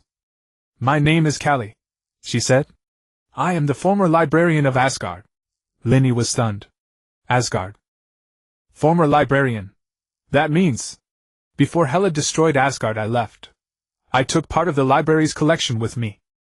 Callie's tone was as calm as if she were telling someone else's story. All these years I've been observing Earth's changes. Your divine tree appeared and its roots reached the celestial seed. That is no coincidence.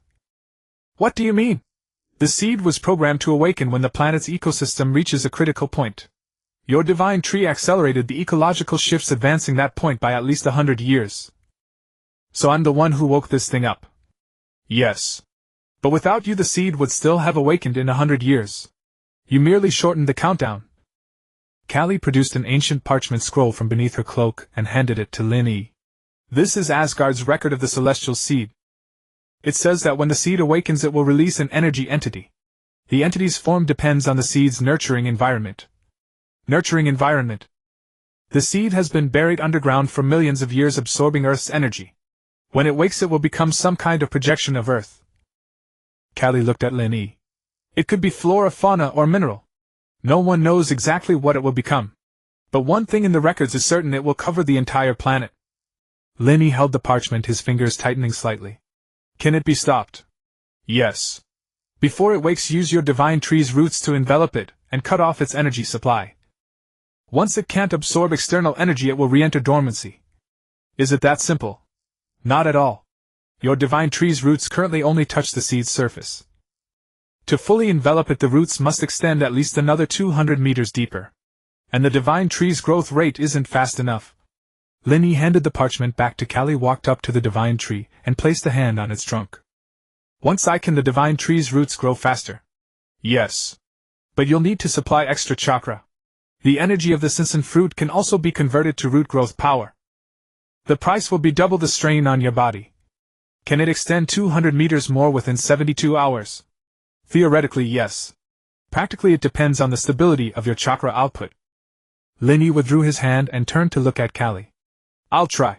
Callie's black eyes stared at him for 2 seconds, then she pulled her hood back on. I'll be watching from the shadows.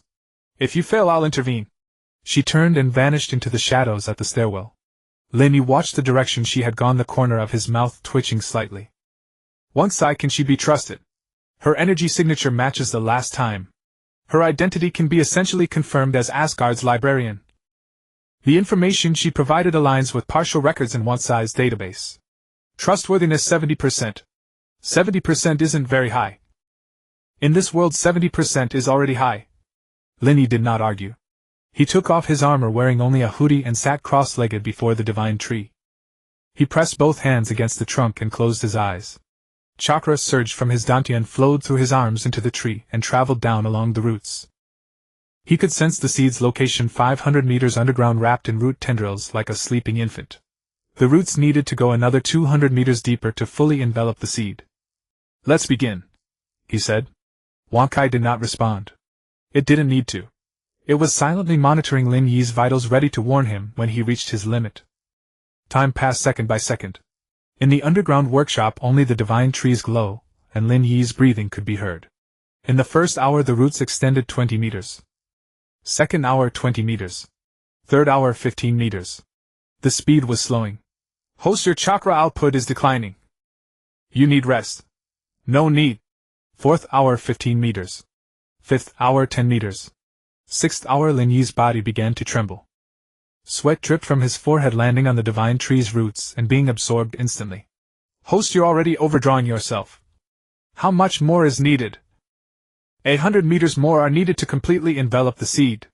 At the current rate it will take at least 10 more hours. Then 10 hours it is. Lin Yi gritted his teeth and kept channeling chakra. In the 7th hour his hands slipped from the trunk. He pitched forward, his forehead striking the divine tree's roots. "Host, I'm fine." Lin Yi pushed himself off the ground, pressed his hands back on the trunk. "Continue. Your body is already at its limit. Wakai suggests you rest for at least 4 hours. There are no 4 hours. Then 2 hours. There are no 2 hours. Lin Yi's voice was calm, but Wakai could detect that his chakra was almost depleted. The Sinsen fruit's energy remained, but that was a last resort, not to be used lightly. "Host, the Sinsen fruit's energy can be converted into chakra. Would you like to?" "No.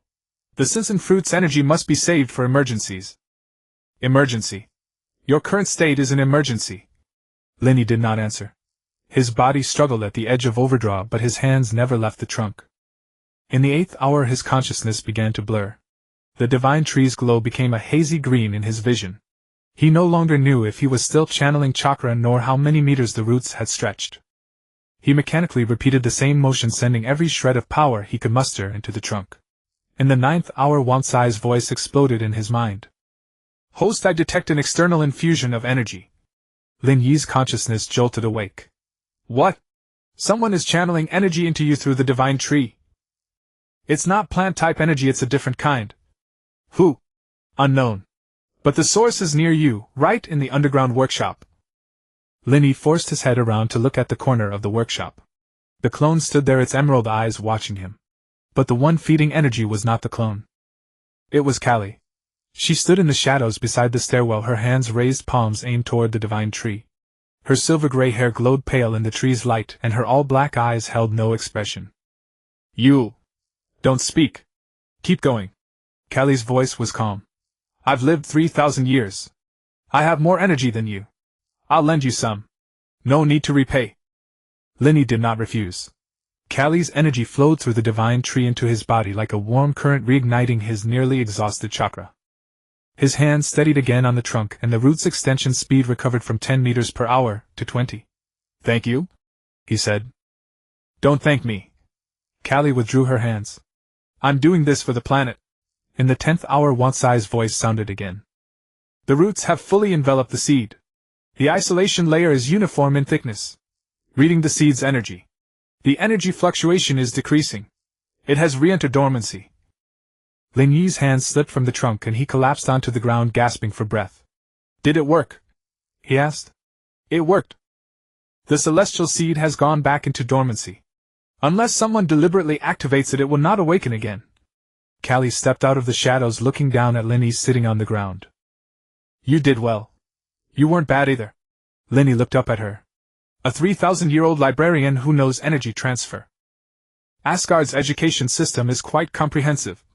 Callie pulled her hood back on. "I'm leaving. Next time you have trouble, don't look for me. I'm not your personal consultant." She turned and vanished into the stairwell. Lin Yi leaned against the divine tree, eyes closed, a slight smile tugging at his lips. "Once she said she's not my personal consultant." Wankai heard that.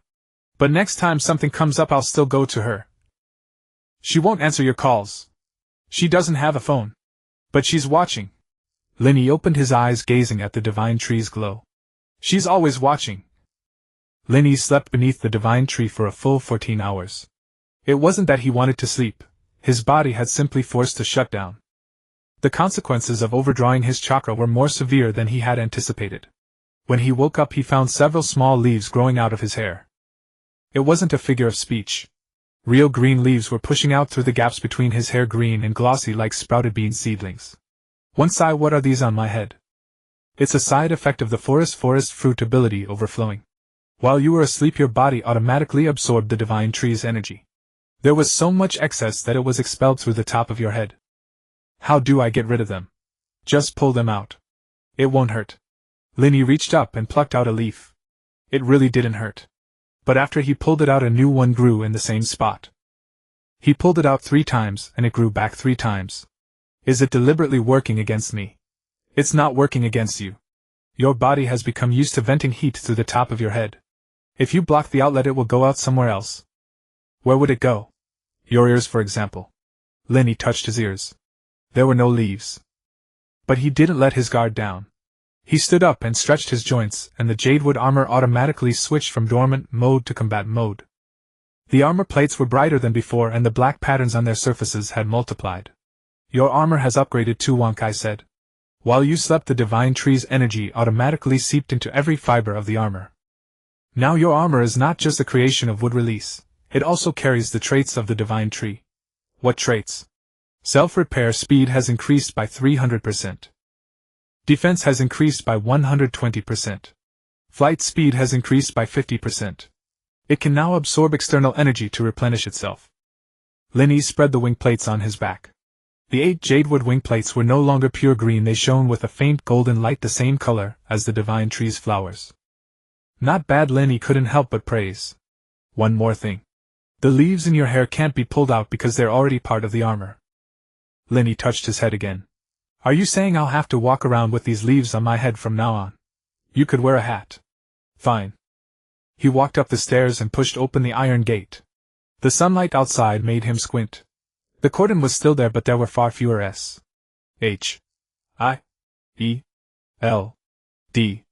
agents. A few workers in orange vests were repairing the road, filling in the craters left by the drilling mech. Agent Mora stood by the cordon. When she saw him emerge, a trace of surprise crossed her face. You're finally awake. Fury has been waiting for you all day. Let him wait. He already has. Agent Mora handed him a tablet. The Kree Empire has sent a formal diplomatic note. They demand the release of Ronin and the removal of your divine tree, claiming that the energy radiation from the divine tree poses a safety hazard to interstellar navigation. Lin Yi laughed. A safety hazard to interstellar navigation. My tree is 15 meters underground, and their ships are hundreds of kilometers up in the sky. That excuse is too sloppy. That's how diplomatic language works. The point isn't the excuse, it's the attitude. The Kree Empire won't let this go. I know. Lin Yi handed the tablet back to her. Ronin stays. The tree stays. Let them come find me. Agent Mora glanced at him, said nothing more, and walked away. Lin Yi stood beside the cordon, looking at the streets of Brooklyn. In the morning light, everything was calm. People walking dogs, people jogging, people pushing strollers. No one knew that a dormant celestial seed lay 500 meters underground, and no one knew that an alien empire in the sky was preparing its next move. His phone vibrated. It was a message from Peter. Are you free today? I'll take you to a newly opened pizza place. Lin Yi replied, pizza sounds good, but I need to take care of something first. What is it? Just checking how tall my tree has grown. Peter sent a confused meme, then said, can your tree still grow? It's already taller than the subway station. Lin Yi didn't reply. He turned and walked back to the underground workshop. The divine tree had grown again. Its trunk had already punched through the ceiling and stretched above ground. Lin Yi walked to the surface and saw the canopy of the divine tree poking out through a crack beside the subway entrance like a huge green umbrella covering half the street. The 7 flowers had bloomed anew and golden pollen drifted through the morning light. A few passers-by were holding up their phones to take pictures. A child pointed at the canopy and said to his mother, look. A glowing tree. Lin Yi stood beneath the canopy. Sunlight filtered through the golden pollen and fell on his face, warm and gentle. One sigh, how tall is the divine tree now? Measured from the floor of the underground workshop, it's about 18 meters tall. It has already surpassed the roof of the 3-story building next door. Isn't that too conspicuous? It's already conspicuous enough. Ordinary people will only think it's a very beautiful tree. Unless someone deliberately scans it with energy detection equipment, they won't discover anything special. The divine tree has built-in optical camouflage. What ordinary people see is an ordinary tree. What people with superpowers see is a glowing tree. What about the Kree? Kree technology can see through the camouflage. So they know it's not an ordinary tree. Lin Yi nodded and was about to head back when a familiar voice came from above. Your tree has grown a lot since I last saw it. Tony Stark jumped down from a suit of armor hovering in midair and landed in front of him. The golden armor gleamed in the sunlight. The faceplate slid open, revealing a face with dark circles under his eyes. Aren't you in Europe? I flew back overnight. I heard you fought an entire Kree fleet by yourself. Tony looked him up and down. And you built your own armor. How does it compare to mine? It's not as fast as yours, but it can take more punishment. Can it? Can it take energy cannons? Can it take missiles? It can. Want to give it a try? Tony looked at him but didn't try. He walked up to the divine tree, reached out and touched the trunk, then pulled out a scanner and swept it around the canopy. This tree's energy output is more than 10 times what I measured last time. Tony put away the scanner. Do you know what that means? Yes. It grew. Not grew. Evolved. It's evolving rapidly. Tony turned to face Lin Yi. When you planted this tree, it was just a plant. Now it's something between a plant and an energy being. If it keeps evolving, it might become. Become what? An independent life form. Lin Yi was silent for a moment. So what? So what? Tony raised an eyebrow. An independent life form has its own will. Can you guarantee it will always stay on your side? It was planted by me. You gave birth to your children too. But children grow up and talk back. Lin Yi didn't argue. He knew Tony was right. But he also knew that the divine tree didn't have a will of its own yet. It was still simply an extension of his ability. We'll talk about it once it has a will of its own, Lin Yi said calmly. Tony stared at him for a few seconds, then smiled. Fine. You've got nerve. I admire that. He patted the trunk of the divine tree, then turned as the faceplate of his armor slid shut. I'm going to find Fury first. Ronan's business isn't over. I'll keep an eye on the Kree Empire for you. Take good care of your tree. Don't let it die. Then he lifted into the air and vanished among the buildings. Lin Yi stood under the divine tree. Sunlight poured through the canopy onto him, and golden pollen fell on his shoulders like specks of starlight. Once Tony said the divine tree might become an independent life form. Wankai has detected a similar trend. The divine tree's energy field is forming a ripple that resembles consciousness. But it's still very faint, about the equivalent of a newborn's brain. A newborn. Yes. It will slowly learn, grow, and develop its own personality.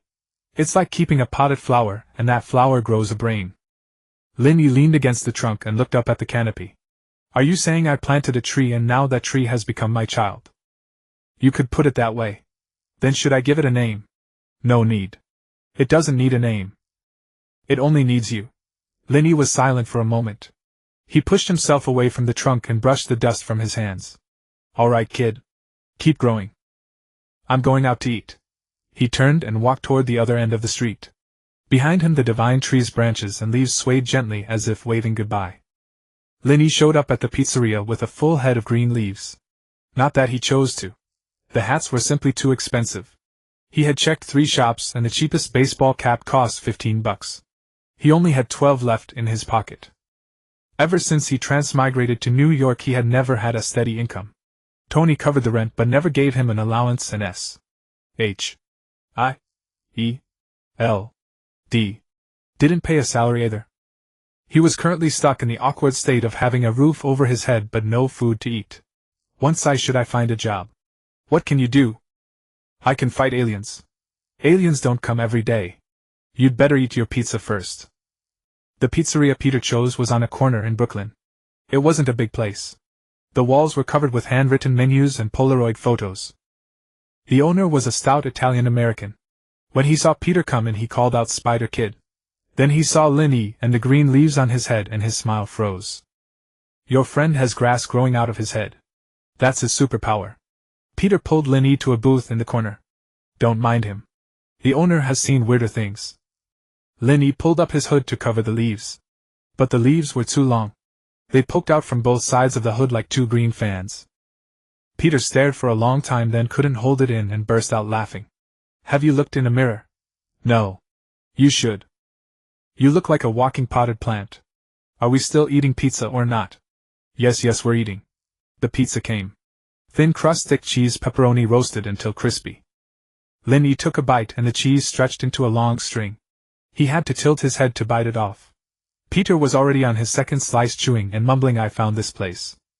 The owner used to be a chef at S.H.I.E.L.D. He retired and opened this place. Even Tony says his pizza is delicious. Lin Yi was about to reply when the wind chime at the door rang.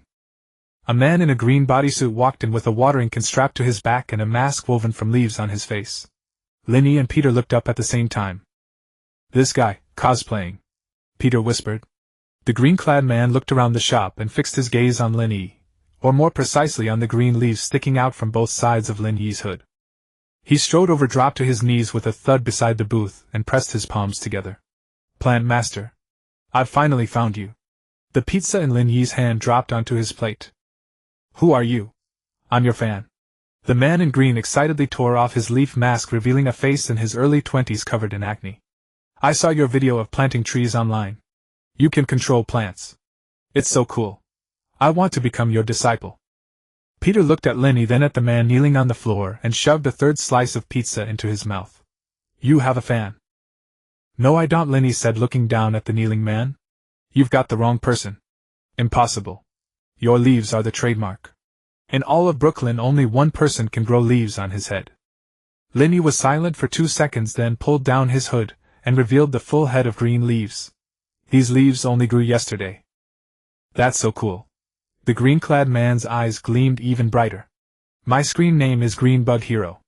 I can also control plants, in theory. In reality, I can only make seeds sprout. He took a soybean out of his pocket, placed it in his palm, closed his eyes, and concentrated. The bean split open and a tiny white sprout emerged. Then, nothing more. The sprout trembled and withered. Lin Yi and Peter fell silent at the same time. The other customers were staring too. This is my entire ability. The Green Bug Hero lowered his head. I don't want to be a joke. I want to be a real hero. Can you teach me? Lin Yi looked at the withered soybean, then at the hope in the young man's eyes. I can't teach you how to control plants. Everyone's ability is different. Then at least tell me, how did you become so strong? Plant trees. Plant a really big tree, then water it every day. The Green Bug Hero was stunned. Is it that simple? No, it's not. While you're watering it, aliens will come to fight you. And Hydra. And mercenaries in mechanical armor. You'd better be ready to get beaten up. The Green Bug Hero's expression shifted from excitement to terror, then from terror to admiration. He stood up, bowed to Lin Yi 3 times, then turned and ran out of the pizzeria, shouting, I'm going to buy a sapling. The door chime clattered wildly. The shop fell quiet again. Peter put down his 4th slice of pizza and looked at Lin Yi. What you said just now, were you serious? Or were you just trying to send him away? Both. Lin Yi picked up his pizza and continued eating. Planting trees really does attract aliens. That's the truth. But the more important reason is, I can't teach him. I don't even understand my own powers yet. Teaching someone else would only mislead them. Besides, his ability may not be something training can improve. Some people's superpowers are just making soybeans sprout. Peter nodded thoughtfully. The two finished the entire pizza. Lin Yi paid the bill. Peter had forgotten his wallet, so Lin Yi emptied out his last $12. The owner gave him some coins as change. Standing in the sunlight outside the shop, he clutched the coins in his hand, green leaves on his head, and suddenly felt that he might be the poorest superpowered person in all of New York. Let's go, Peter said. I'll treat you to the subway. I have a card. Aren't you Spider-Man? Why do you take the subway? Spider-Man has to eat too. Taking the subway is cheaper than swinging on webs. The two headed to the subway station. Just as they reached the entrance, a loud crash came from behind them. A luxury car had rear-ended another car. No, it wasn't an ordinary rear-end collision. The car in front had braked suddenly, and the car behind didn't stop in time. But what caught Lin Yi's attention was this: the door of the car that had braked was open, and a man in a suit rolled out of it, clutching a briefcase tightly. Another man jumped out of the car behind. He had a black stocking over his face and a gun in his hand. A robber. Lin Yi sighed and shoved the coins into Peter's hand. Hold these for me. I'll be right back. He wasn't wearing his armor. He had left it at the sacred tree. He thought he'd just go out for a meal and come back, so there was no need to wear it. But now he needed to deal with an armed robber. The robber had already snatched the briefcase and was about to run. Lin Yi walked up to him. Seeing a young man covered in green leaves and wearing an old hoodie, the robber froze for a moment, then raised his gun. Get out of the way. Lin Yi didn't move. He raised his right hand palm toward the robber. Thinking Lin Yi was about to unleash some big move, the robber instinctively stepped back. But Lin Yi unleashed nothing. A tender green bean sprout simply grew out of his palm, about the same result as the green bug hero's soybean had produced. The robber stared at the bean sprout, his expression shifting from tension to bewilderment. Are you messing with me? Lin Yi glanced down at the sprout in his hand and felt a little embarrassed too. Both the Mori Mori fruit and wood release required energy. He had burned through too much energy a few days ago, and he still hadn't fully recovered. When he channeled his chakra, his first reaction wasn't wood release. Instead, he instinctively used the smallest output, just enough to grow a bean sprout. Wait, this doesn't count, Lin Yi said, shaking his hand and trying again. This time a vine shot out from his palm, but it was only as thick as a chopstick, like a green noodle, and it flopped weakly onto the robber's gun barrel. The robber looked down at the noodle-like vine, then laughed. Are you here to be funny? He swatted the vine away and swung the gun but at Lin Yi's face. Lin Yi tilted his head to dodge, grabbed the robber's wrist with his right hand, and punched him in the stomach with his left. The robber let out a scream, released the briefcase, and bent over, clutching his gut. Lin Yi threw another punch at his chin. The robber's eyes rolled back and he collapsed to the ground. The man in the suit hiding nearby only dared to come over and pick up the briefcase after seeing the robber go down. Thank you? You're a hero. I'm not. Lin Yi rubbed his sore wrist and glanced at the robber on the ground. I'm just an ordinary guy who threw 2 punches. In the distance, police sirens wailed. Lin Yi turned and walked back to the subway entrance. Peter stood there, still clutching the coins, opening and closing his mouth. That vine of yours just now. Peter hesitated. I overextended myself. Haven't recovered yet. But your fists are still pretty impressive. I used observation hockey before I threw the punch. Just kidding. Actually, he was just too slow to react. The two walked into the subway station. Lin Yi swiped Peter's card, entered the station, and waited for the train. There weren't many people on the platform. A few waiting passengers looked curiously at the green leaves on his head, but nobody came over to ask. Can you pull the leaves out today? Peter whispered. Lin Yi reached up and pulled one off. The leaf fell into his hand, but at that spot on his head a new one grew out, even larger than the one before. I guess not. Then what are you going to do from now on? Wear a hat. Wear a hat. Or tell people it's the newest style of hair accessory. The subway arrived. The two got on and found empty seats. Someone in the car was watching the news on their phone. Lin Yi glanced over and saw a photo of the sacred tree on the screen. The headline read, Glowing Sacred Tree Appears in Brooklyn, Experts Say It May Be a New Plant Species. He turned his head and looked at the dark tunnel outside the window. Wonkai. When will my chakra fully recover? Estimated another 6 to 8 hours. I suggest you go back and rest beside the sacred tree. Your recovery speed will double near it. All right. Wake me when we get there. He closed his eyes. Peter was scrolling through his phone beside him, occasionally stealing glances at the leaves on Lin Yi's head and stifling laughter. The subway rumbled through the tunnel, carrying a young man with leaves growing from his head through the Brooklyn night. When the subway train came to a stop, Peter shook Lin awake. Brooklyn's here. You heading back to the station? Yeah. Lin stood up and yawned.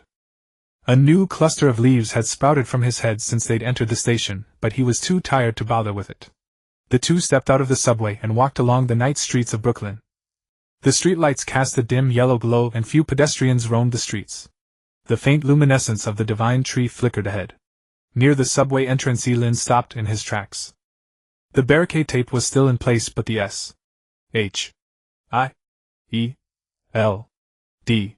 agents were gone.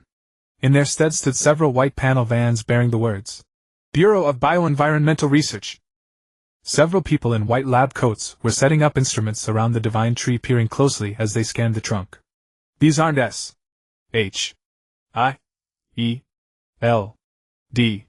agents, Peter whispered. I know. Lin walked over and stood behind the nearest person in a lab coat. What are you doing? The person in the lab coat turned around. It was a young woman wearing glasses. The name tag on her chest read, Stella Chen, Senior Researcher, Bureau of Bioenvironmental Research. She looked Lin up and down, her gaze lingering on the green leaves atop his head for 2 seconds. You're the owner of this tree? I suppose so. We're with the Bureau of Bioenvironmental Research, a federal agency.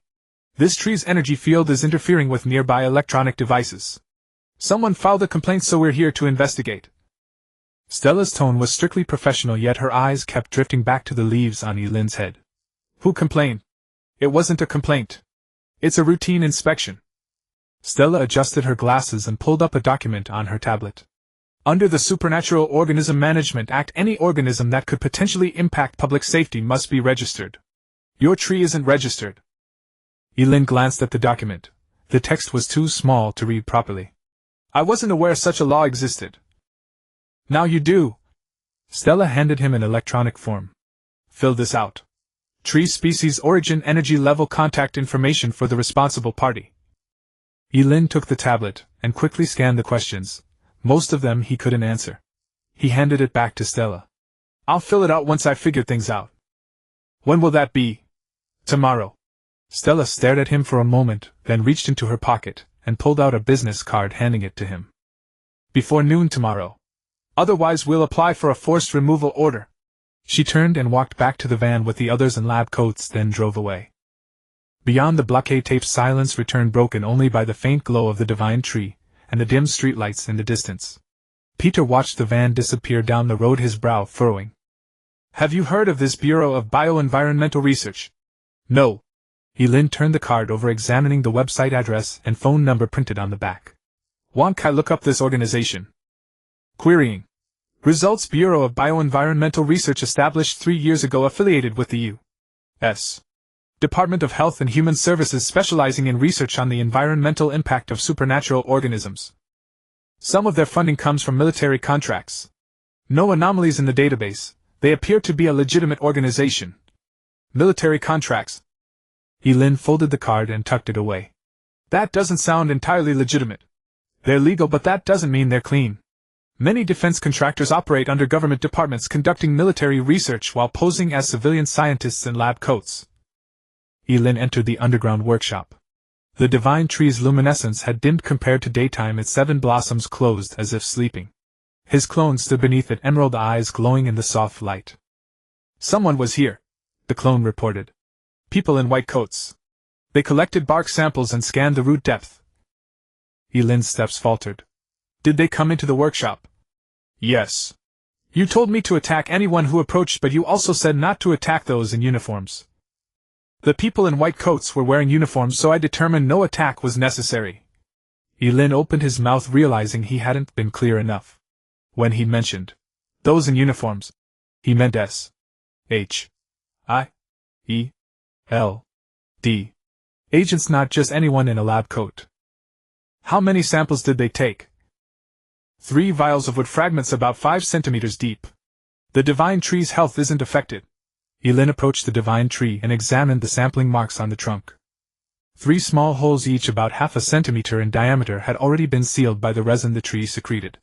He reached out to touch them. The resin had dried. Wankai, what could those samples be used for? Gene analysis, energy frequency matching, even cloning. If they have sufficient technology, they could theoretically replicate another smaller divine tree. Lin's hand froze against the tree trunk. Replicate? Yes. The divine tree is a living organism with a complete gene sequence. As long as they have samples, any top-tier biology lab could reproduce its offspring. The energy level might not match the original, though. Lin was silent for a moment, then took out the business card and dialed the number on it. It rang 3 times before being answered. Bureau of Bioenvironmental Research, Stella Chen speaking. This is Lin. The guy who planted the tree. There was a pause on the other end. Have you changed your mind? Filling out the form now. No, I'm calling to demand the return of the samples. You drilled 3 holes into my tree and took samples. That's my private property, and you didn't have my consent. Under the Supernatural Organism Management Act, research institutions have the right to collect samples for testing without damaging the main structure of any organism that could impact the environment. This is federal law.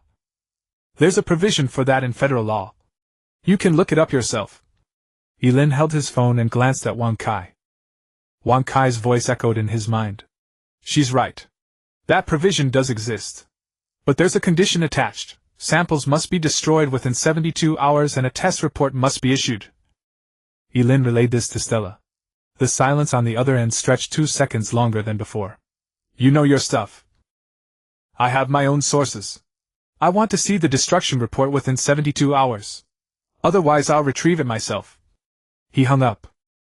Peter leaned against the wall, having heard the entire conversation. His expression was somewhat grave. Do you think something's wrong with them? I don't know, but an organization that's only been around for 3 years coming in and using the law to pressure people taking samples and leaving without even acknowledging me. Lin tucked his phone into his pocket. Too practiced. Doesn't seem like a straightforward government agency. What do you plan to do? Wait. They're supposed to destroy the samples within 72 hours. If they don't, I'll go after them. And if they do destroy them, then it means they're genuinely conducting legal inspections. Lin walked to a corner of the workshop and sat down against the wall. But I have a feeling it's not that simple. Peter sat beside him, and they fell silent for a moment. The divine tree's glow swayed gently overhead like a green night light. The leaves on your head seem to have grown more today, Peter teased. I know. Want me to braid them for you? Weave the leaves and make it look like... Like what? Like a plant version of Thor. Lin shot him a look and Peter quickly shut up. They were silent again for a while, then Peter suddenly said something serious. I'll help you investigate that organization tomorrow using my connections. What resources do you have? I know some reporters at newspapers. They're better at digging into government backgrounds than I am. Lin thought about it for a moment, then nodded. All right, but be careful. Don't cause trouble. I never cause trouble. Lin gave him another look and Peter fell silent once more. Night fell. Peter left from the subway station, and in the workshop there was only Lin, the clone's faint glow, and the breathing sound of the divine tree. He closed his eyes and let his consciousness sink into the divine tree's root system, feeling the celestial seed wrapped tightly by roots 500 meters underground. It lay quietly, showing no signs of movement. Wang Kai had said his overdraft chakra would need 6 to 8 hours to recover. 3 hours had already passed. There was still a long way to go. In the darkness, he sensed something approaching. Not footsteps. It was an energy fluctuation. He opened his eyes and saw a figure standing in the shadows at the stairwell. A black trench coat, a shaved head, and one eye. Fury. Can't you walk silently? Lin asked irritably. By the time I make noise, you'd already be dead. Fury descended the final step and stood in the center of the workshop, looking up at the divine tree's canopy. This tree's grown even larger since last time. Trees grow. What do you want? 2 things. First, the Kree Empire has escalated their diplomatic representation. They're sending an envoy to Earth for negotiations. Their condition is Ronin's release. The United Nations has already agreed. When? Tomorrow. The envoy arrives in Washington in the afternoon. What about the second matter? Fury turned around, his single eye fixed on Lin. The people who came for samples today weren't from the federal government. Lin sat up straight. Their credentials, vehicles, and website were all legitimate. But the people weren't right. The Bureau of Bioenvironmental Research is indeed a legal organization. However, of the people here today, only one was a real employee, that woman named Stella. The rest were temporarily recruited with false identities and backgrounds. Who sent them? We haven't traced them yet. But their target was the divine tree samples. You let them take the samples. I couldn't stop them. They used the law to pressure me. Fury's mouth twitched, couldn't tell if he was trying to laugh or curse. You're too easy to deal with. Does federal law even cover people with superpowers? I don't want to cause trouble. You've already caused trouble. Fury pulled a small data drive from his trench coat pocket and tossed it to Lin. It has detailed information on that organization, funding sources, personnel backgrounds, laboratory addresses. Handle it however you see fit. Lin caught the data drive and closed his hand around it. Thanks. No need to thank me. I don't want your damn tree getting copied by the wrong people. One is already troublesome enough. Fury turned toward the stairs. Get those samples back within 72 hours. Otherwise I'll handle it myself. He left. Lin leaned back against the wall, staring at the data drive in his hand. Wang Kai accessed the data drive. Reading data? Information loaded. The Bureau of Bioenvironmental Research's secret laboratory is located on Long Island, approximately 60 kilometers from Manhattan. Registered as Plant Gene Research. The facility was actually conducting reverse engineering on samples from superpowered organisms. They had collected samples from multiple superhumans, including mutants and extraterrestrial visitors. What's their objective? There's no explicit record. But based on their funding sources, they're likely developing superpowered weapons for the military. If they obtain divine tree samples, they may attempt to create controllable plant-based weapons. Lin pocketed the data drive and stood up. What time is it? 11:23 p.m. Tomorrow morning I'm going to Long Island. Your chakra hasn't fully recovered yet. It'll be restored by then. Lin approached the divine tree and placed his hand on the trunk. Now let's get some rest. He leaned against the tree trunk and closed his eyes. The divine tree's branches and leaves gently draped over him like a green blanket. His clone stood nearby, emerald green eyes gleaming in the darkness. Tomorrow he would go retrieve what was rightfully his. Tomorrow he would go retrieve what was rightfully his. Tomorrow he would go retrieve what was rightfully his. Tomorrow he would go retrieve what was rightfully his. Early the next morning, Lin Yi stood outside the Long Island lab. Not at the front entrance. There were guard surveillance cameras and a fingerprint lock. He didn't want unnecessary trouble. He chose a side fire door, rusted and seemingly in use for a long time. Once is anyone in there? Yes. At least 12 vital signs. 10 of them are on the second basement level. Stella Chen's bioenergy signature is there too. She's operating some kind of large equipment. Lin Yi pressed his hand against the fire door. Vines surged from his palm and slipped into the keyhole, opening the lock without a sound. He pushed the door open and entered a narrow corridor with an elevator and stairs at the far end. He chose the stairs. The air on the second basement level was damp and cold, carrying the smell of disinfectant and some chemical reagent. Lin Yi followed the corridor to the end and pushed open a translucent glass door. Behind the door was a huge laboratory, at least as large as 2 basketball courts. In the center stood a cylindrical transparent container, inside which floated 3 wooden samples of the divine tree. A dense network of pipes and cables ran from beneath the container to more than a dozen computers along the walls. Stella Chen stood in front of the container, tablet in hand, recording data. Beneath her white lab coat she wore not ordinary clothes but a dark gray tactical vest. A gun was holstered at her waist. You're here, she said without looking up. Sooner than I expected. Lin Yi walked into the lab and the glass door closed automatically behind him. How did you know I was coming? I knew from the moment you called last night.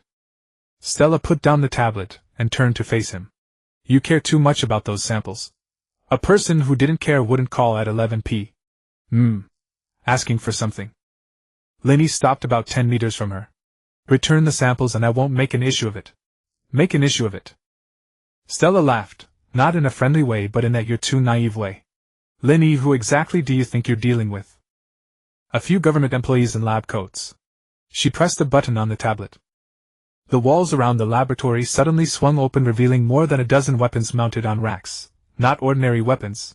There were energy guns, plasma cannons, and several pieces of equipment Lin Yi didn't recognize. I'm with Advanced Idea Mechanics. You should have heard of us. Stella took off her glasses, revealing a pair of sharp dark brown eyes. Your divine tree sample is the opportunity we've waited a long time for. Its energy output is stable, replicable, and easier to manipulate than mutant genes. We've already extracted living plant cells from the samples and reverse engineered them. She pointed to another transparent tank beside the container. Floating inside it was a green orb the size of a fist, pulsing with a steady rhythm. This is a replica of the divine tree. It's not mature yet, but its energy spectrum is exactly the same as your trees. Stella looked at Lin Yi, the corner of her mouth curling up. Guess whose orders it will follow once we plant it, your trees or ours? Lin Yi stared at the green orb. Anger surged in his chest, but his face was expressionless. Once is she telling the truth? Based on the energy frequency, the replica is indeed highly similar to the divine tree. If it grows up, it really will interfere with the divine tree. It might even seize the divine tree's energy source. Lin Yi took a deep breath. What's your relationship with Hydra? Last time that Baroness also brought people. And Hydra aren't in league. But we occasionally share resources. Stella drew the gun from her waist and aimed it at Lin Yi. For example, we shared intelligence about you. She pulled the trigger. It wasn't a bullet but a net.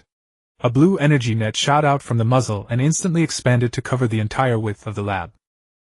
Lin Yi had no time to dodge.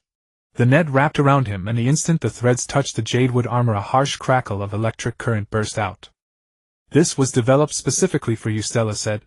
"Your plants conduct electricity very well, so we use current. The armor is bulletproof, but it isn't insulated. How do you feel now?"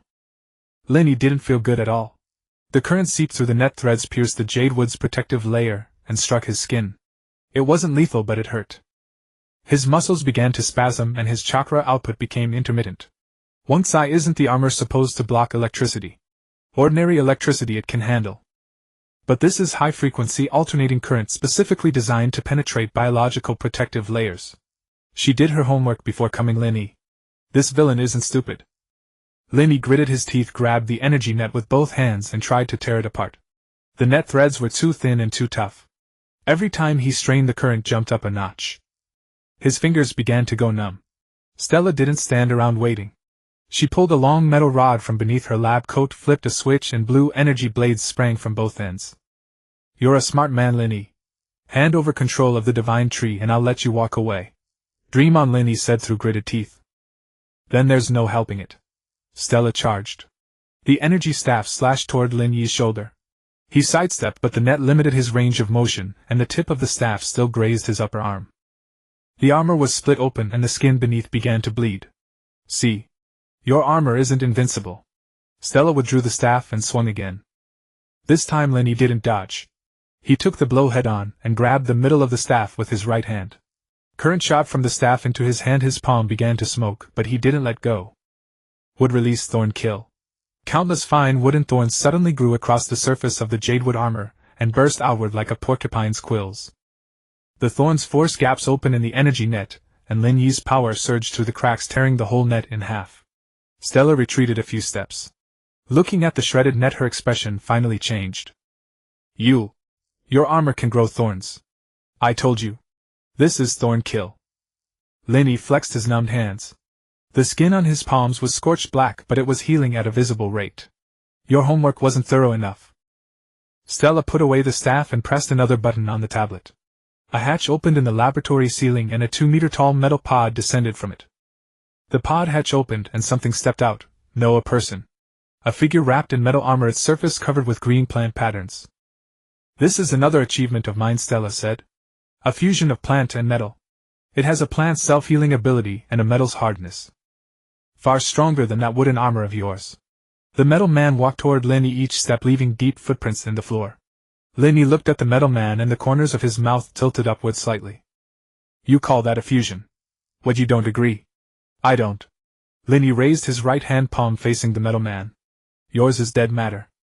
Mine is alive." He clenched his fist. Emerald light suddenly rippled across the surface of the jadewood armor, and 8 wing blades unfolded from his back, their golden patterns glowing at the same time. Would release would human technique, miniature version. A huge wooden fist burst from Lin Yi's breastplate and slammed dead center into the metal man's chest. The metal man was sent flying, crashed through the laboratory wall, and became wedged into a concrete pillar in the next room. Its chest was deeply caved in, and the metal surface cracked open, revealing the tangled plant fibers inside. Those fibers had withered, hanging limply and lifelessly. Stella retreated to the container, and the tablet in her hand clattered to the floor. "Impossible. My fusion technology is perfect. Your technology isn't perfect. Because you forgot one thing." Lin Yi walked up to her. The wooden fist in his breastplate had retracted and returned to its original form. "Plants are alive. You forced plants and metal together, so the plants died. Only living plants have power." He reached out and pressed his hand on the container. Vines surged from his palm and wormed into the container's seal. The 3 divine tree samples were rolled up by the vines, pulled out, and stored in a compartment inside the armor. He took the replica light orb as well. Stella looked at the now empty container. Her earlier composure was gone, leaving only pallor. "Taking them is useless. I've already sent the data to headquarters. They'll keep working on it." Lin Yi looked at her, and was silent for a moment. "Then deliver a message for me." "What message?" "My tree is not your weapon. Touch it again and I'll tear down your headquarters." He turned and walked out of the laboratory. Stella stood where she was, neither chasing after him nor firing. Lin Yi exited the laboratory building. The sunlight on his face was warm. He took the 3 samples from his armor and confirmed that they were intact. The replica orb pulsed in his palm like a baby's heartbeat. Once can this replica be destroyed? Yes. Bring it close to the divine tree, and the tree will absorb its energy naturally. It was copied from the divine tree sample, so returning it will be enough. Lin Yi tucked the replica into his armor as well. He glanced back at the laboratory building, white quiet in the sunlight as if nothing had ever happened. Won't let this go. They'll come again. I know. Next time it might not just be a lab director. I know. Then what do you plan to do? Lin Yi spread his wing blades, 8 jadewood wings glinting gold in the sunlight. First replant the samples. Then wait for them to come. He rose into the air and flew toward Brooklyn. Behind him in a corner of the lab, Stella picked up the tablet from the floor and watched the screen showing Lin Yi flying away. She dialed a number not stored in her phone. It failed. He took the samples. There was silence on the other end for a few seconds, then a low male voice spoke. It doesn't matter. We got the most important data. Stella was stunned. What data? His combat patterns, the energy limits of his armor, and his tolerance for high-frequency current. Next time he won't be so lucky, the voice on the phone said with a hint of amusement. When Lin Yi replanted the samples, the spirit tree reacted more intensely than he had expected. The moment the 3 wooden fragments sank into the trunk, the entire tree began to shudder violently. The cracks on the trunk healed in an instant. In the windless workshop, branches and leaves thrashed wildly. 7 blossoms burst open at once, and golden pollen fell like rain. The replica's orb of light was caught by the spirit tree's roots and dragged deep into the soil without so much as a splash. Is it angry? Lin Yi took 2 steps back and brushed the pollen off his clothes. It's not anger, it's absorption. The samples were gone for nearly a day, cut off from the spirit tree's core energy field, and they had already started to degenerate. Now that they're refusing, the spirit tree needs to concentrate its energy to repair them. Wang Kai paused. But you might be right. It could actually be a little unhappy. Can a tree be unhappy? Your tree isn't an ordinary tree. Lin Yi watched the spirit tree gradually settle down. Its branches were no longer thrashing, but a faint halo formed on the trunk as if it were recharging itself. Once what will happen now that the replica has been absorbed? The spirit tree's energy level has risen by about 5%. The replica wasn't mature, but it had been cultivated from the spirit tree's samples, so its energy was from the same source. Absorbing it was like giving the tree a nutrient shot. What about AIM? Will they make another one? You took the samples back, but they'd already completed the data collection. If they preserved the full gene sequence and energy frequency parameters, they could theoretically cultivate another one. It would just take time. Lin Yi leaned against the wall and twirled the data drive Fury had given him between his fingers twice. AIM, Advanced Idea Mechanics. A military organization cloaked in the guise of scientific research, lower profile than Hydra, but in some ways more dangerous. Hydra wants to conquer the world, AIM wants to improve it. The former uses bombs, the latter uses test tubes. Test tubes are often harder to deal with than bombs. Once I look into Stella Chen's background. She can command laboratories, develop targeted weapons, and disguise herself as a government agency right under S.H.I.E.L.D.'s nose. Someone like that can't be small time. Searching. Information loaded. Stella Chen, 41 Ph.D. in bioengineering from MIT. She worked in a military bioweapons laboratory for 7 years, then joined AIM and is now deputy director of AIM's bioweapons division. The director is a man named George Tarleton. Records show he is 68, but he has had no public activity for the past 3 years. Why is there no record of activity? Maybe because he's dead, or maybe because his identity has been replaced. AIM's top brass often use body doubles and false identities. Lin Yi put the data drive into his pocket.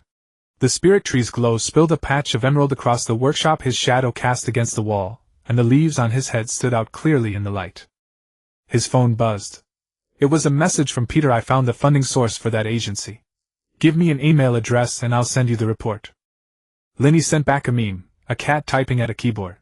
He had no idea what it meant himself, and Peter didn't ask. Wakai automatically generated a temporary email address, and the report arrived quickly. Peter had been meticulous, even digging up the lab's cleaning company. One line in the report was highlighted in red by Peter. In the Bioenvironmental Research Bureau's equipment purchase records there was a batch of used equipment from Stark Industries, but the buyer's account was empty. The funds had been cycled through 3 offshore companies and the original source was untraceable. Peter had written a note in parentheses, "I've seen this kind of transfer before. Tony says it's standard military procedure." Lin Yi stared at that line for a few seconds, then replied to Peter, "Good work. Pizza's on me from now on." Peter replied instantly, "Your stone broke. What are you going to pay with?" S.H.I.E.L.D. owes me money. Wait till I collect. Fury will give you money. He won't even reimburse Spider-Man for his travel expenses." Lin Yi didn't reply. He cleared the message history, stood up, and walked over to the spirit tree. The glow on the trunk was brighter than before. The spirit tree seemed fully restored, more vigorous than ever. Branches and leaves stretched out until they nearly covered the workshop ceiling. All 7 blossoms were open, pollen drifted down slowly, and a thin layer of golden powder had collected on the floor. Once what will I do next? If they really got the complete combat data, they'll do 2 things next. 1. Develop more effective weapons targeting your weaknesses. 2. Find another chance to collect samples. A direct confrontation isn't likely, they've already tried it and lost. So they'll open with their biggest move. Most likely. They won't send another lab director to fight you. What comes next might be a bioweapon designed specifically for you, or they'll use their military connections to force you out through legal and political means. Lin Yi fell silent for a moment. Legal and political means. For example, declaring the spirit tree an invasive species or taking over the property rights in Brooklyn in the name of national security. They have military connections and people in the Pentagon. If it really goes to court, you can't even afford a lawyer. Lin Yi glanced at the pocket of his hoodie. There were still 3 coins in it. One side, do you think I should borrow some money from Tony? You're only thinking of that now. I thought this was a protracted war, but it's turned into a war of attrition. A protracted war and a war of attrition are the same thing. Lin Yi didn't answer. He was thinking about something else, the combat data AIM had obtained. They had watched him fight the Beetle, the Super Skrull, and Kree Commander Cosmo, and they might even have watched the footage of him taking down Stella in the lab. His armor's energy limit, the extension speed of his vines, the frequency intervals of his wood-release techniques. They had all of it.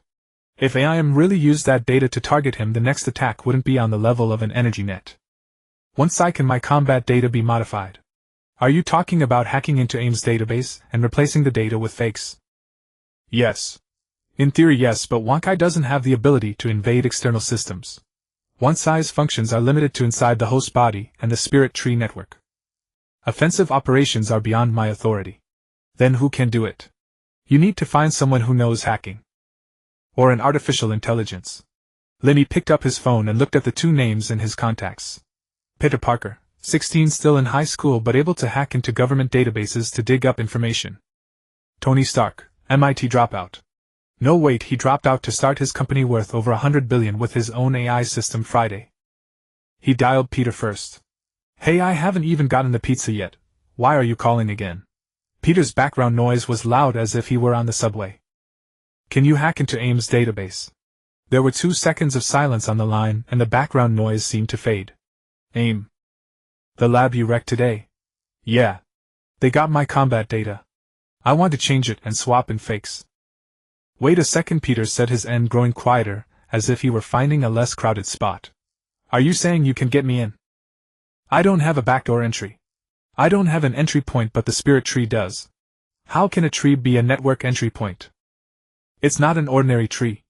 It connected to the container in AIM's lab, and that container was linked to their internal network. The spirit tree intercepted a signal containing their IP address and access protocol. Lin Yi glanced at Wankai after saying that. Wankai muttered in his mind, when did Wankai intercept anything? Oh, you mean the replica's energy frequency. That frequency did contain the local network signature of AIM's lab. Smart of you. Peter thought for 3 seconds on the other end. Give me 15 minutes. The call ended. 15 minutes later a message came from Peter Dunn. I swapped your combat data for another superhuman's. The guy is called Plant Boy, a low-level mutant who controls vines. His power is several grades weaker than yours. If AIM designs weapons based on that data, they'd struggle to beat even him. Lin Yi laughed, the leaves on his head shaking. Where did you find this guy? Just pulled him out of the database at random. 3 years ago he robbed a convenience store in Chicago and got caught by the police. His ability can only make roadside weeds grow twice as tall. Guess what his name is? What? Green. Last name Green. Green as in green plants. Lin Yi burst out laughing. Like the Brothers Grimm. Right. So next time AM comes after you, their weapons will be made specifically for Green. You can fight however you want. Lin Yi hung up, leaned against the spirit tree and looked up at its glowing branches and leaves. Wonk eye. Do you think AM will notice the data was swapped? Sooner or later. But before they do, they'll waste plenty of time and resources developing weapons against a low-level mutant. That time is enough for you to get a lot done. Like what? Like upgrading your armor. Expanding the spirit tree network. Like getting some sleep. Lin Yi closed his eyes. The spirit tree's branches drooped down and lightly covered his shoulders like a green blanket. The clone stood in the corner, its emerald eyes blinking like a night light watching over an infant. The lab lights were still on. Stella Chen stood in front of the data screen studying the combat logs she had just pulled from the server. Lin Yi's speed, strength, and energy output, every metric was 30% lower than what she had observed before. This doesn't make sense, she said to the technician standing behind her. I've seen this man fight with my own eyes. There's no way he's this weak. The technician checked the server logs. There's no trace of tampering in the data. Stella stared at the screen. She didn't speak, but her hand unconsciously tightened around the tablet. It was already afternoon when Lin Yi returned to his apartment from the divine tree. The moment he pushed open the door, his instincts screamed that something was wrong. The living room curtain had been pulled open a crack. He remembered drawing it tightly shut before leaving. The refrigerator door was not fully closed, leaving a gap as wide as a finger. He did not turn on the light. Standing still, his armor automatically shifted from dormant mode to combat mode as jadewood plates silently covered his entire body. Once I scanned the room. No life signs, but there is anomalous energy residue. Not the divine trees, not yours, not any known superpowered individuals. The energy frequency is very clean, like something emitted by a machine. Lin Yi walked into the living room, his eyes sweeping every corner. There was a depression on the sofa where someone had sat. On the coffee table there was an extra item, a black metal box the size of a palm with no markings on its surface. Don't touch it, Wonk Eye warned. It could be a bomb. Lin Yi did not touch it. He crouched down and used a vine to gently nudge the box. The box flipped over, revealing a note stuck to its back. On it was written, a gift. Use it next time we meet. The text was printed with no signature. Once I scan this box. Scan complete. It's not a bomb. It's an energy tracker. It's been transmitting a signal. The frequency matches a laboratory's network protocol. They already know your exact location. Lin Yi picked up the box, walked to the window, and hurled it out with force. The box traced an arc through the air and vanished behind the rooftops across the street. The tracker's signal gradually weakened on Wonk Ai's detection, but it did not vanish entirely. Wonk Ai, how long ago were they here? Based on the decay level of the energy residue, someone was here about 40 minutes ago. A single person. The energy frequency does not belong to any known lifeform. It could be some kind of machine or a genetically modified artificial creature. Lin Yi checked every corner of the room and found nothing else unusual. This was not like an attack, it was more like reconnaissance. The intruder had sat in his home, pulled open the curtains, left a tracker, and then walked away. They took nothing and damaged nothing. What does this mean? Lin Yi asked in confusion. It means they're not in a hurry. They have plenty of patience. Lin Yi changed the door locks and reinforced the doorframe with 3 layers of wood release. Then he called Fury. What is it? Fury's voice was hoarse as if he was in a meeting. People were in my home. They sat in my living room for a while, left a tracker and left. The other end of the line was silent for 2 seconds. Where are your people? Don't you have a wooden clone? It's guarding the divine tree in the underground workshop. Not at the apartment. Then don't stay there tonight. Go to S.H.I.E.L.D. Safe house. No. A safe house is more dangerous than my home. At least I know where my own door is. Fury did not try to persuade him further. He hung up. Lin Yi received a text message containing several names and contact details, all S.H.I.E.L.D. informants in Brooklyn. If Lin Yi needed intelligence or backup, he could reach out to them. Lin Yi took a screenshot of the message and saved it to his photo album. He had no intention of contacting anyone. Night fell and Lin Yi did not return to the apartment. He sat beneath the divine tree leaning against its trunk, armor still on, wing blades folded behind his back. The clone stood at the workshop entrance, its emerald green eyes fixed on the direction of the stairs. "Do you think they'll come?" Wang Kai asked curiously. "I don't know, but I don't feel like sleeping tonight." Time ticked by minute after minute. The divine tree's fluorescent glow enveloped the entire workshop in the darkness, and golden pollen on the ground had accumulated into a thin velvety carpet. Lin Yi had his eyes closed, but his mind was fully awake. His perception extended outward along the divine tree's root system, covering every street tree, every weed, and every patch of moss for several blocks around. At 211. An anomaly appeared at the edge of his perception. Its location was in the direction of the apartment, about a kilometer from the divine tree. A humanoid object was moving at extremely high speed. It was not running, it was gliding, its feet not touching the ground, as if something was carrying it.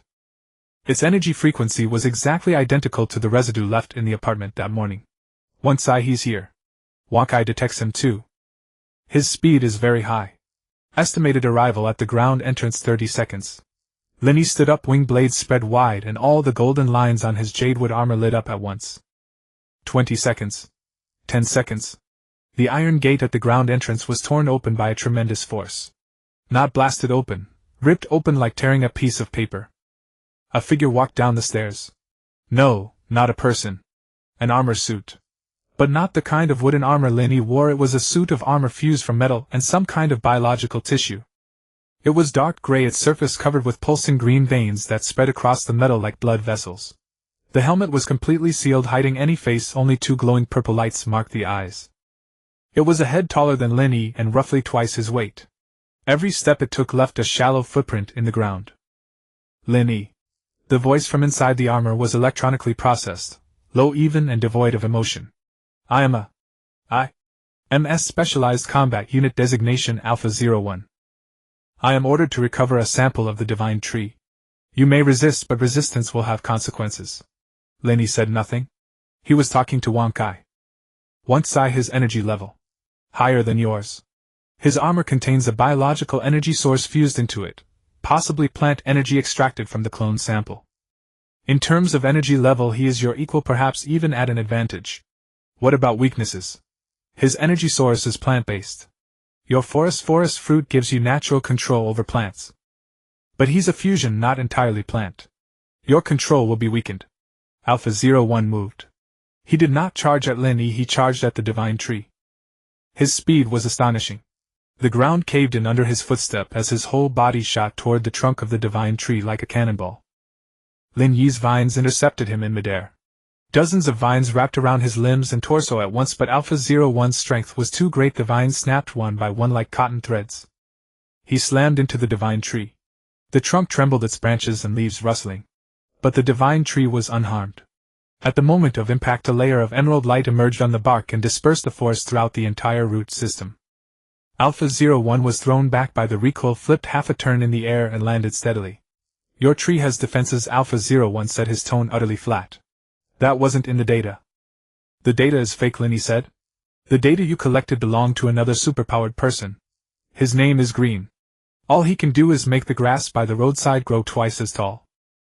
The weapon you built with that data couldn't even hit me." Alpha-01 was silent for a second. Then he said something that sent a chill down Lin Yi's spine. "We collected two sets of data. One is the combat record collected by the laboratory. The other is the biometric data collected in your apartment yesterday. Your chakra circulation frequency, muscle reaction speed, and nerve conduction time. That data was never altered." Lin Yi's pupils contracted sharply. That person in the apartment yesterday had not gone there to plant a tracker. He had gone to perform a biometric scan. Wang Kai detected no biometric scan. His technology is more advanced than Wang Kai's detection capability. "I'm sorry, host." Alpha-01 charged again. This time he did not rely on brute force but on precisely calculated attack angles. His right fist drove straight at the center of Lin Yi's chest plate, the location of the armor's energy core. His left palm chopped toward Lin Yi's neck where the jadewood plates were thinnest.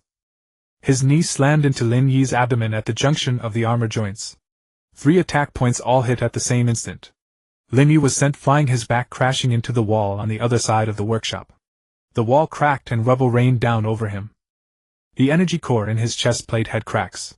The neck plate was dented in one spot. The abdominal joint was knocked out of alignment. He had never been hit with such precision before. He built a model from your biometric data, Wang Kai said urgently. He knows your every move. Lin Yi pulled himself out of the wall and stood upright. The cracks in his chest plate were healing and the dislocated joint was slowly shifting back into place. But Alpha-01 would not give him time. The second wave of attacks was already upon him. This time it was 3 punches, 2 kicks, and 1 elbow strike. Every blow landed precisely on the most vulnerable points of Lin Yi's armor. Lin Yi used his wing blades to shield his front, and 2 of the blades were shattered. He wrapped vines around the enemy's ankles, but the enemy tore through them 3 times faster than before. He used wood release to raise a wooden wall in front of him, and the enemy punched straight through it. Alpha-01's fist came through the hole in the wooden wall and smashed directly into Lin Yi's chest. Lin Yi was sent flying again. This time he landed beside the roots of the divine tree. The clone rushed forward and wrapped its arms around Alpha-01's waist with all its strength. The purple-eyed armored figure looked down at the clone, grabbed its head with one hand, pulled it out of the ground like a radish, and hurled it to the other end of the workshop. Lin Yi lay on the tree roots gasping for breath. The jadewood armor was healing at full capacity, but the damage was outpacing the recovery. He turned his head to look at the workshop entrance. The stairs were there. The exit was there. He still had a chance to retreat. But he did not move. Once how much energy does he have left? Over 70%. You have only 30% left. Armor damage is at 40%. Lin Yi gritted his teeth and pushed himself up from the ground. You're no match for him, Wang Kai analyzed. At least not today. I know. Then why are you still fighting? Lin Yi did not answer. He stood up staggered in front of the divine tree and pressed both hands against the trunk. Would release world tree barrier. The entire floor split open. Countless roots surged up from underground, not to attack Alpha-01 but to weave into a massive wooden cage that covered the divine tree and Lin Yi himself inside. Every bar of the wooden cage was as thick as an arm, its surface gleaming with jadewood luster. Alpha-01 walked up to the cage, seized a bar and yanked hard. The bar bent but did not break. Your defenses have improved, Alpha-01 said, his purple eyes watching Lin Yi through the gaps in the bars. But you cannot hold out much longer. Your energy is draining quickly. I only need to hold out until dawn, Lin Yi said, leaning against the trunk as the roots behind him cradled him like a chair. When dawn breaks, New York wakes up. You don't want ordinary people to see you, do you? Alpha-01 stopped. He stood where he was, purple eyes fixed on Lin Yi as if calculating. Then he turned and walked toward the stairs. Your energy is draining faster than you estimated. You won't last until dawn. His voice came from the stairwell. Next time I come you won't have time to grow your trees. The sound of footsteps faded away. Lin Yi leaned back against the roots and let out a long breath. Once is he gone? He's gone. The final signal sensed by the divine tree shows that his energy source is moving away from Brooklyn. Lin Yi lowered his head and looked at his armor. The cracks in his chest plate had stopped spreading, but they were healing slowly. 4 of his wing blades were shattered and the remaining 4 were covered in fractures. He reached up and pulled a leaf from his head.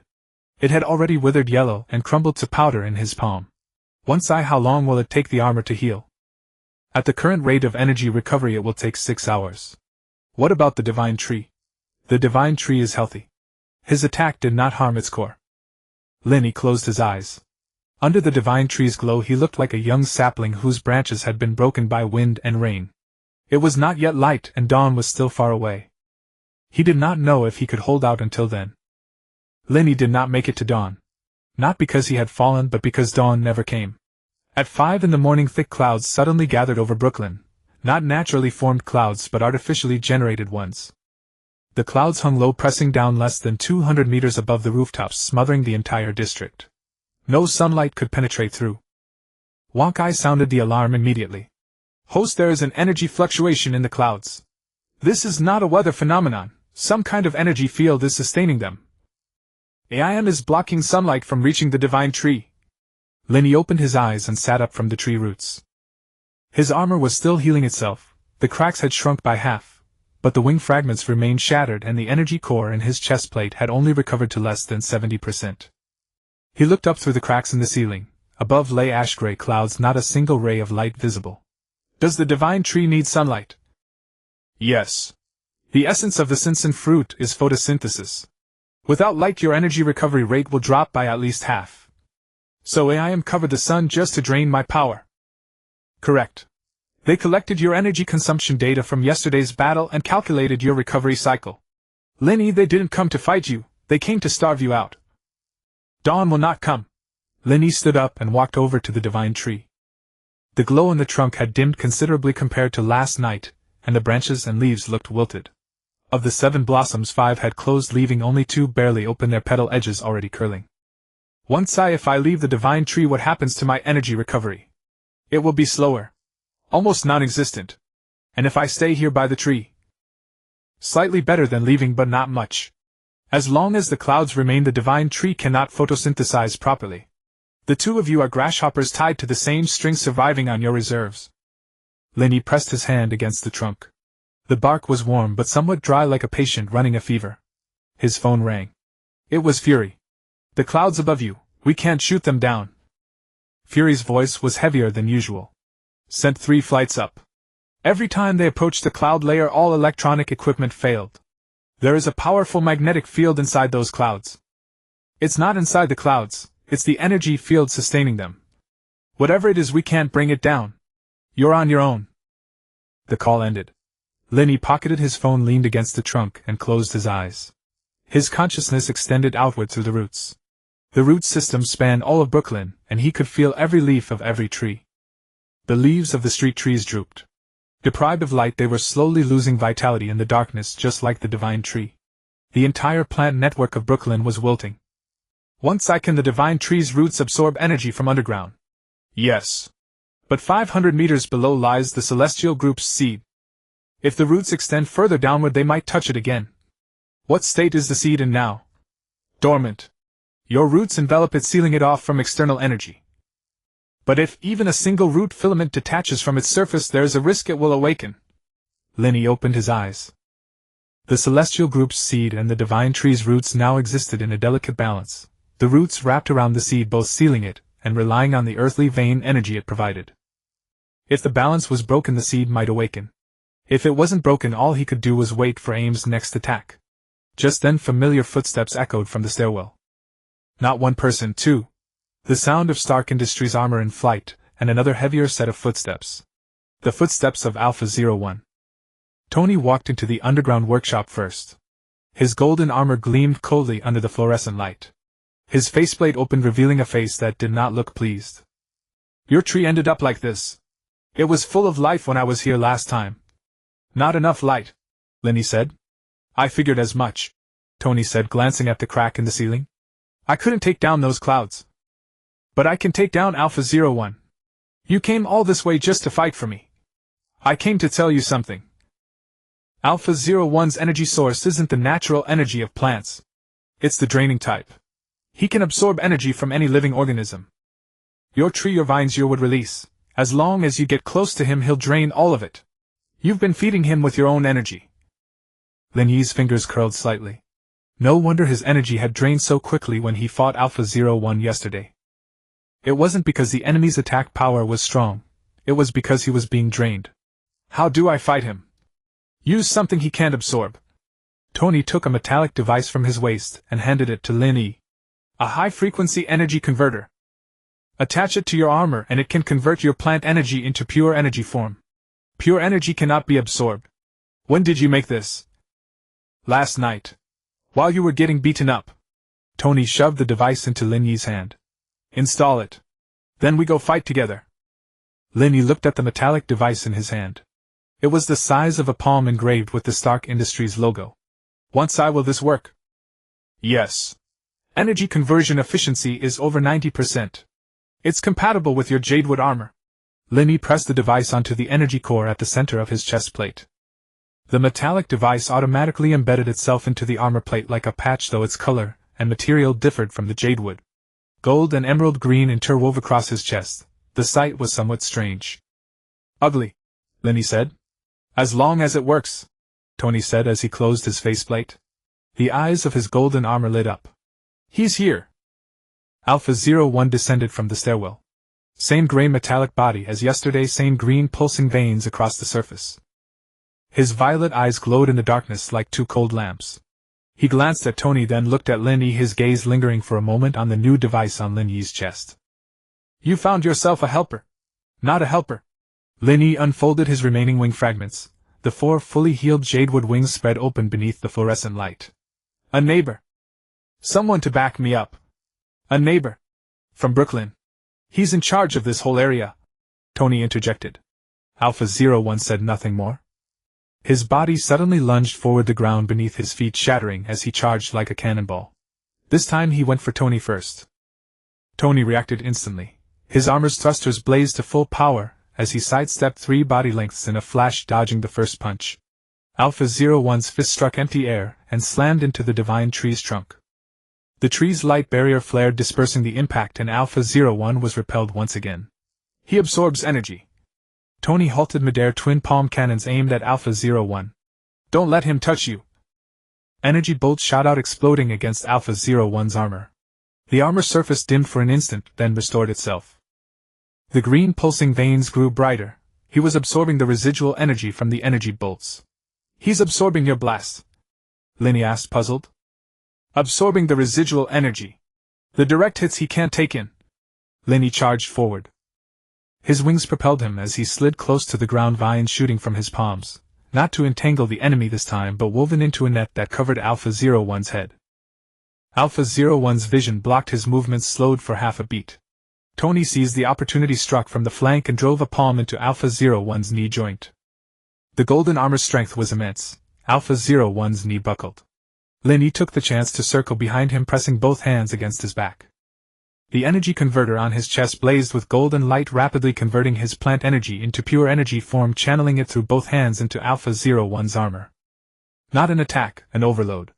The green pulsing veins on Alpha-01's armor suddenly accelerated, throbbing wildly like a heart gone out of control.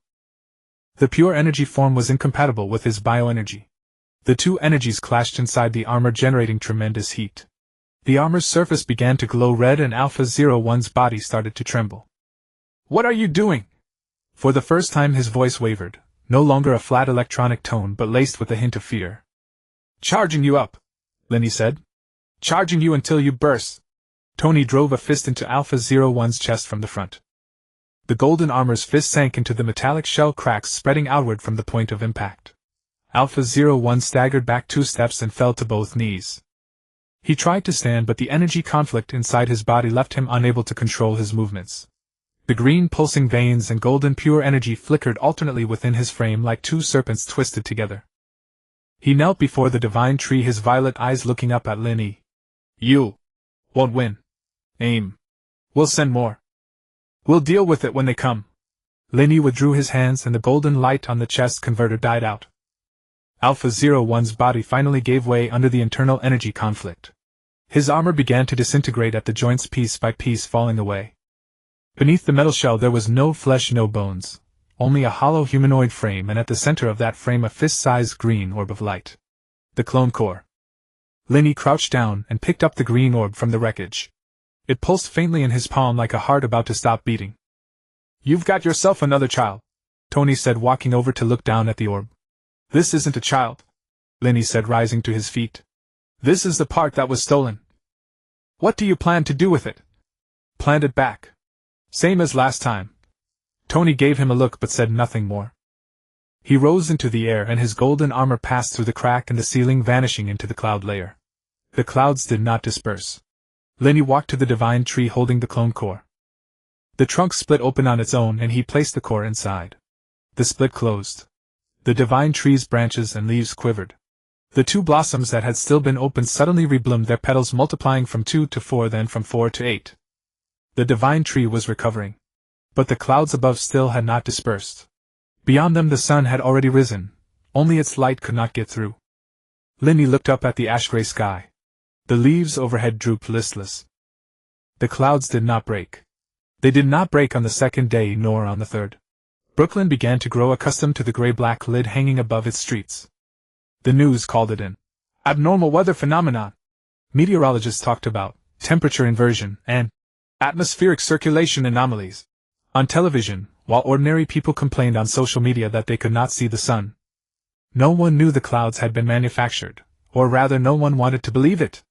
Lin Yi had not left the divine tree for the past 3 days. He ate at the subway station and slept at the subway station, never taking off his armor.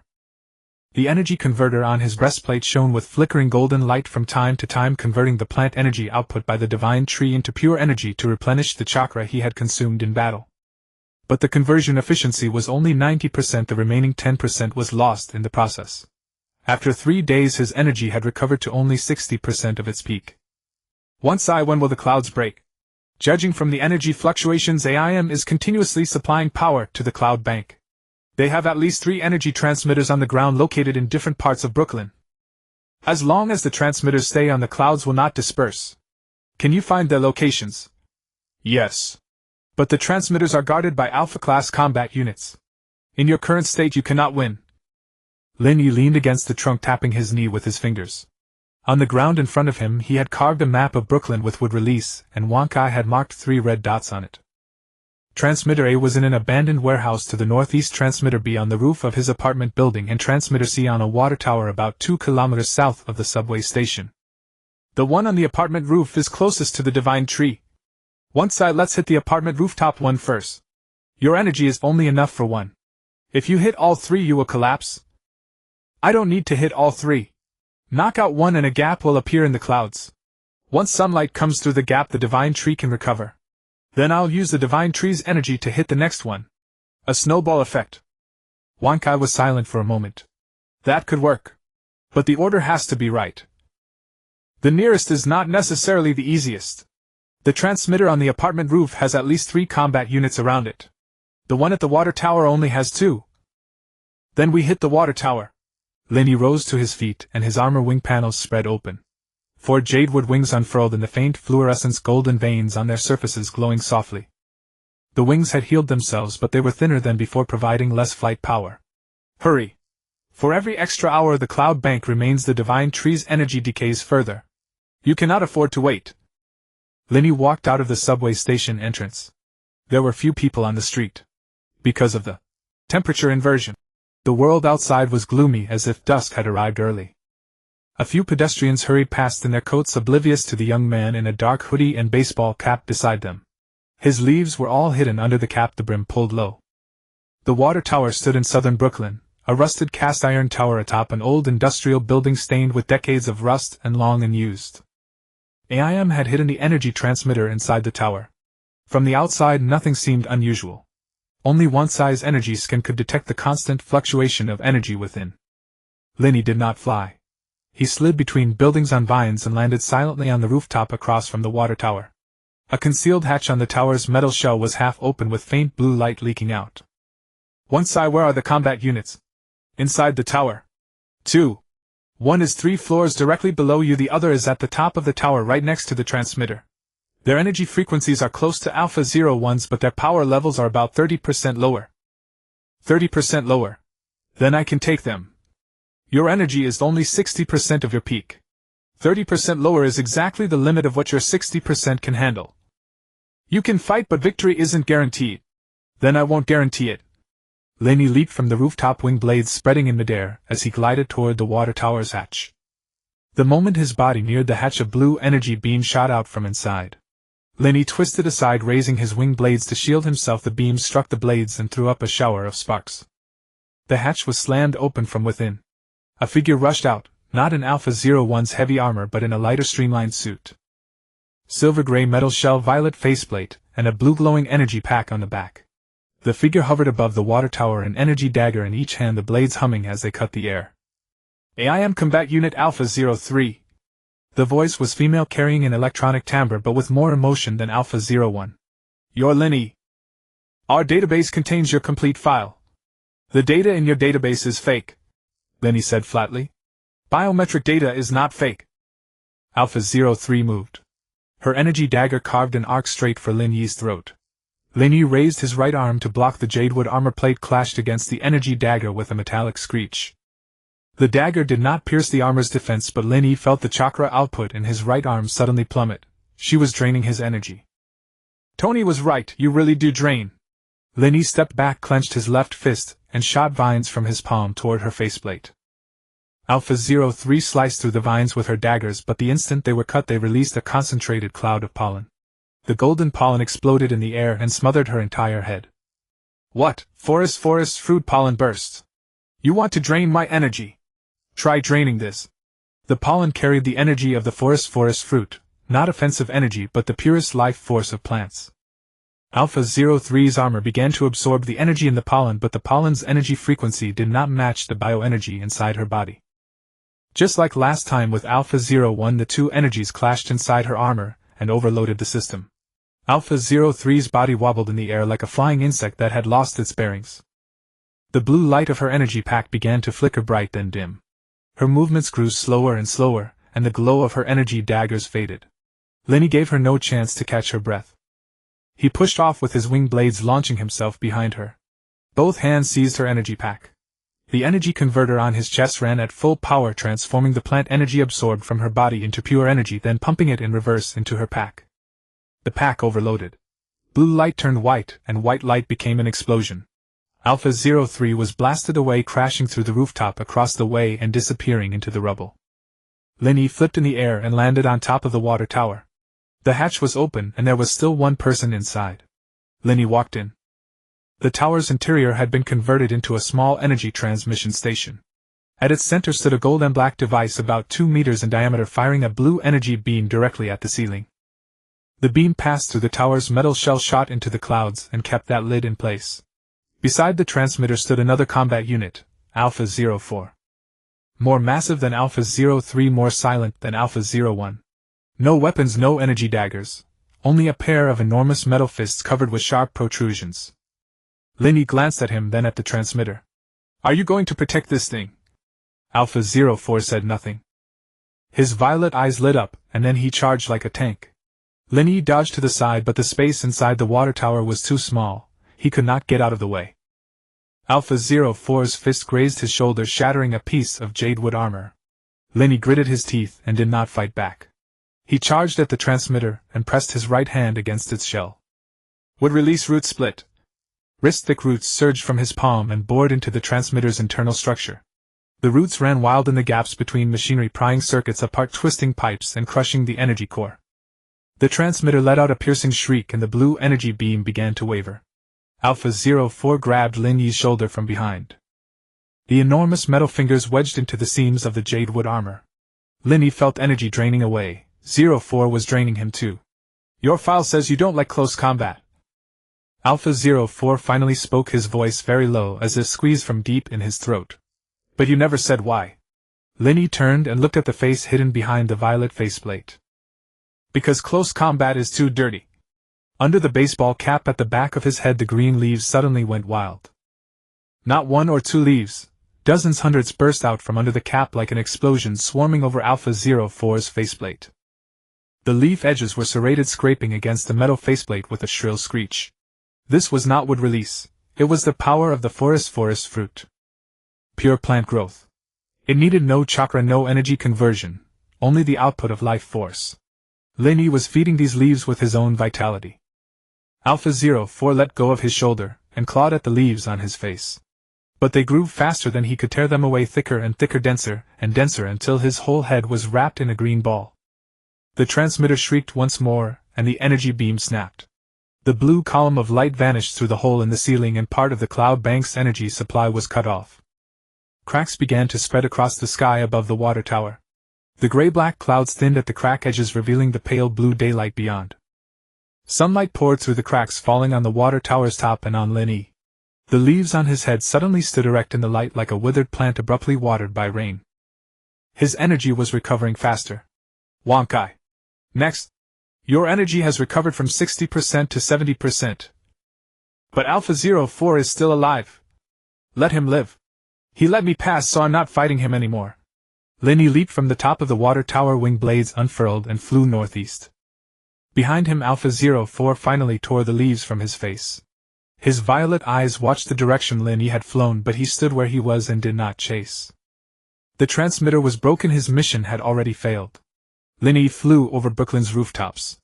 Above him the crack was widening and sunlight poured down through it like a golden waterfall. The street trees stretched their branches and leaves in the sunlight, and the divine tree's energy fed back into him through its roots. 70%, 75, 80%. The first one, he had taken down the first one.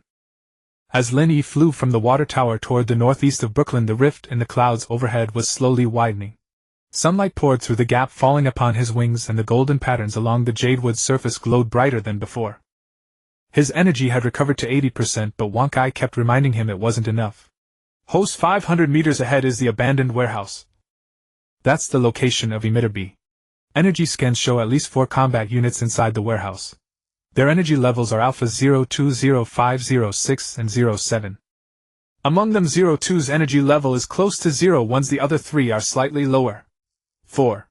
Weren't there only 3 before? That was then. This is now. AIM sent reinforcements while you were taking down the water tower. After the cloud rift appeared, they knew you were picking them off one by one. Lin Yi, they're not stupid. Every one you destroyed, they add 2 more. Lin Yi hovered in midair, his wings vibrating softly. The streets below were silent, the abandoned warehouse roof overgrown with weeds, several broken windows boarded up with planks. From the outside, it didn't look at all like 4 supernatural combat units were waiting for him inside. What side can we go around? If we go around, the next emitter will have the same reinforcements. They have time to move troops, you don't. Lin Yi was silent for a few seconds. He had spent a lot of energy taking down the water tower. Even with sunlight replenishing him and speeding up his recovery, combat burned through it even faster. 4 against 1, in his current state he couldn't hold out. He dialed Peter's phone. Hey, did you make that rift in the clouds over Brooklyn? I could see it from Manhattan. Peter's voice carried the sound of wind like he was swinging through the sky. Not my doing, but I'm working on it. Where are you now? Manhattan. Just helped an old lady find her cat. Can you come to Brooklyn? I need backup. There was a second of silence on the other end. Send me your location. 10 minutes. Lin Yi hung up, landed on the rooftop across from the warehouse, crouched behind the parapet, and stared at the gray, dusty building. He needed to wait for Peter. 10 minutes. 4 combat units weren't going to give him 10 minutes. The warehouse's metal door burst open from the inside. Not one person, 4. Leading them was Alpha 02 with silver armor and a purple mask about Lin Yi's height, but broader, twin massive energy blades mounted on his arms, their edges gleaming with blue light. Behind him the other 3 had distinct forms. One was short and stout with energy cannons for arms, one was tall and thin with 6 metallic tentacles on his back, the last had no arms at all, replaced by 2 energy swords extending from his shoulder blades. 4 purple eyes locked onto Lin Yi on the rooftop across the street. He knows we're coming, Alpha 02 said, his voice as low and flat as 01's. But he didn't run. He's waiting for someone. The tall thin one said, metallic tentacles slowly unfurling behind him. No one's going to save him. The short stout one raised the energy cannons on his arms. Lin Yi didn't wait for them to fire. He leaped from the rooftop, fully extending his wings, gliding close to the ground and surging toward the side of the warehouse.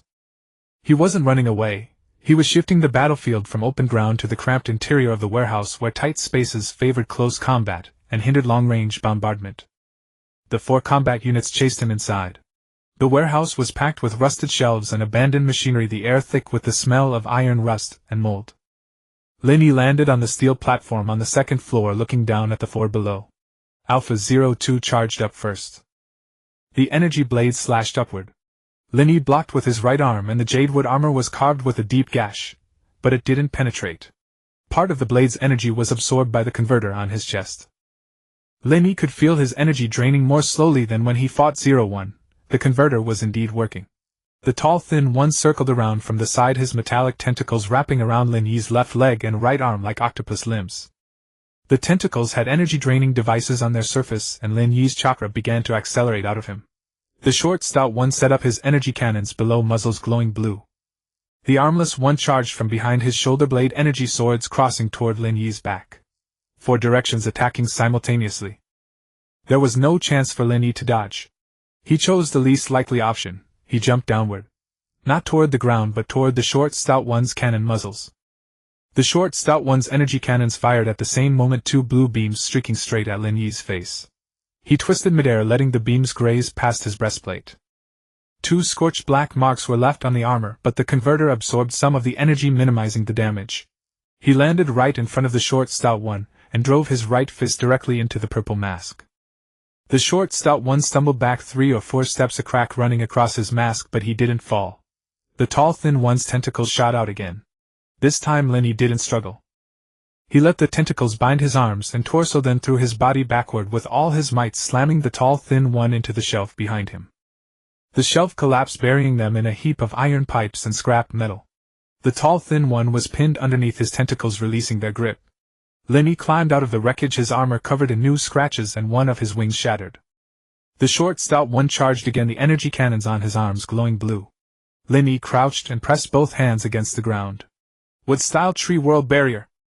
It wasn't a wall. Countless fine root tendrils burst from the earth, spreading like a carpet across the entire warehouse floor. They coiled around the short, stout one's ankles and he tripped. The energy cannon blast struck the warehouse ceiling, blasting a huge hole in it. Alpha-02 descended from above, his energy blade chopping down at Lin Yi's head. Lin Yi raised his arms in a cross-block. The energy blade bit into the jadewood armor and stuck. The armor plate cracked a third of the way through but didn't break. The two strained against each other, energy crackling between blade and armor. The armless one charged from behind, the energy swords from his shoulder blades thrusting straight at Lin Yi's lower back. Lin Yi sensed it. But he had no free hand to block. A streak of white webbing shot through the broken window, sticking to the energy sword's blade. The blade was knocked off course and stabbed into the brick wall beside him, getting stuck. Am I late? Peter swung in through the broken window, landing on a shelf, his eyes behind the mask scanning the 4 combat units below. 4 against 1. Have you no shame? Alpha-02 glanced at Spider-Man, his purple eyes utterly expressionless. 1 reinforcement. Combat capability rated low. Low your head. Peter shot 2 webs, sticking them to the tall, thin one's tentacles and the short, stout one's cannon muzzles, then yanked hard. The two crashed into each other and tumbled into a heap. Taking advantage of the opening, Lin Yi grabbed Alpha-02's energy blade with both hands and pushed the converter on his chest to full power. Not to send energy out, to pull it in. He drew the energy straight from the blade. Alpha-02's weapon began to dim, the blue glow weakening, his purple eyes starting to flicker. Your energy is draining away, Lin Yi said. Your armor is cracking too, Alpha-02 replied. Lin Yi glanced down at his own arms. The jadewood armor plates were covered in cracks, and in places the cotton hoodie underneath was exposed. Only 3 usable wings remained. The converter on his chest was burning hot, its outer shell slightly warped. He knew he couldn't keep fighting. If he did, the armor would shatter. He released the energy blade and stepped back. Peter, hold them off for 30 seconds. 30 seconds. I'll try. Peter shot out more webbing, weaving a makeshift net across the warehouse and temporarily trapping the 4 combat units inside. They began tearing through the web quickly, but the webbing's resilience bought Lin Yi some breathing room. He dashed toward the emitter. Emitter B was twice the size of the one on the water tower, its blue energy beam thicker, shooting straight into the sky and maintaining the stability of that section of cloud cover to the northeast. He drew the last remnants of chakra from his armor and pressed both hands onto the emitter's outer shell. Wood-style root fracture. Roots surged out and bored into the emitter's interior. Circuits, conduits, the energy core, every component was pried apart, crushed, and destroyed by the roots. The emitter's blue beam began to waver, a sharp alarm blaring. Outside the warehouse, another crack split open in the sky. Sunlight poured down through the new rift, falling across the broken windows. The second emitter had been destroyed. Lin Yi withdrew his hands and turned around. Peter was still dancing around the 4 combat units, but most of the webbing had already been torn away. Alpha-02 broke free of the web and raised his energy blade once more. Go! Lin Yi grabbed the back of Peter's collar, fully extended his wings, and shot out through the broken window. The two soared into the sky, the explosions of energy cannons and the slicing sound of metallic tentacles echoing behind them, but nothing gave chase. With the emitter destroyed, the combat unit's mission was to protect it, not to hunt them down. After flying 2 blocks, Lin Yi landed on a quiet street and leaned breathless against a roadside tree. His wings retracted into his back and the armor switched from combat mode to dormant mode, the plates automatically contracting until only the breastplate and forearm guards remained. The converter on his chest had cooled down, but the surface was left with scorched black marks like a patch that had been seared by fire. Peter dropped down from his web line and stood beside him, looking him up and down. Your armor. Is it more damaged than last time we met? And the leaves on your head seem fewer too. Lin Yi reached up and touched the top of his head. It was true. The wild green leaves that had once grown thick now remained only in sparse patches. Most had withered and fallen off.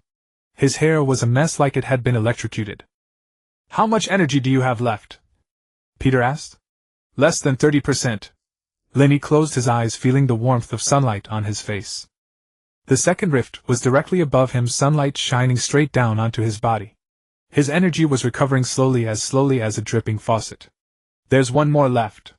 On the rooftop of my apartment building." Peter was silent for a moment.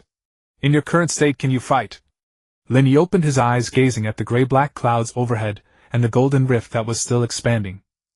Lin Yi did not fly directly toward the rooftop of the apartment building.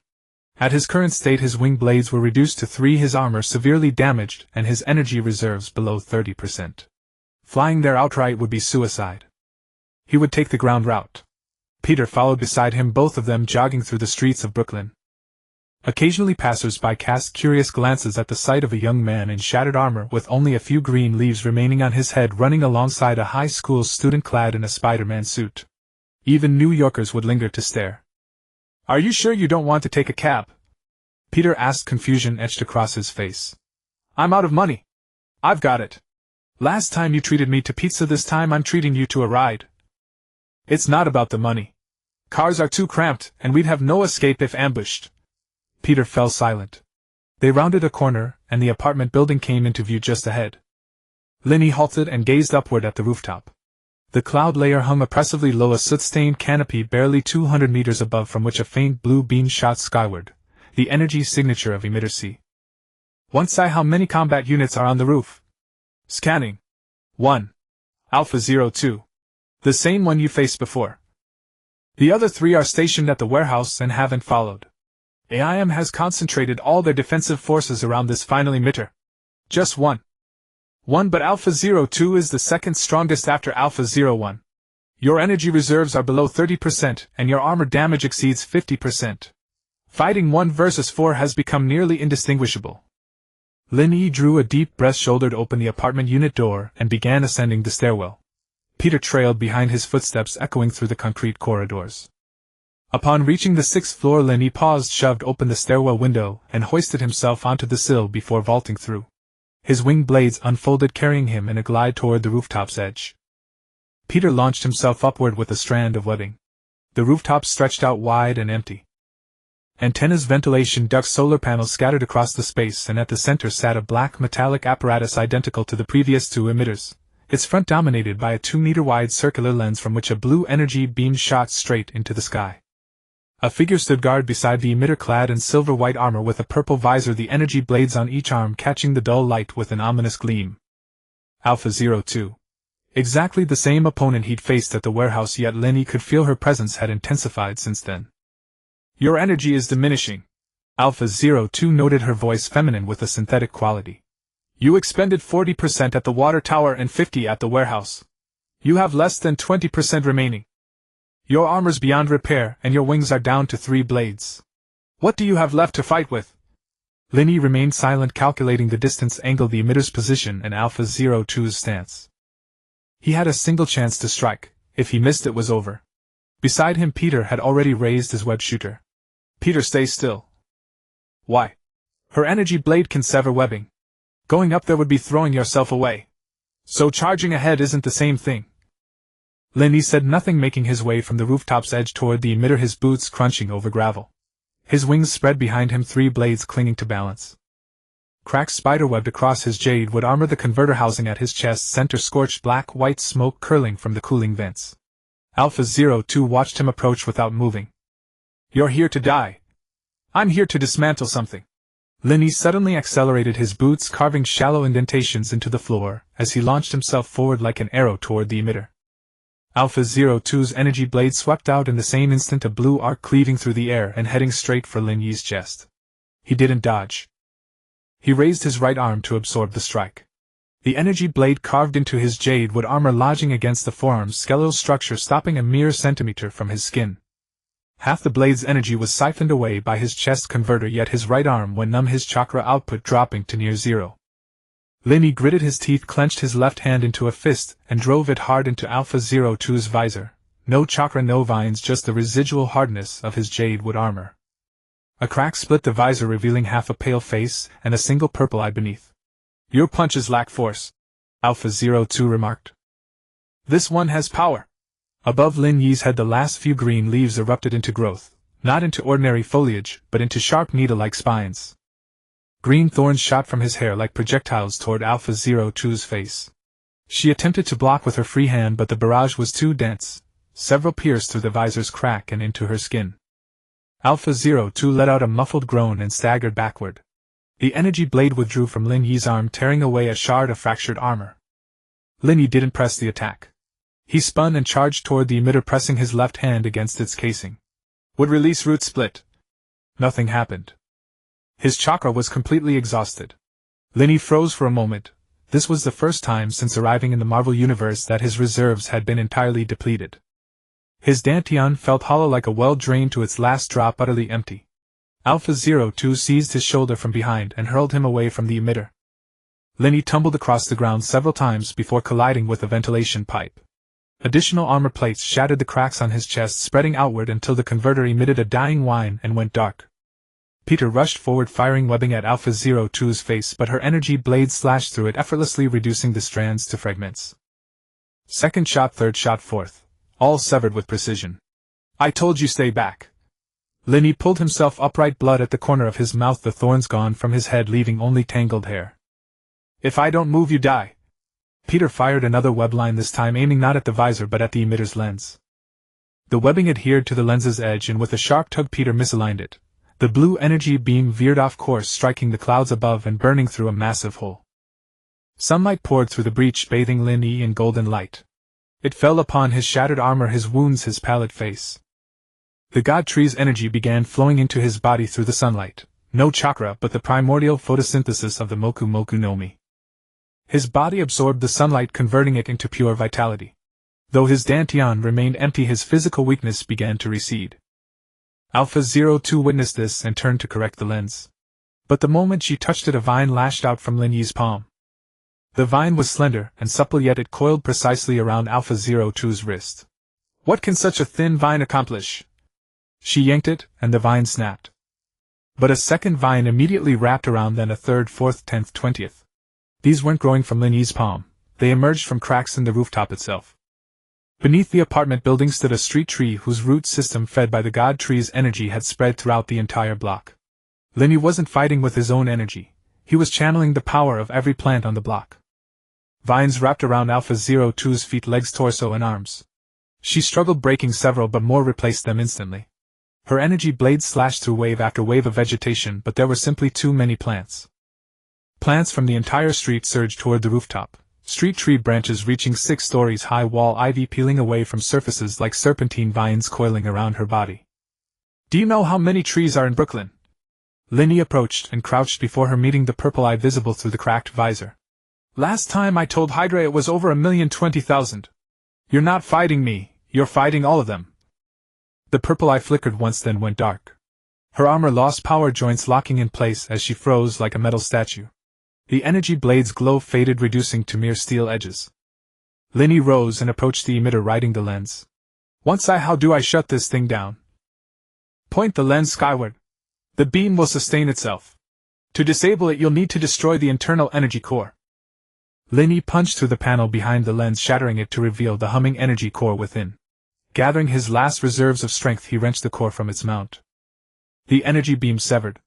The blue pillar vanished from the sky, and the clouds lost their final power source. The darkened cloud cover began disintegrating from the edges, large masses fragmenting into mist that evaporated under the sunlight. Brooklyn's sky revealed its true color, a pale blue pierced by golden rays. Lin Yi stood at the rooftop's edge, sunlight warming his body. His armor lay shattered, wings gone, most leaves lost from his head, his entire frame battered with few unbroken sections remaining. Yet he remained standing. Peter approached and pulled his mask up to reveal his freckled young face, gazing at the sky as he exhaled deeply. The sky's clearing. And looks like those leaves are growing back on your head. Lin Yi reached up to touch his scalp, fingers brushing against fresh green shoots.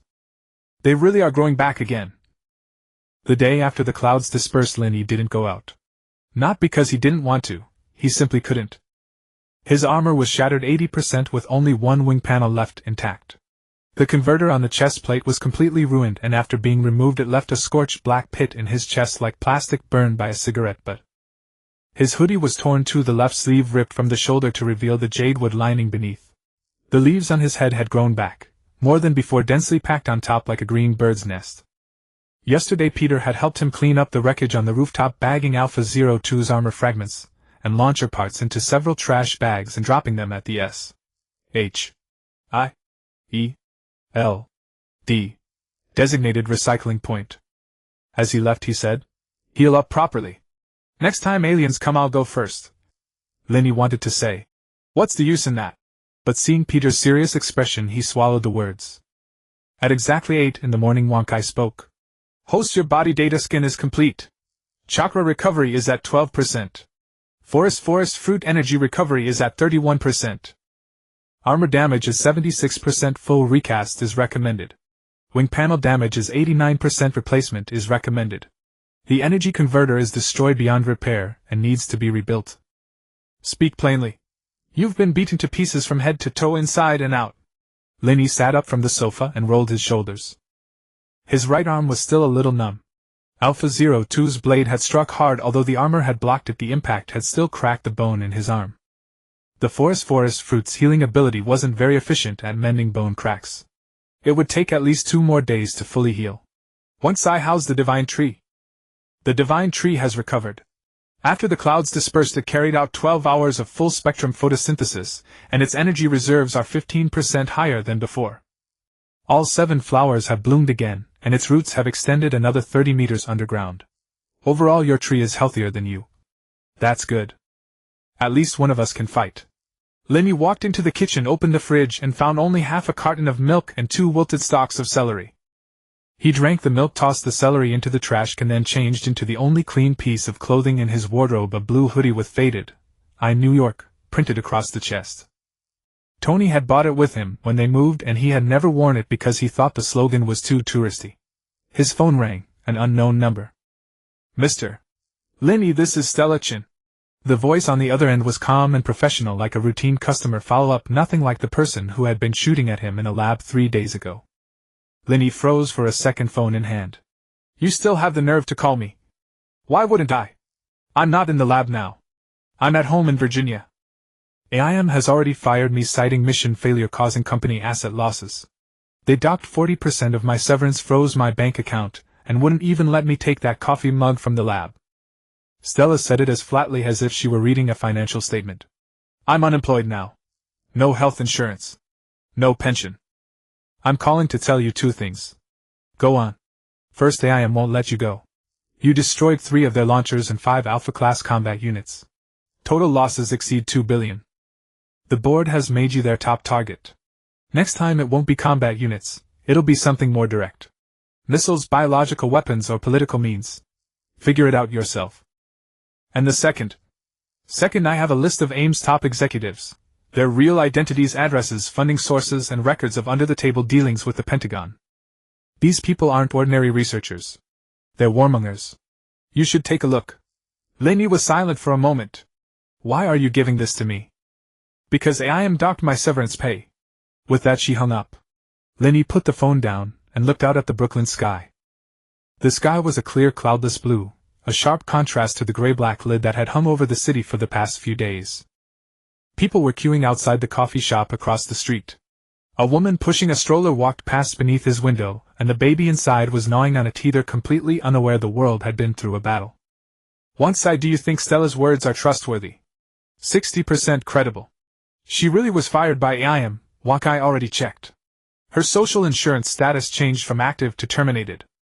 But her motive isn't entirely the severance pay.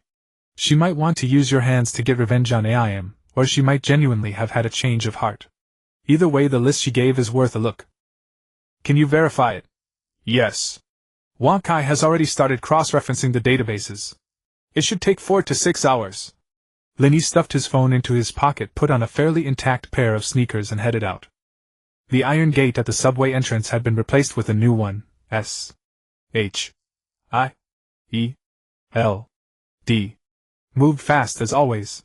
He walked down the stairs. The air in the underground workshop was cooler than outside, carrying the scent of soil and pollen. The divine tree's canopy had already burst through the ceiling and stretched outside.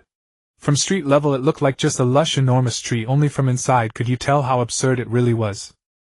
The trunk was so thick that 3 people couldn't wrap their arms around it.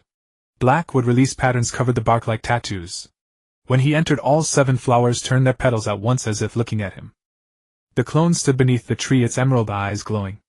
After being blasted away last time, it had repaired most of the damage on its own, but its right arm was still a little crooked, the elbow joint at the wrong angle hanging there like a broken puppet. Your arm is crooked. Repair in progress. Estimated completion time 4 hours, the clone said. Lin Yi walked up to the divine tree and pressed his hand against the trunk. He closed his eyes and let his consciousness travel down the roots. 500 meters underground, the celestial seed lay still, wrapped tightly in root tendrils like a cocoon with no unusual movement. One side, the seed's status: stable. Dormancy depth is sufficient. Recent energy fluctuations haven't affected it. But if AIM triggers another large-scale energy disturbance like the cloud, the seed may be reactivated. So AIM isn't just making trouble for me, they're digging their own grave. You could say that. Lin Yi withdrew his hand, turned, and saw there was someone else at the foot of the stairs. Agent Mora, wearing a black turtleneck and holding no tablet, leaned against the wall as if she had been standing there for a long time. Can you make a little noise when you walk? Lin Yi said. If I made noise when I walked, you'd already be dead. Agent Mora threw his words back at him. Fury sent me to check whether you're dead. Well, you can see, I'm still alive. Glad to hear it. Fury says he'll handle the IM matter and you should stay out of it. He'll handle it. How? By emailing Ames board to tell them they're breaking the law. The corner of Agent Mora's mouth twitched as if she couldn't decide whether to laugh or curse. He has his ways. You just look after your tree and mind your leaves. She glanced at the clump of green on Lin Yi's head. Better wear a hat. It's too conspicuous. She turned and left. Lin Yi touched the leaves on his head. They felt softer than before, like newly grown sprouts that hadn't hardened completely. Once was she just now concerned about me? No. She was reminding you not to cause trouble for S.H.I.E.L.D.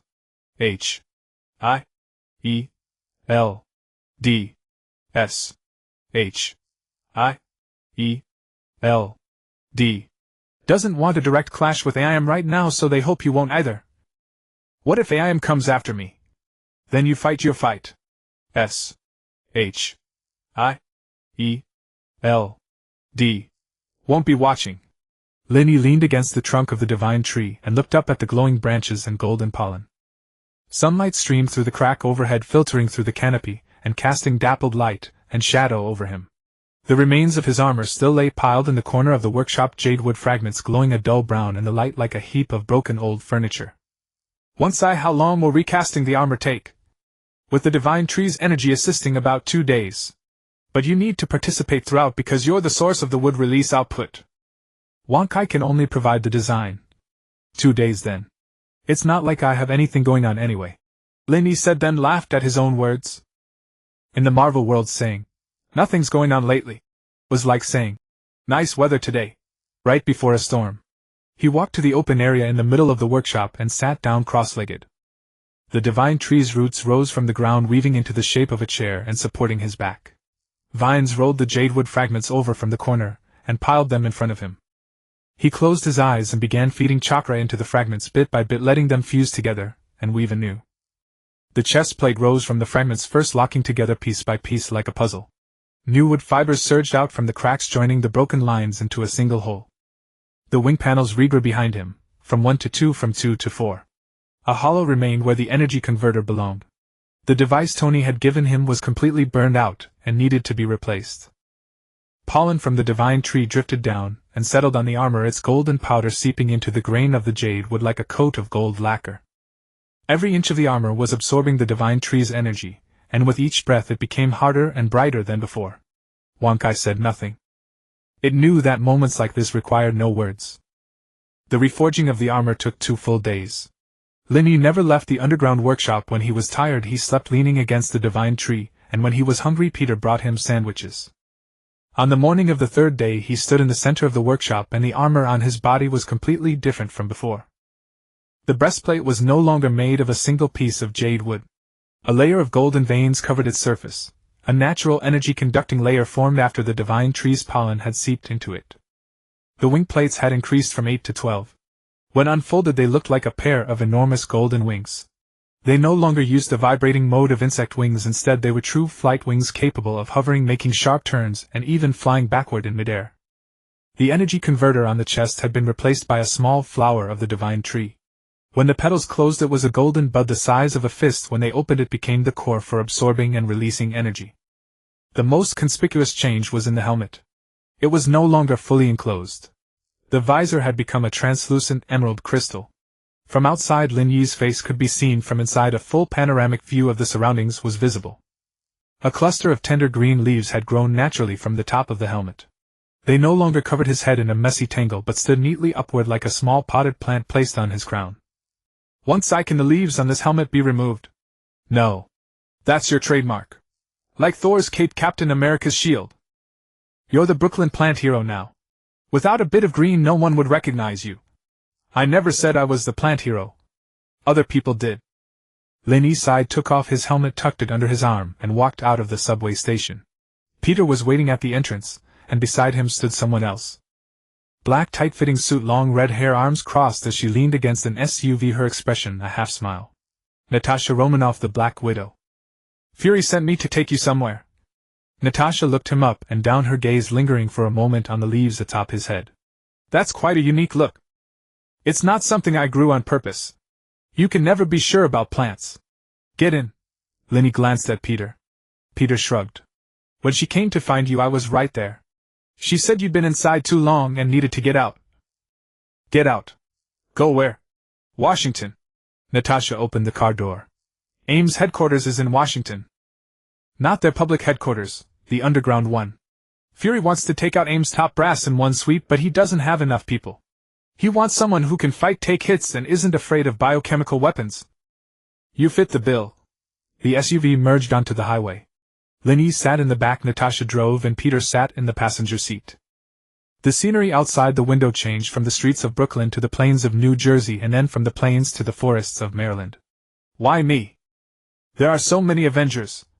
Thor is in Asgard, Tony is in Europe, Captain America is on another mission, and Hawkeye has retired. Of the ones who can really fight, that leaves only me, and I can't take hits. Natasha looked at him in the rearview mirror. You're the only one who can stand head-on against an Alpha-class combat unit. Fury said you took down 5 by yourself. Not 5. 2.5. The rest was done with Spider-Man's help. Peter puffed out his chest. 2.5 is enough, Natasha said. AIM's underground headquarters has at least 12 combat units, including 2 prototype machines at the same level as Alpha-01. We're not going there for a slaughter, we're going to steal data. The list Stella gave you Fury has already verified. It's real. But everyone on that list is inside the underground headquarters, you can't find them above ground. We have to get in, get their criminal evidence, and then let the FBI make the arrests. Sounds simple. Things that sound simple are never simple to do. The car pulled into a suburb of Washington and stopped in the parking lot of a shopping mall. Natasha turned off the engine and took a black backpack from the trunk filled with all kinds of small tools and weapons. AIM's underground headquarters entrance is in the basement level of this mall, disguised as an old storage warehouse. The security system is biometric. It requires fingerprint, iris, and voiceprint triple verification. We don't have those, so we need your vines. Can my vines pick locks? Your vines can get inside and short-circuit the system. Wang Kai told me. Your AI has already linked with my communicator, and it will give you navigation. Lin Yi glanced at Wang Kai. Wang Kai muttered in his mind. Wang Kai never agreed to the link. She connected herself in. You didn't object either. Would it have done any good for Wang Kai to object? Lin Yi put on his helmet, and the translucent emerald visor covered his face. The 3 of them moved through the crowd in the shopping center, and no one noticed them. A man in a helmet, a red-haired woman, and a teenager in a hoodie, in a shopping mall in Washington, D.C. That combination wasn't even the strangest one. The door to the underground warehouse was a heavy metal fire door. It had no handle, only a small panel. Natasha took a scanner from her backpack, pressed it against the panel, and a stream of data jumped onto the screen. Triple lock, fingerprint, iris, voiceprint. Not one can be missing. Lin Yi extended his right hand. From his fingertips, vines as thin as strands of hair slipped into the seams of the panel. One-size navigation unfolded in his mind. The layout of every circuit and every chip was clearly visible. The vines located the fingerprint recognition module, bypassed it, and connected directly to the main control chip. The iris recognition and voiceprint recognition were bypassed in turn. The lock opened. The fire door slid silently to both sides, revealing the passage inside. The passage was very long with no end in sight. The lights were dim, the walls were gray metal panels, and the floor was anti-slip steel grating. The air was dry cold and carried the smell of disinfectant. Once I scanned the passage. Scan complete. The passage is about 200 meters long, and at the end is an airtight door. Behind that door is the main area of AIM's underground headquarters. There are motion sensors and infrared detectors in the passage. Your armor can block infrared signals, but the motion sensors detect physical vibrations. If you walk, there will be vibrations. Lin Yi crouched down and pressed his hand against the ground. Vines surged from his palm and spread forward along the floor. It wasn't an attack, it was a carpet. The vines covered the entire floor of the passage, about 2 centimeters thick, soft and elastic like a layer of green sponge. Let's go. Step on the vines and there won't be any vibrations. Natasha looked at him, stepped on it, and tested it. There was indeed no sound, it felt like walking on a thick lawn. Peter followed as well, and the three of them crossed the passage in silence. Lin Yi walked at the very back, maintaining the vine carpet as he went. His chakra consumption was lower than expected. The flower of the divine tree slowly rotated on his chest like a golden sunflower, absorbing the surrounding free energy and continuously replenishing his consumption. Natasha opened the airtight door using the same method. The world behind it was unimaginably vast. A domed central hall at least 3 stories high was surrounded by circular metal walkways and glass compartments. At the center of the hall stood a huge cylindrical container filled with green liquid, and something hung suspended inside. It was not an alpha combat unit. It was a human being. No, not entirely human. His skin was green, his body covered with bark-like tissue, and between his fingers and toes were webbed membranes. "What is this?" Peter whispered. Natasha glanced at the data on the scanner, and her expression changed. "This is their new project. Not a combat unit, a biological weapon. They're mass-cultivating plant-type superhumans. They're experimenting on living people." Lin Yi stared at the half-plant, half-human creature in the container, and his hand clenched involuntarily. The green figure in the container opened its eyes. It didn't open them slowly. They snapped wide in an instant. Its pupils were vertical, golden like a serpent's. Peter jumped back a step, his web shooter already raised. "It's awake." Lin Yi didn't move. His hand was still pressed against the glass wall of the container. Through the thick glass he could feel the thing inside watching him. Not just watching with its eyes, its whole body was perceiving him. That way of sensing was all too familiar. Plant-type instinct. It was exactly how the divine tree's root system scanned its surroundings. Once I scan its energy frequency. Scanning. Wang Kai paused. Host, its energy frequency is highly similar to your forest fruit. This isn't coincidence. I am replicated it from your sample. When did I ever give them a sample? You didn't. But when they took samples from the divine tree, they might also have collected tissue fragments you left behind on the trunk. Your hands have been in contact with the divine tree for so long that traces of your epidermal cells must be on its bark. Lin Yi's fingers slowly tightened against the glass wall. The green figure pressed its face against the glass, staring at Lin Yi through the barrier with those golden vertical pupils. Its mouth opened and closed as if trying to speak. But liquid flooded into its throat, and only a stream of bubbles came out. Natasha walked to the console beside them. Her fingers flew across the keyboard. A dozen plus lines of code flashed onto the screen. Their database is right here. I need 3 minutes. 3 minutes is too long, Peter said, keeping watch at the door, his voice low. Someone's coming. At least 5. The moment the words left his mouth, the fire door at the end of the corridor burst open from the outside. 4 silver-gray figures charged in. Alpha combat units. At the front was a new face. His armor was sleeker than the earlier models. There was no energy pack on his back, instead a pair of metal wings grew directly out of it. Not mechanical blades, true feathered wings, every single feather an energy blade. A number was engraved on his purple visor, 00. The lead unit. The 3 behind him were also Alpha class, but Lin Yi had never seen them before. Their energy levels were about the same as 02 and 03 before, but their equipment was different. One carried a heavy energy cannon on his back. One had blades covering both hands. The last carried no weapon, but the surface of his armor was studded with dense energy emitter ports. Lin Yi Unit 00 said, his voice low and mechanically resonant. AIM headquarters isn't your Brooklyn. There aren't 2 million trees for you to use here. Lin Yi turned to face them. The helmet sealed itself, an emerald visor hiding his face. 12 wing blades spread open behind him, their golden veins blazing under the lights like burning coals. Who said I need trees? He charged. The wing blades drove together, sending him skimming across the floor. His speed was nearly twice what it had been before. Unit 00 reacted fast, crossing his metal wings in front of himself to block Lin Yi's approach. Lin Yi didn't crash into them. He stopped abruptly less than a meter from Unit 00, the vine from his right hand snaking around from the side and coiling around the root of Unit 0's left wing. The vine carried the golden energy of divine tree pollen. The instant it touched the metal wing, the energy conduction layer activated, drawing the wing's energy toward him. Unit 00 spun the energy blades on his wings, slicing toward Lin Yi in perfect unison. Lin Yi released the vine, flared his wing blades, and shot himself into midair. The energy blades cut through empty air, leaving a dozen deep gouges in the steel floor. Natasha still didn't look up from the console. 2.5 minutes. The Alpha with the energy cannon swung its muzzle toward her. The muzzle glowed blue. Peter fired a web strand from the side, stuck it to the cannon, and yanked. The cannon was yanked off target. The energy bolt tore into the wall beside the container, blasting a washbasin-sized hole. The container shook. Green liquid seeped through the cracks and spilled across the console. The green figure inside the container suddenly began to struggle. It smashed its fists against the glass. 1, 2, 3 blows. The glass shattered. Green liquid burst out like water from a broken dam and flooded the control room floor. The green figure crawled out of the container. It stood in the liquid drenched. Its green skin gleamed in the light. Its bark-like tissue was crosscut with wounds from the shattered glass, but the wounds were healing at a visible speed. It looked down at its hands. The webbing between its fingers slowly folded closed and slowly spread open again, as if making sure the hands were its own. Then it turned its head and looked at Lin Yi. There was no aggression in its golden vertical pupils. Only fear. You. It's you. Its voice was hoarse, as if it hadn't spoken in a very long time.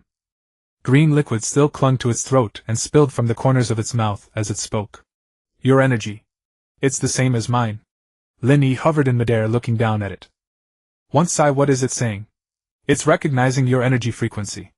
There is a residual trace of the forest fruit inside it from the same source as yours. Not the full fruit ability, only a fragment. It may see you as one of its own kind. The green figure took a step toward Lin Yi. Its feet came down on broken glass and drew blood, but the wounds healed instantly. Help me. I don't want to be a weapon. Unit 00 turned, spreading his metal wings toward the green figure. The tips of the energy blades burst into blinding white light. Test subject R01 has gone rogue. Execute termination protocol. No. The green figure thrust both hands upward. The steel floor split open and countless thin root tendrils forced their way out of the cracks. It wasn't wood release, just ordinary plant roots. But it used the tiny remnant of the forest fruit inside its body to drive their growth. The root tendrils wrapped around Unit 0's ankles. Unit 00 glanced down at the roots. With a light sweep of his wings' energy blades, every one of them was severed. Too weak. Nothing at all. Lin Yi dove down from the air. His wing blades folded in his whole body a green cannonball, and he slammed into Unit 00. The two rolled across the control room, toppling the console, shattering the glass partition, and finally crashing into the wall. The wall cracked. Unit 0's metal wings wedged into the brickwork and wouldn't come free. Lin Yi was on top of him, the vine from his right hand coiled around his throat. You wanted the data, didn't you? Lin Yi turned to Natasha. How much longer? 1 minute, Natasha said, popping her head out from under the console, her fingers still flying over the keyboard. Hold him off. I can hold. The green figure stood in the middle of the control room, looking at its hands, then at the severed roots on the floor. Its golden eyes flickered. It turned and rushed at the Alpha carrying the energy cannon. It wasn't attacking. It was shielding. At that exact moment, the energy cannon flared again. The muzzle was aimed at Natasha. The green figure put itself in front of her and took the energy bolt directly with its body. A fist-sized hole burst open in its chest and green blood sprayed out. But it didn't fall. Fresh flesh sprouted around the edges of the hole, healing at a visible speed. It glanced back at Natasha. Hurry. Natasha's fingers moved faster. Lin Yi pulled himself up from the wall. Unit 00 had already torn his wings free and was rising from the rubble. He looked at the wound in the green figure's chest, then at Lin Yi. There was a faint tremor in the voice beneath the purple visor. You're protecting it. It's protecting my teammate, Lin Yi replied. It's got more guts than you. Unit 00 said nothing. His wings spread open again, and the energy blades lit up one by one. Not a few, all of them. More than a dozen energy blades flared at once in the cramped control room, the white light blinding. He charged at the green figure. Lin Yi was faster. With all 12 wing blades fully extended, he wove a vine net between Unit 00 and the green figure. The energy blades hacked into it, cutting strand after strand, but the vines grew faster than they could be cut. The net grew denser and thicker until it became a wall. Unit 00 slammed into it, and was thrown back. Data download complete. Natasha pulled out the USB drive and stuffed it into her backpack. Go. Lin Yi's vine net contracted, wrapping Unit 00 into a green cocoon. The green figure stood at the control room door watching Lin Yi. Take me with you. Please. Lin Yi looked at it. The golden vertical pupils, the green skin, the hole in its chest still knitting itself closed. It didn't look human, but it talked the way a person talked. It was afraid the way a person was afraid. Once can we take it? Yes, but you'll have to protect it. Its combat ability is almost zero, all it can do is take hits. Then we protect it. Lin Yi reached out and grabbed the green figure by the wrist. The touch was slick and slightly cold, like holding a branch just pulled from the water. Go. The four of them rushed out of the control room. Behind them came the sound of Unit 00 shredding the vine net, and the piercing shriek of energy blades cutting through metal. They raced down the corridor, burst through the fire door, and ran into the mall. The clamor of the crowd washed over them. Shoppers pushing carts froze for a second when they saw them, then caught sight of a figure whose skin was green and covered in bark-like tissue, and screams broke out one after another. The green figure lowered its head and hid its face behind Lin Yi. Natasha pulled a spare black trench coat from her backpack and draped it over the creature. The hood came up, hiding the green face and the golden eyes. Don't look up. The four of them pushed through the panicked crowd and burst into the parking garage. The car door was wrenched open and everyone piled in. Natasha started the engine, tires screaming as the car tore out of the parking space. In the rearview mirror, several silver-gray figures stood at the mall exit. They didn't chase. They didn't dare expose themselves in public. The car merged into Washington's traffic. Lin Yi took off his helmet and leaned back in his seat. The leaves on his head hung limp, looking completely worn out. The green figure sat in the back, curled up inside the trench coat. Only its golden eyes were visible, staring at the sky outside the window. It had been a long time since it had seen the sky. What's your name? Lin Yi asked curiously. The green figure was silent for a long moment. My name is Ethan. I'm from Brooklyn. Lin Yi turned to look at it. Brooklyn. His turf. By the time the car rolled into Brooklyn, night had already fallen. Lin Yi leaned back in the passenger seat, his helmet resting on his knees. The leaves atop his head were tousled like weeds, blown every which way by the wind. Peter was asleep in the back seat, head lolled against the window, mouth hanging slightly open. Ethan huddled close beside Peter, swaddled in a black trench coat, the hood pulled low. Only the faintest sliver of a green chin was visible. Natasha pulled up at the subway entrance, cut the engine, and stayed put. Fury says this one can't stay at S.H.I.E.L.D.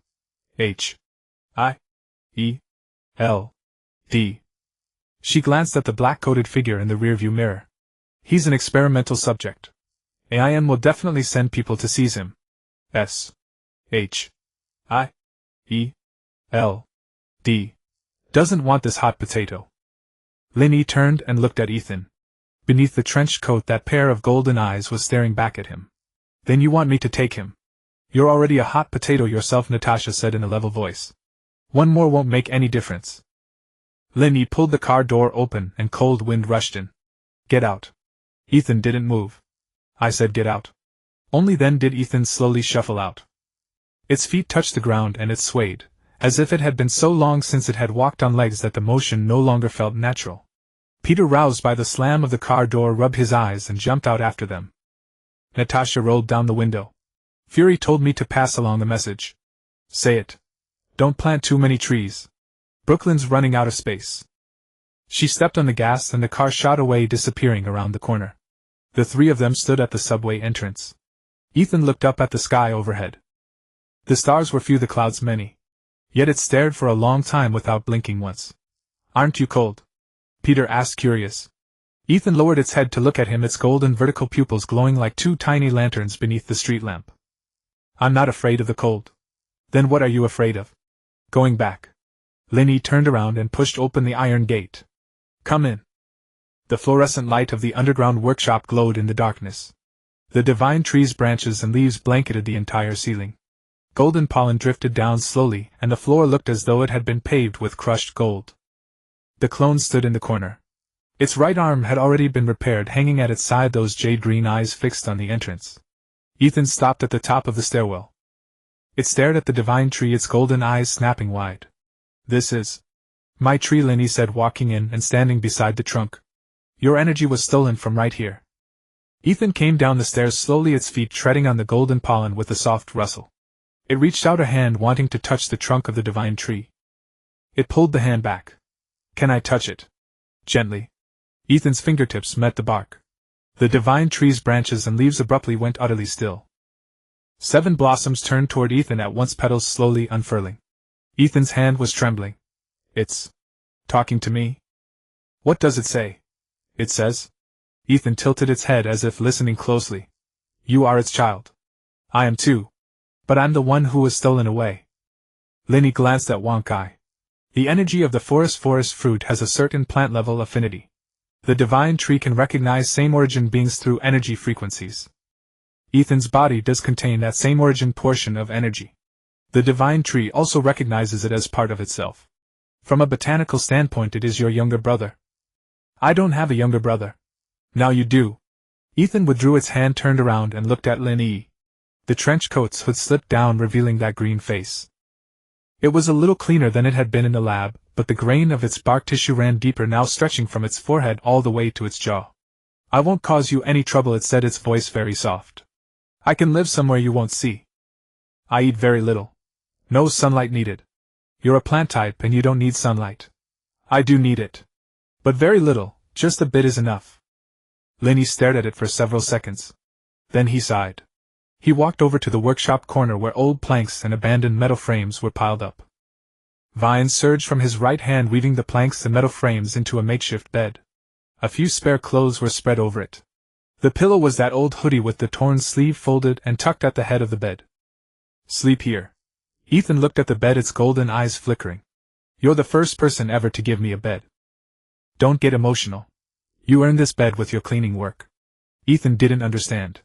But it walked over, sat on the edge of the bed, and reached out to touch the old hoodie. Its motion was gentle, as if it were handling something precious. Peter leaned against the wall watching the scene and suddenly spoke up. Lin Yi, have you noticed? Noticed what? You're getting more and more like a family patriarch. A tree, a clone, a little brother. Another few days and you'll be opening a plant shelter. Shut up. I'm serious. You've got leaves on your head and your brother is green all over. Standing together you look like 2 walking potted plants. Ethan looked at Peter. Its golden vertical pupils held no anger, only curiosity. What is a potted plant? Peter opened his mouth, looked at Lin Yi, then back at Ethan. Forget it. I said nothing. The night had grown late. Peter left, saying he had a chemistry exam the next morning and needed to go home and crack his books. Before leaving he patted Ethan on the shoulder, said welcome to Brooklyn, then swung off on a web strand and vanished into the sky. The underground workshop fell quiet. The divine tree's fluorescence dimmed a notch as if it had automatically entered night mode. Lin Yi leaned against the trunk, eyes shut. Ethan lay in the corner bed, eyes open. Can't sleep? Lin Yi suddenly asked. I slept for a long time in the lab. I don't need to sleep anymore. Then lie there. Closing your eyes is fine too.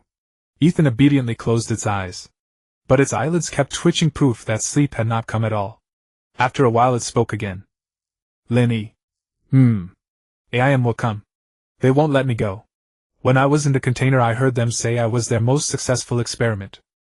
The energy utilization rate is 40% higher than the alpha combat units. I know. Aren't you afraid? Afraid, Lin Yi said, opening his eyes to look at the cracks in the ceiling and the blurred starry sky beyond. But I'm more afraid of losing. Ethan was silent for a long time. I can help you. Lin Yi turned his head toward the corner. Ethan sat up from the bed, its golden eyes burning like 2 flames in the dim light. My energy utilization efficiency is higher than yours. The total amount may be small, but I can use it to do things you can't. For example, For example, making the divine tree's roots drive another 100 meters deeper. For example, doubling the efficiency of your armor's energy conduit layer. For example. It paused. For example, staying by the divine tree in your place. That way you can go do other things. Lin Yi sat up straight. In my place. I have the same origin energy in my body. The divine tree recognizes me. I can temporarily take over the connection between your clone and the divine tree. You can go out with your clone and stop worrying about someone raiding the place while you're away. One-size voice sounded in his mind. Theoretically, it's feasible. Ethan's energy frequency matches the divine tree remarkably well. If it can learn the basics of what release, it truly can replace you in daily maintenance and defense. But it will need training. Lin Yi looked at Ethan. Green skin, golden eyes, bark-like texture. It was speaking earnestly. It wasn't trying to please anyone, it was stating a fact. You've been out less than a day, and you already want to start working. I don't want to stay in your bed for free, Ethan said. I used to be human. I'm not a thing. I know debts have to be repaid. Lin Yi was silent for a moment. Then he rose from the trunk, walked over to Ethan, and extended his right hand. Then learn the simplest thing first. What? Grow a leaf. Ethan looked down at its hand. It closed its eyes and concentrated. Its palm twitched. Nothing. It concentrated harder. A tiny sprout emerged from between its fingers. White. Trembling. Like a newborn bean sprout. It opened its eyes, looked at the sprout, and something shimmered in its golden eyes. I did it. You did it. Lin Yi turned, walked back to the trunk, and settled against it again. Before closing his eyes, he added one final note. Training starts tomorrow. 7 in the morning. Be late, and you go hungry. What food is there here? The divine tree's pollen. It's edible and nutritious enough. Ethan looked down at the tender sprout in its hand, then carefully placed it beside the pillow. It lay back on the bed. This time, after it closed its eyes, the twitching didn't come. The fluorescent glow of the underground workshop dimmed another shade. Only a faint halo remained around the divine tree's trunk, like a giant nightlight casting light over 2 beds, one nestled against the tree, the other tucked into the corner. The sky above Brooklyn split open again. It was not clouds. It was space itself tearing apart. The rift stretched from one end of the skyline to the other, like someone had taken a blade and carved a gash across the heavens. The edges of the rift shimmered with blue light, the telltale energy residue of the Kree Empire's space jump technology. Lin Yi stood on the roof of the subway station entrance, looking up at the fissure. Jadewood armor covered his body, and 12 wing blades spread open behind him. The small golden flower at his chest spun rapidly as pollen from the divine tree drifted up from the underground workshop, forming a thin veil of golden mist around him. Once how many are coming? Too many. Walk, I can't count them all. Through the fissure the vanguard of the fleet had already emerged, its bow sliding into view. Not one ship, dozens. At the lead was the Dark Aster Ronin's flagship. Its hull still bore scars left from the last battle, but the roar of its engines was louder than before. Behind the Dark Aster came 3 destroyers and at least 50 attack craft. This was not reconnaissance. Not a show of force. It was war. Peter swung in from the side and landed beside Lin Yi. Behind his mask, his eyes fixed on the fleet above, and he swallowed hard. Didn't you say the Kree Empire wouldn't be back for a while? I said they wouldn't send a diplomatic delegation for a while. I didn't say they wouldn't send a fleet. What's the difference? Natasha climbed out of the SUV, an energy rifle in her hands. She leaned against the door, glanced up at the sky, then switched the rifle's safety off. Fury said reinforcements will arrive in 20 minutes. Captain America Falcon war machine. Tony's in Europe. He can't make it back. Thor can't be reached. 20 minutes. 20 minutes. Lin Yi turned and looked toward the subway station entrance. Ethan walked out of the underground passage. His green skin gleamed in the sunlight. The texture of his bark-like tissue had faded somewhat after the past few days of training. He could now control his body's shape-shifting. He wore an old hoodie Peter had brought him. The sleeves were too long, and had been rolled up twice. A baseball cap sat low on his head, the brim casting a shadow, but it couldn't hide those golden vertical pupils. He walked over to Lin Yi and looked up at the fleet in the sky. What can I do? Guard the divine tree. What else? Survive. Ethan looked at him, nodded, then turned and walked back into the underground passage. His pace was unhurried but steady.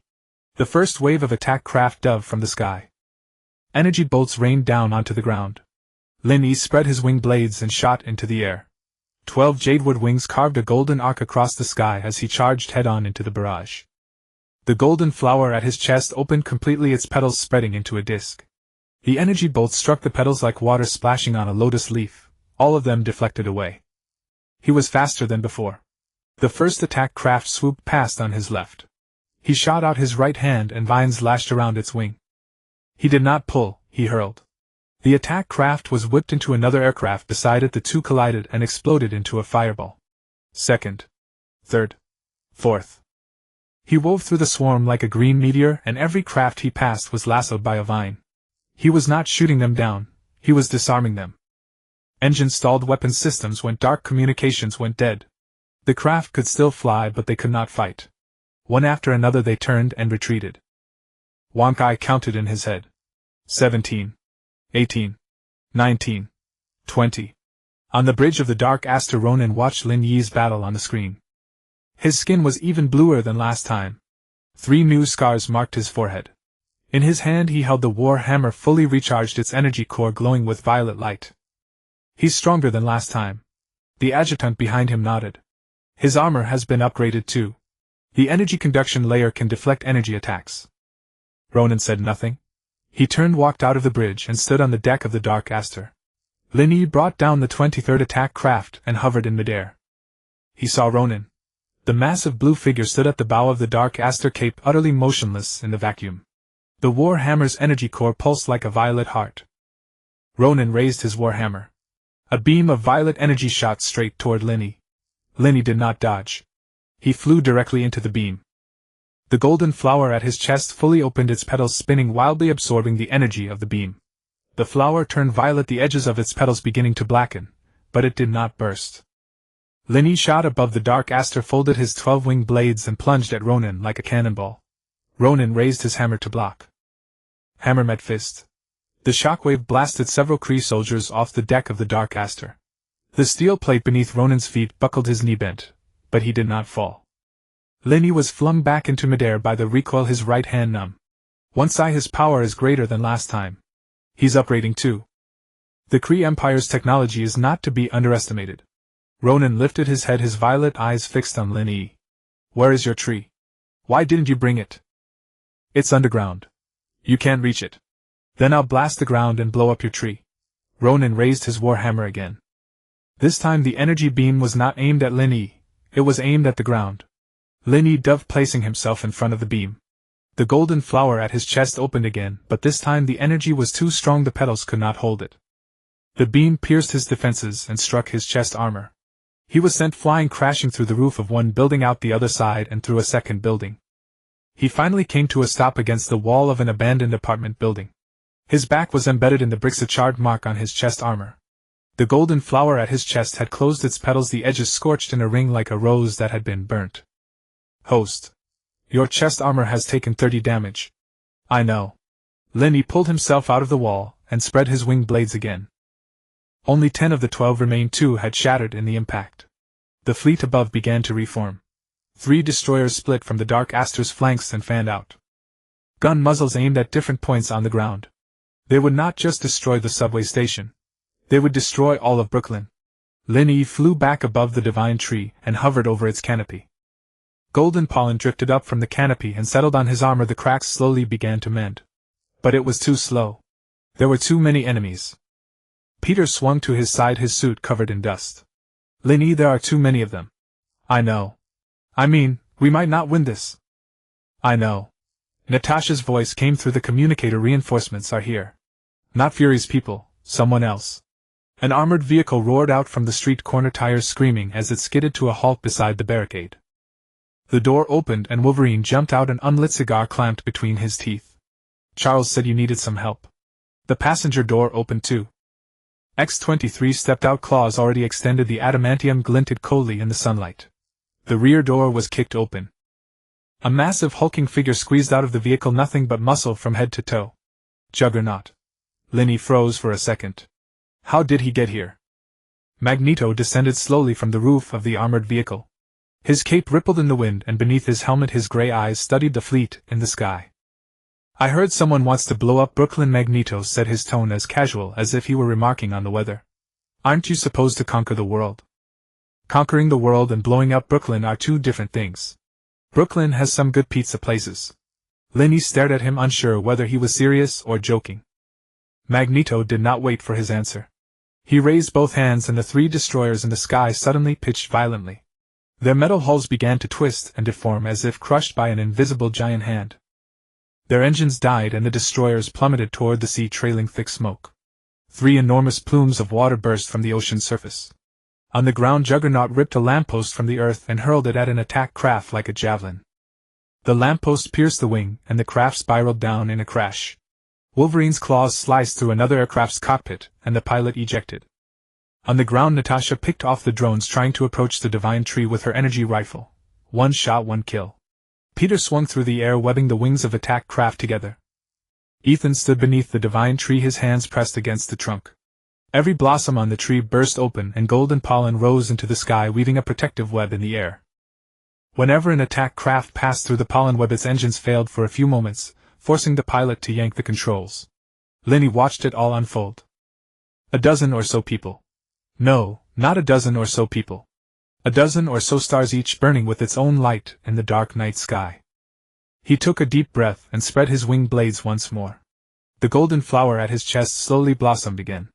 The scorch marks on its petals remained, but its core shone again. He flew toward the dark aster.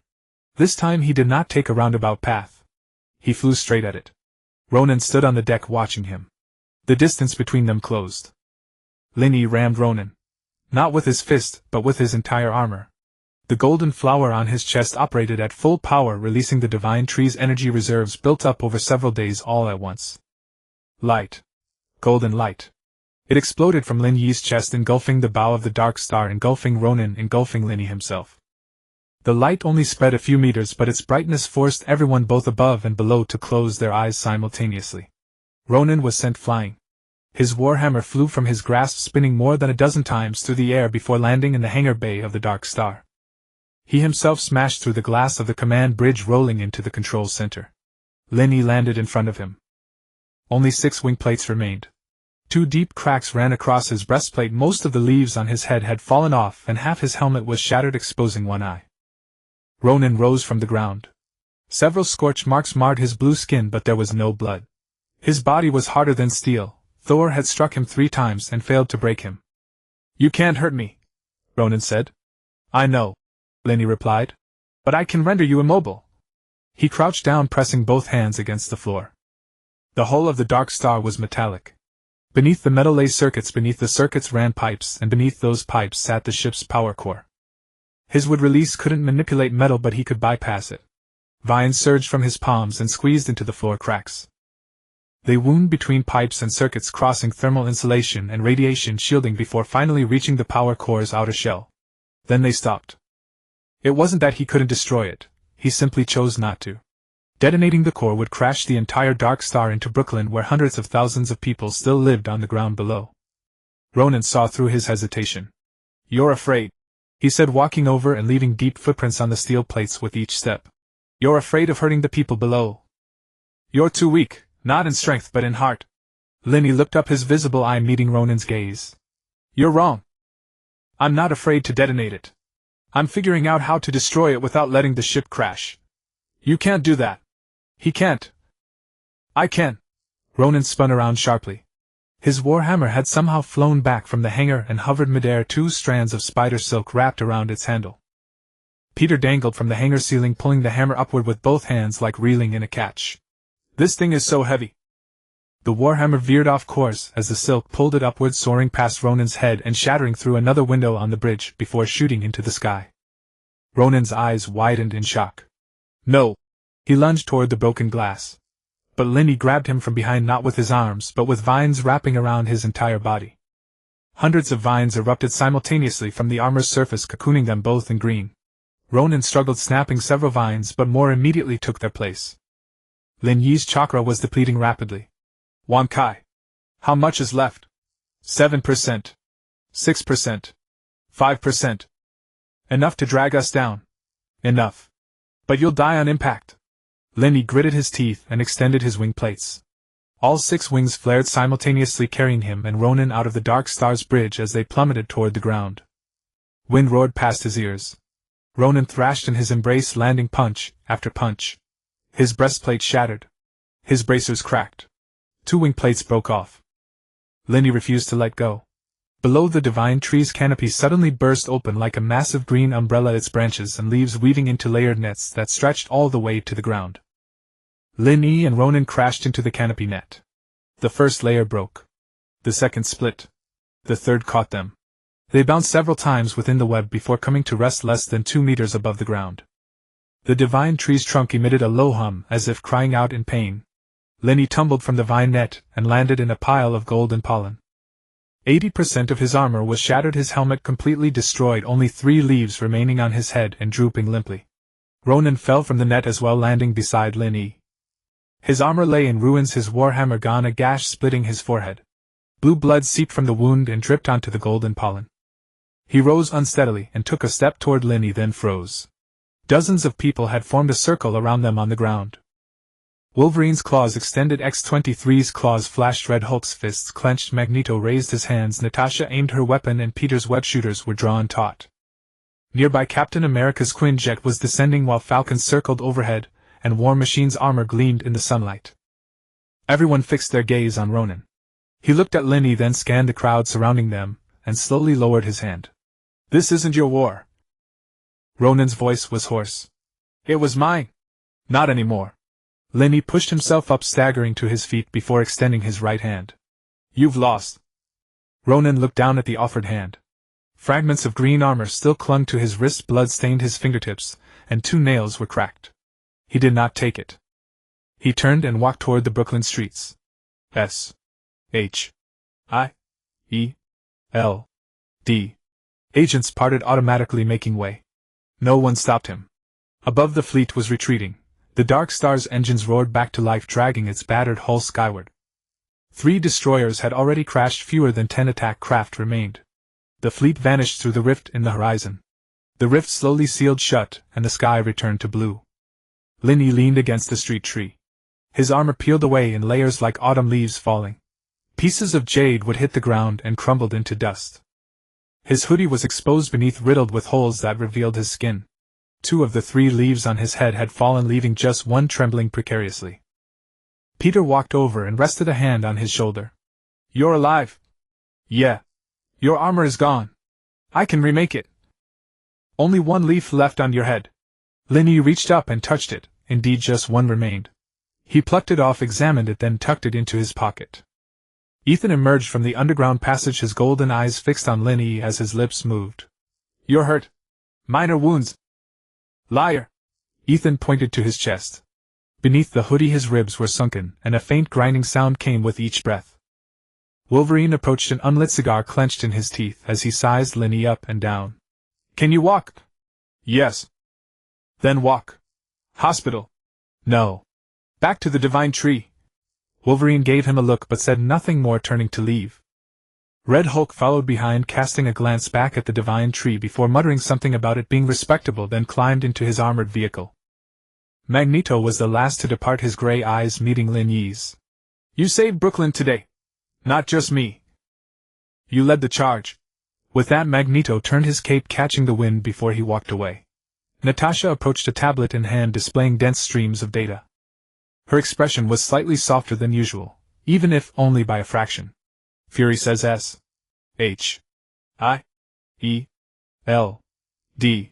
owes you a favor. Can that be converted to cash?" Natasha gave him a look.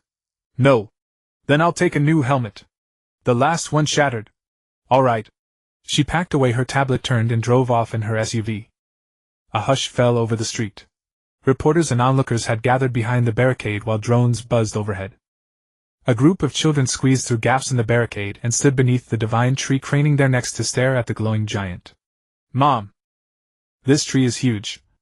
A young mother hurried over, scooped up her child, and apologized as she backed away. But after a few steps she stopped, glanced at the divine tree, and her panicked expression softened into wonder. She pulled out her phone and snapped a picture, then posted it online. The caption read, "There's a glowing tree in Brooklyn." Lin Yi leaned against the tree trunk and slowly sank to the ground. Peter sat beside him while Ethan took the other side. His clone emerged from the underground workshop, emerald eyes flickering briefly before he leaned against the trunk, motionless. 4 people. 1 tree. Sunlight streamed down from above, filtering through the canopy and shattering into golden pollen motes that danced in the air. Lin Yi closed his eyes. Wan Kai. Yeah. I'm going to sleep. Sleep well. Don't grow too many leaves while I'm asleep. It looks ugly. Wan Kai did not answer. Lin Yi's breathing gradually evened out, and somewhere along the way 2 new leaves had sprouted where the old one had been. Tender and green, small and delicate, they trembled gently in the sunlight. The sky over Brooklyn was profoundly blue. The tree stood tall. The sunshine was warm and golden. End of story.